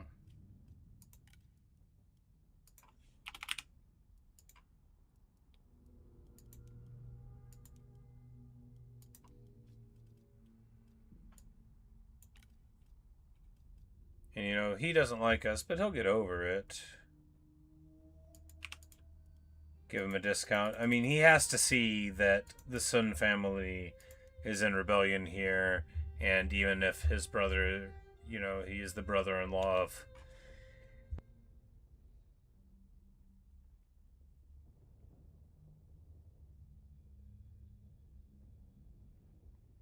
of those fools, you know, he can't, your duty to your family can't overcome the duty to the Emperor, right?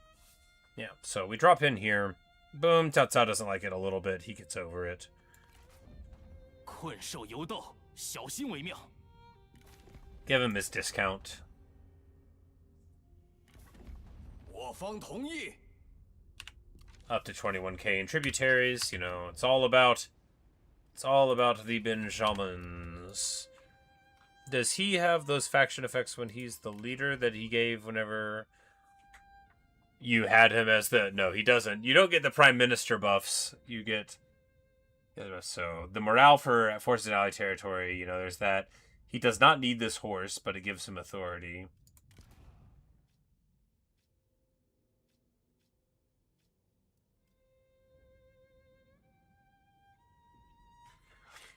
You say triumphs of that's the whole point of the wax story with you, man. The guy who cooks. Yeah, you know. My wife worked on that all day. Insane, insane. You know, in a Greek story, that guy would have gotten a special mention for, like, a whole page in the underworld.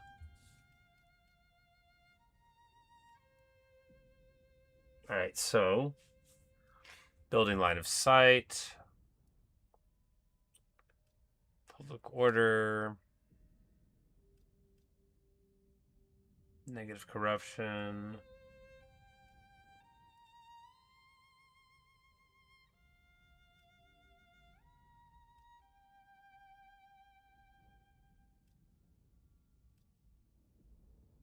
No, they're all pretty good, aren't they?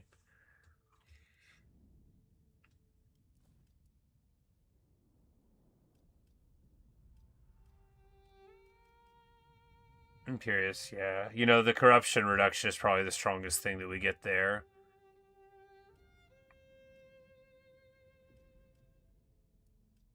The reserves doesn't matter. The armies isn't important yet. Yeah, the bonus experience freeness per season. This should be for all armies or something, and it should be like 20 instead of 75 for him. Because, you know, something that literally doesn't function at all, like this ability, I mean, I guess it's just because understanding is the thing that has all those abilities on it, and it's just not a special one. That's fine. I'm okay with it now. I'm over it. He gets to level 2. Inspired by the presence of his wife. And who wouldn't be? The man for all seasons gets to level 6, which is very important. For what we can only describe as reasons, or what you might describe as trebuchets. Yuflo gets to nature's ally. Yes, that's quite important. Even though Scorn would have been cool too. Yingrong, cross the bottom. Entire income peasantry, yeah, fair enough. But I mean, really our entire income is Diplo. But, I mean, no, to be fair, it's 17k from peasantry.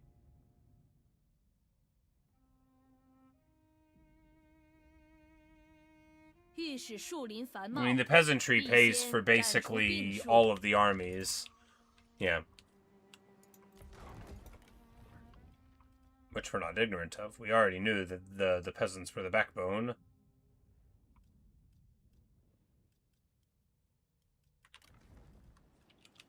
Alright.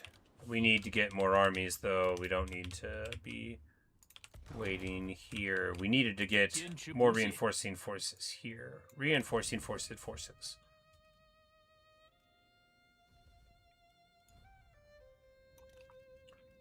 You know, this would be a great place for Liu Xie's army to show up.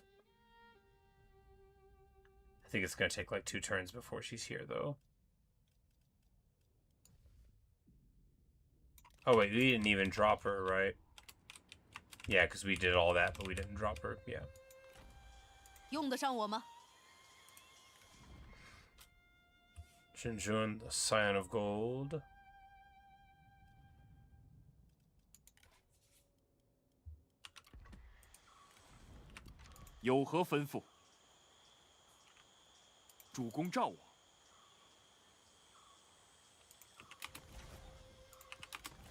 We can keep the heavy crossbowmen. That should please the leader, but you know, these units that we don't want at all, we don't need to keep in here. Including this crummy little cav. 大人，有何贵干？ Oh, Liu Xie, you're gonna have some real units before too long. Shoe Raiders, are these any good? I mean, not for this point in the campaign. She's level 5. We'll be able to give her something proper. 1 unit of Spear Guards is fine. 悉听尊便。志行天下。大人，悉听尊便。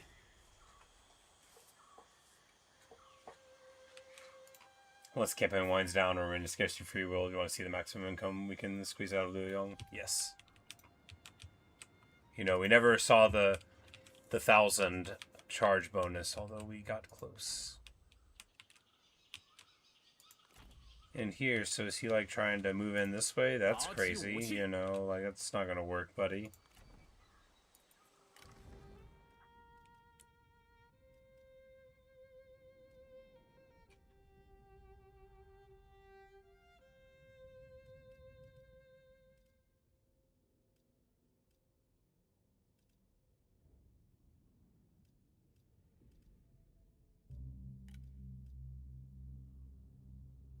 I think here we can... Oh, that's right, we wanted to marry her to Liu Xie. He's like, I'm too old. And we're like, nope, it's fine.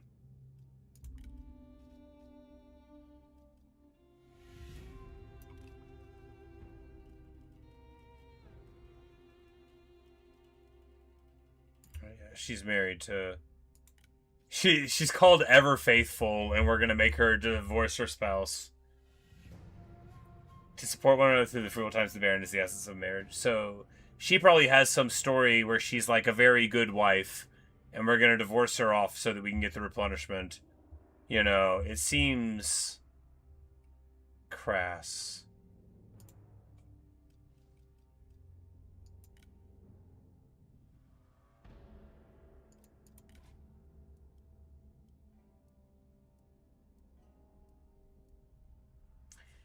It, you know, if somebody wants a divorce, fine, but we don't want to force it on them, even if it is very good.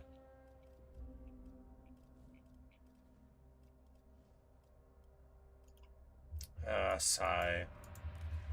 Dilemmas. Maybe we can have him divorce his wife because he's being a jerk and he met some girl.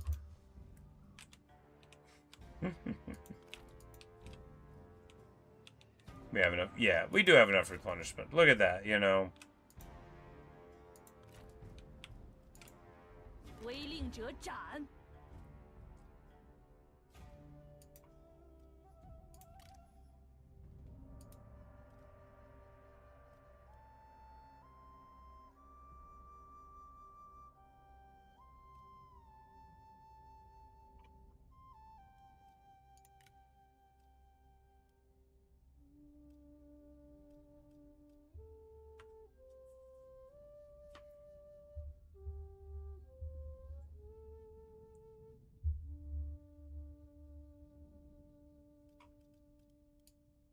Although, geez, and yeah, well, we'll wait till we can move her into the post to move it in. Oh, I'm so excited. Whenever I started up this video, okay, I was already prepared to be the happiest boy in the world. We were going to restore the Han. It was going to be this great story beat. And then everything has gone even better than I hoped. The only problem I have is in thinking about the future when we've won the game. What do I do then? Oh, you fool!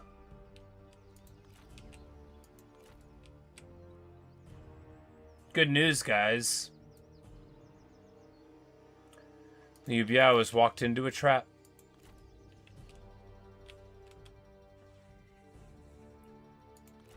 All the way into a trap. We're going to be able to run in here with this army for the follow-up. We have a blank guy to get in here.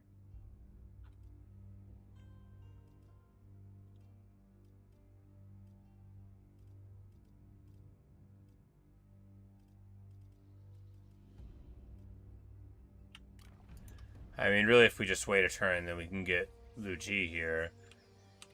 Or, you know, we'll be brainstorming where she could be best used, but I mean, here seems fine.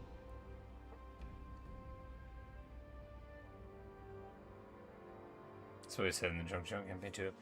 Yeah, you know, I guess there's plenty of opportunity for the future. You never know.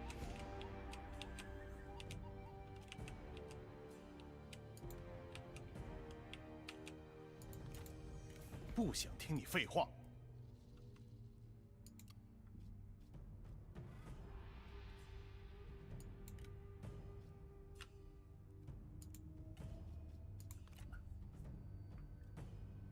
Another young thing there.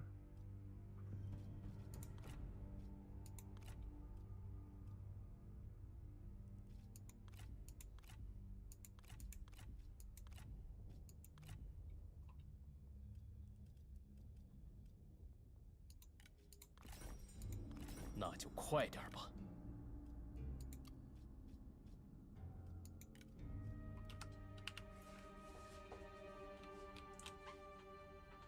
Same might say this one had the most engaging story beats. Only the control was compared to so before. Yeah, I'm glad you agree.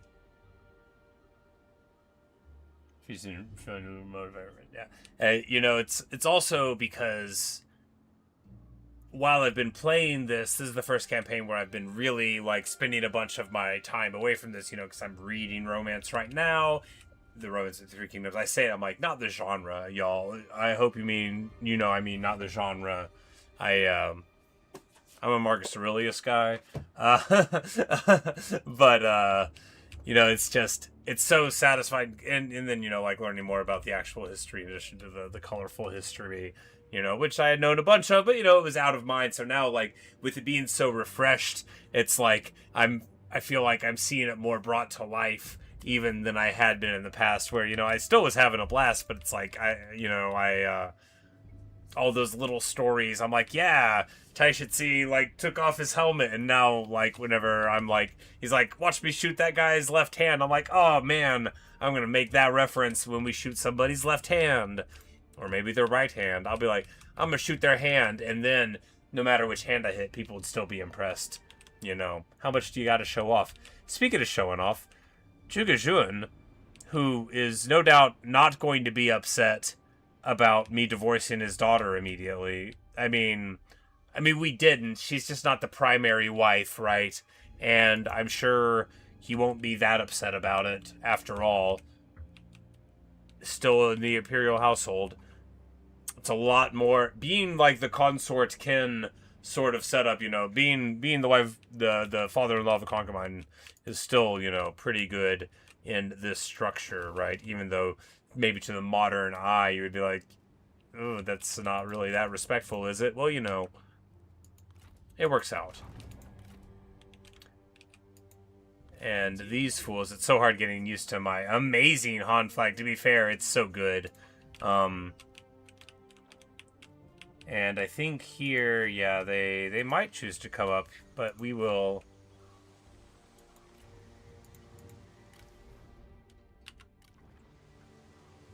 Never said it's going to be the first fight just agreement. And true enough, right? And I don't think, you know, because the Emperor's already 26, practically an old man by Emperor standards. If you were the vassal of the restored Han, you would be very anxious for the Emperor to have proper heirs to choose from, and as soon as possible. I mean, we saw what just happened, right? Where only through the obvious intervention of the good fortune of heaven was the young emperor able to grow into adulthood. You know, it's pretty important that we get, you know, things going in the right way before too long. Do we get Liu Ji down here to partner up? Once we can recruit her? I mean, maybe. Karen's got the Southern Honor Guard, which I'm pretty sure have, like, a ward save on them.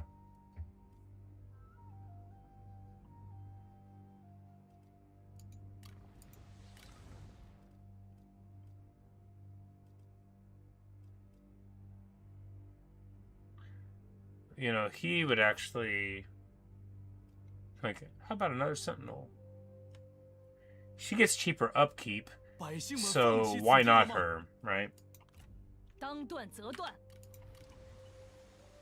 Whenever I see cheaper upkeep, I think, Armored Archer is very nice. You know, regular archers are fine, but Armored Archers, even finer. Bowman to go with Bowman, yeah.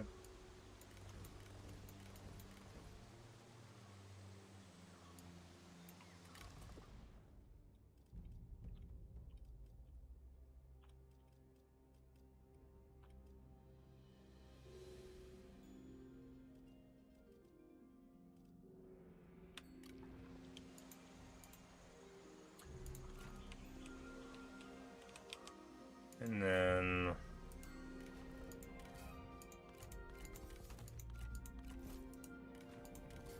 Yeah, we don't have any cool swords for you, buddy. Sorry.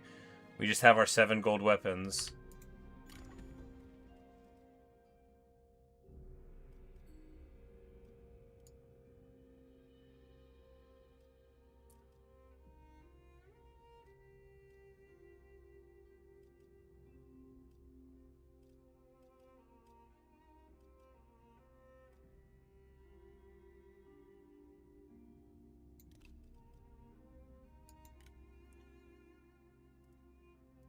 We go to this treacherous rogue, this gives us more speed, you know, why not? And then night battles, yeah, well, why not get this treacherous rogue?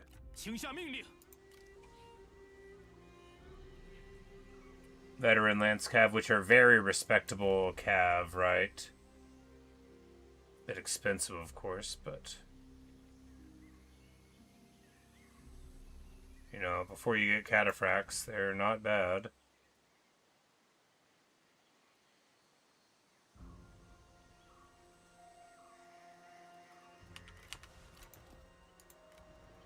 What we do like is sort of like a spear guard type character here.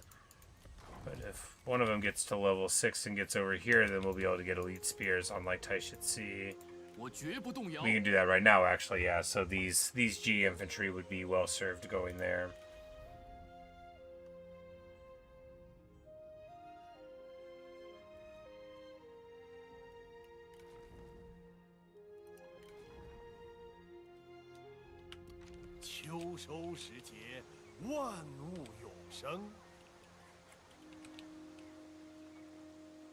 And, you know, we're just gonna move over here to try to provoke them to action, right?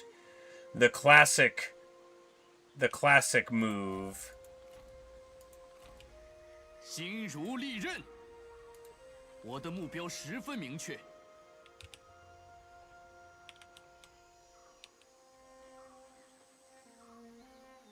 我军必胜。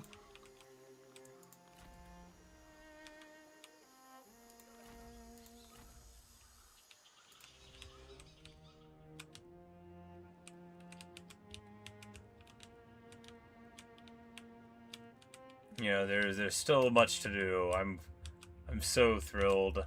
I wish we had made it till 220 before the Three Kingdoms era happened. Sun Jian talking about. Ah, yeah.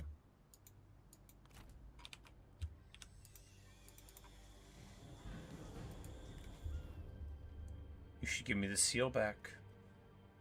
I might let you live.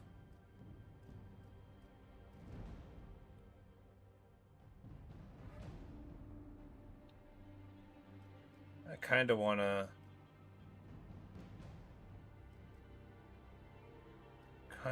play Wu next, but not that bad. Anyway.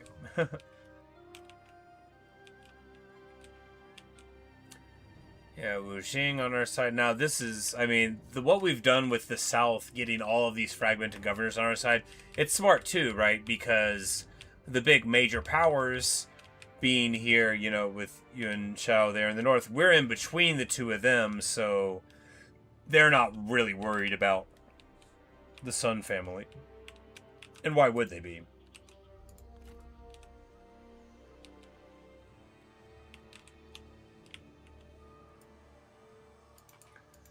Alright, they can't quite reach this place, so we're gonna wait in ambush on the road.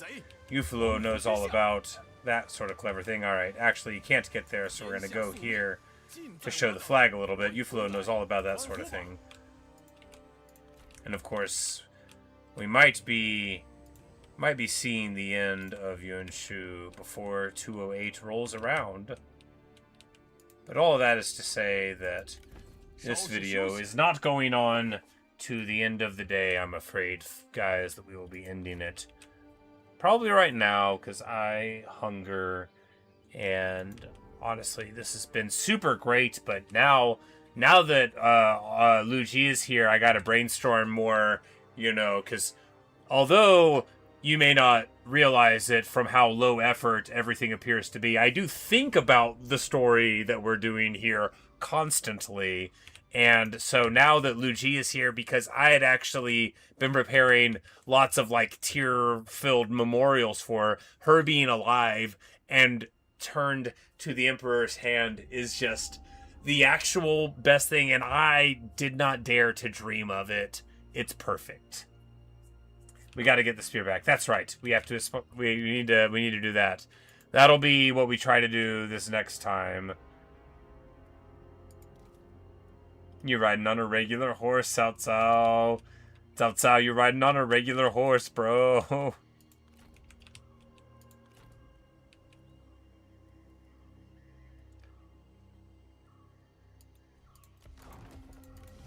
Yeah, I haven't seen him in the field in a while, but I don't see anybody else with it. I don't think they would have taken it from him. I don't think he would have lost it to somebody. Like, I do wonder where Liu Bei is. We haven't seen him or the brothers, like, in a year since we got... Does he only have 4 army slots? Like, is that what it is? 那就这么办吧。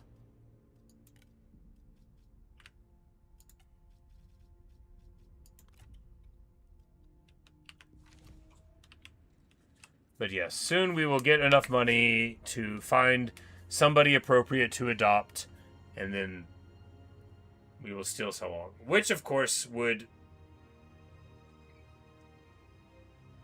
$3 and so on will fly from the army cap. That would make sense.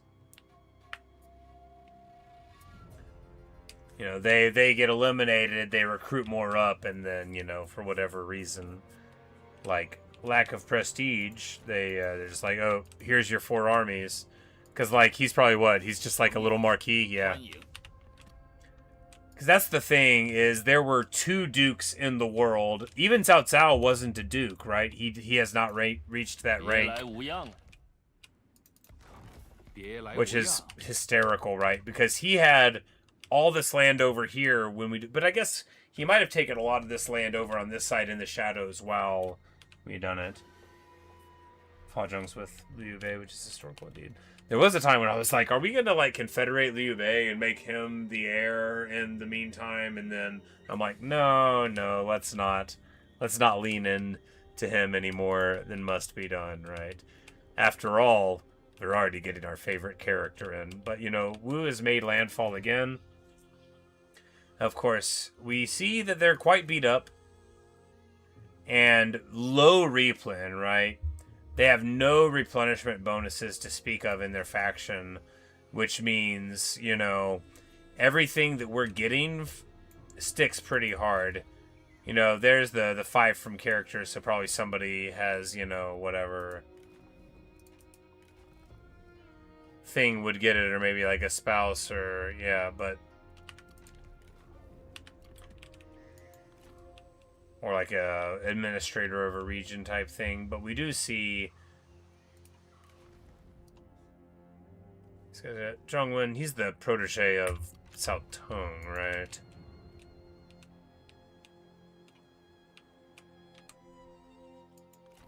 Can't confederate him? Yeah.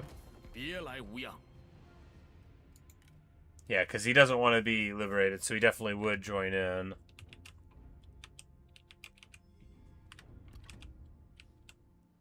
Which, you know, would give us... I mean, crucially, a huge city right here, right next to the Kingdom of Song.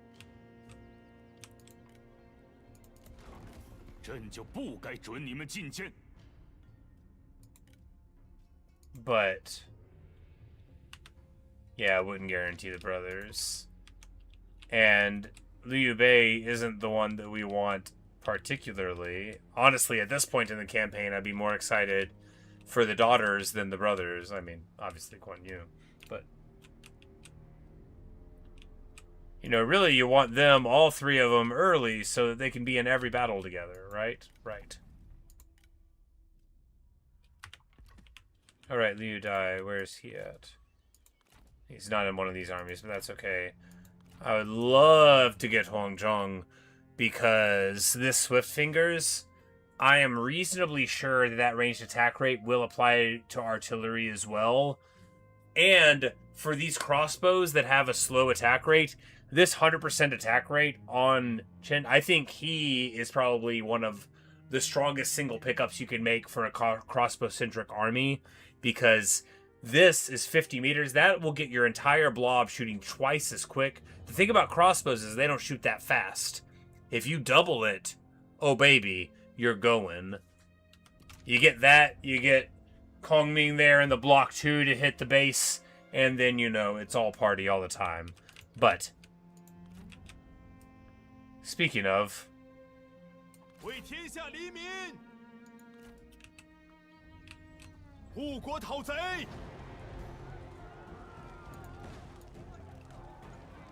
为了天下苍生。 Now, of course, they've got other armies here, but we've got our armies here as well. 追寻荣耀。 We are going to be able to take this pretty clean. He does not have night battle here. And if they bring out both of these armies to try to fight against us afterwards, so much the better. 消灭敌军！ We're going to do it ourselves so that, I mean, because Liu Biao is going to get, like, majorly talked down to by the Prince of Qin 奋 here. 力一战！ You know, they're of an age, and so this is going to be a pretty important thing. And plus, you know, this is going to be the prelude for the end of it. So we don't want to auto resolve an important thing like this. You know, shameful behavior. For 17 years, we've been neighbors here.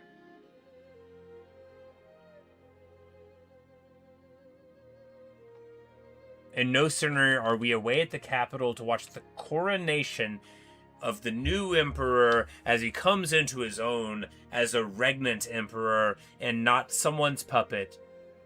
And Liu Biao bushwhacks us to steal away the jade mine. The temerity. And jade, that's a thing to steal too, right? Because jade is deeply symbolic. You know, like, how dare you? How very dare you? Some pacifist.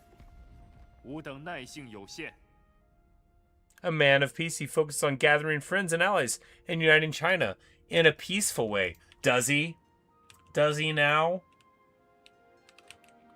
We'll put that name to the test. 怒吼吧！ But we'll get to come in. You know, we've got our Onyx Dragons for the fire shots against the towers. We've got trebuchets. We've got it all down to a science, and we are going to get all scientific on these fools.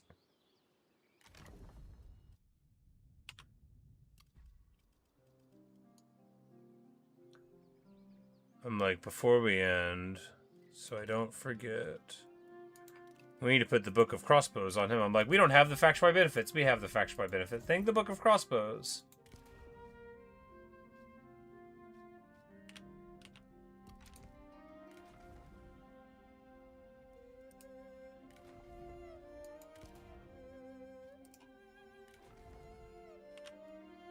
参见大人。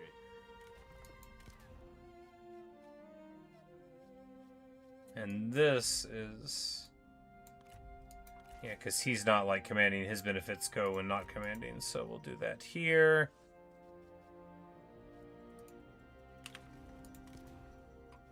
And he needs, yes, this.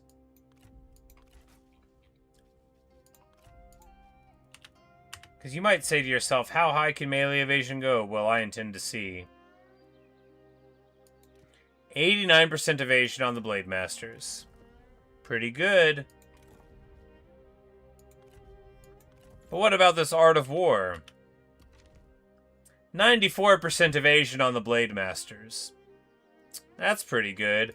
103% evasion on the Pearl Dragons. We're just going to see if that works. We're going to see if the Pearl Dragons of Zhu Huang are literally unhittable or not.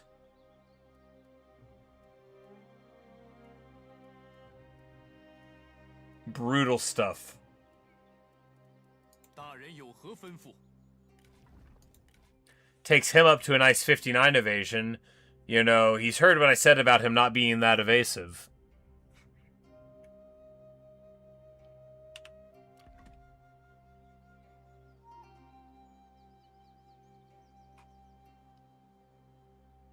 Later players, Liu Xie and Shu Huang, Liu Chong's wife, and the prince himself, who flow into other moments to shape. Yep. And then we've got, you know, Xing Daorong who's there. We have the possibility of seeing some good stuff. Tai Shi was there for the fight against Dong Zhuo, which is really great. And the link there of him administering for so long and moving in, if we can get him into a great fight, can be really good too. But yeah, pretty much every major character says something cool. Indeed. Because Tai Shi, if we look back to that whole fight, like, he was absolutely crucial in those victories. If he had not arrived with his troops, we would probably not have won. And then, of course, Han Jian with the whole Yellow Turban crew, which, you know, he's over here now, which is going to give them an opportunity to do some hero stuff over in this direction. And Zhu Huang just heroism after heroism. Did there what he did for Kongren history. Exactly. Yeah, so the Yellow Turban Menace, yep. And then, you know, in this timeline, he won't have to make a compromise and work for the Sun family, as he has found a generous and capable lord in the Emperor.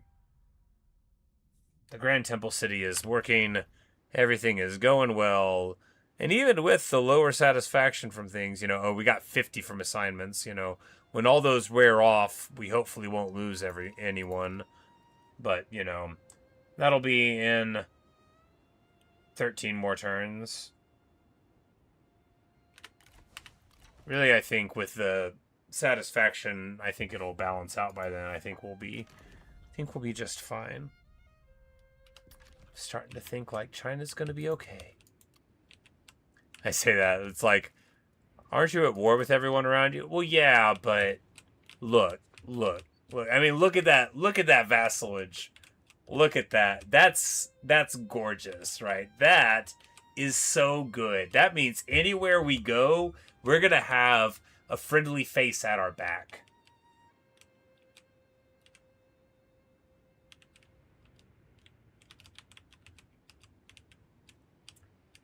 Need to rescue Onion. Yes, he did indeed abandon his character arc, because in this time, the best we can say for him is that if we're going to say he was the one that convinced Dong Zhuo to come out of the mountains, but we're giving that to Liu Xie, right?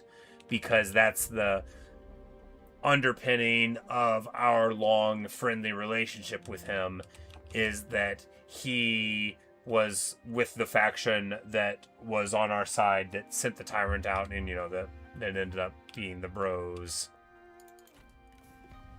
朋友，别来无恙。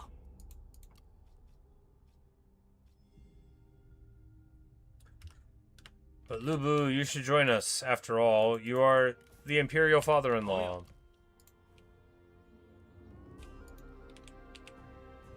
But anyway, a most wonderful time. I'm gonna get something to eat and then go to bed. But we will be back for more of this tomorrow. Empire? Oh, yeah.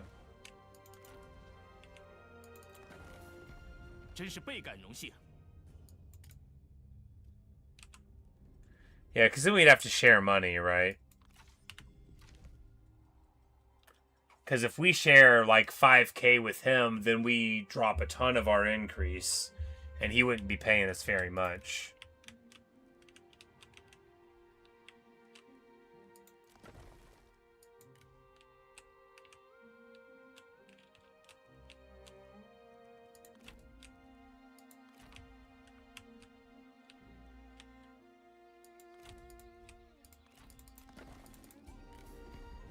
Oh, 是你这厮。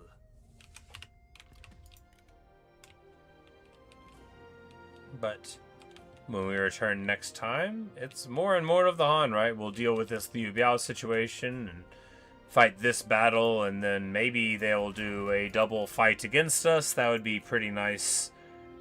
Because, you know, these infantry of Jing would be nice to get into a situation where we can fight them in a big blob. And, you know, not where they're in the field, potentially flanking around and such. You know, this army won't be too tough of a nut to crack. G infantry like to fold beneath the fire of crossbows, after all. But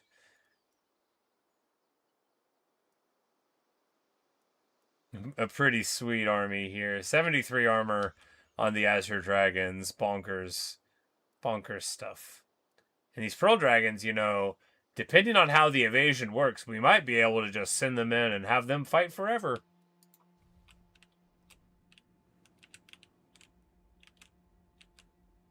And it wouldn't even let us finish it, yeah. You know, we could still take this. We are at war with him. So. Oh, it's his capital is what you mean. Now I understand. Yes. Do we have to worry about Liu Biao marching up to take Shangyong here? I mean, I don't think so. Well, we've got Xu Shao as the administrator anyway, so even if he sent, like, an army, if it's these things, he hardly has a big hero, right? You know, I bet we could put together a defense with what we've got here. At the very least, we have, you know, decent amount of, yeah, the siege would be able to hold. Anyway, well, the Han is restored. We are the emperor of it. And, you know, it's good to be the king. It's good to be the emperor. We deserve it. The Nushabifa, the jade halberd blade, the ornate quiver, and the worn sandals are in the trophy case. How many people are in our lands, you might ask? 32 million, which is just in our immediate land. I'm going to remind you that I said I was hungry to eat soon. I did say that. That was probably even true when I said it. Food, yeah, that's right. I was saying goodbye. I remember. I got distracted again by looking at, you know, the works. Gaze upon them, ye mighty, in despair. But yeah. Yeah, we'll be one trophy short forever. Because even though we're about to get the artillery stuff going on, and, you know, we can drop, you know, the halberd blade for the artillery trophy or something, probably. Alas.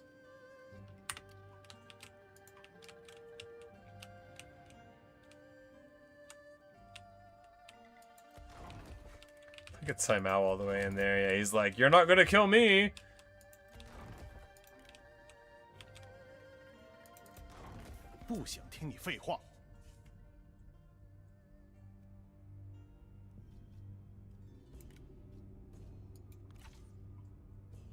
But anyway. You almost want to argue for using all three of them. You know, depending on the context. Ammo, fire rate, it's damage. Ammo is the most important one to me, and then damage. Firing rate, you know, you always run out of ammo, don't you? Especially if we get him, yes. But if we get him, then the firing rate will be on the firing rate, and then, you know, we'll be able to swap. I mean, I think if we get that, you know, why not just lean all the way into it, right? Which would be the great story, too, because, after all, that is what Lady Hu has been doing this whole time. She's been getting ready for this event. But that will have to wait for another day. I will be back tomorrow. Run out of your double ammo. Yeah, I think they might run out of bodies before you do that. You often get about 200 kills out of a Treb, so, you know, 400 or 450. I'm just like, how many units they have in an army? But hey, that's all we've got right now. The Emperor is smiling, and why wouldn't he be? After all, that's Liu Xie, the Empress. And can I say that it's a good thing she's a good person, because if there's one lady capable of being the second reigning empress in Chinese history, you know it's my girl Liu Xie. But that's not what it's going to be. It's going to be their kid. It's going to be a beautiful time. But I'm going to go eat. That's going to be an average time. We're not going to take pictures of it or anything. Anyway, thanks for watching. Thanks for listening. I really hope you enjoyed. Frankly, I don't see how you could have not enjoyed if you were watching. A great time. We're the Emperor, you know, what a day.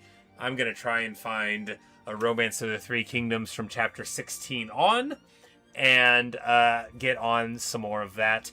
You know, Taishitsi is just sworn over to Sun Tzu in my reading, but it's not like that here. I'll be back in the morning, probably with this, and if not, then with some other thing. Maybe I'll see you there. Good night, Luke. Good night, Ellie. So good to see y'all. And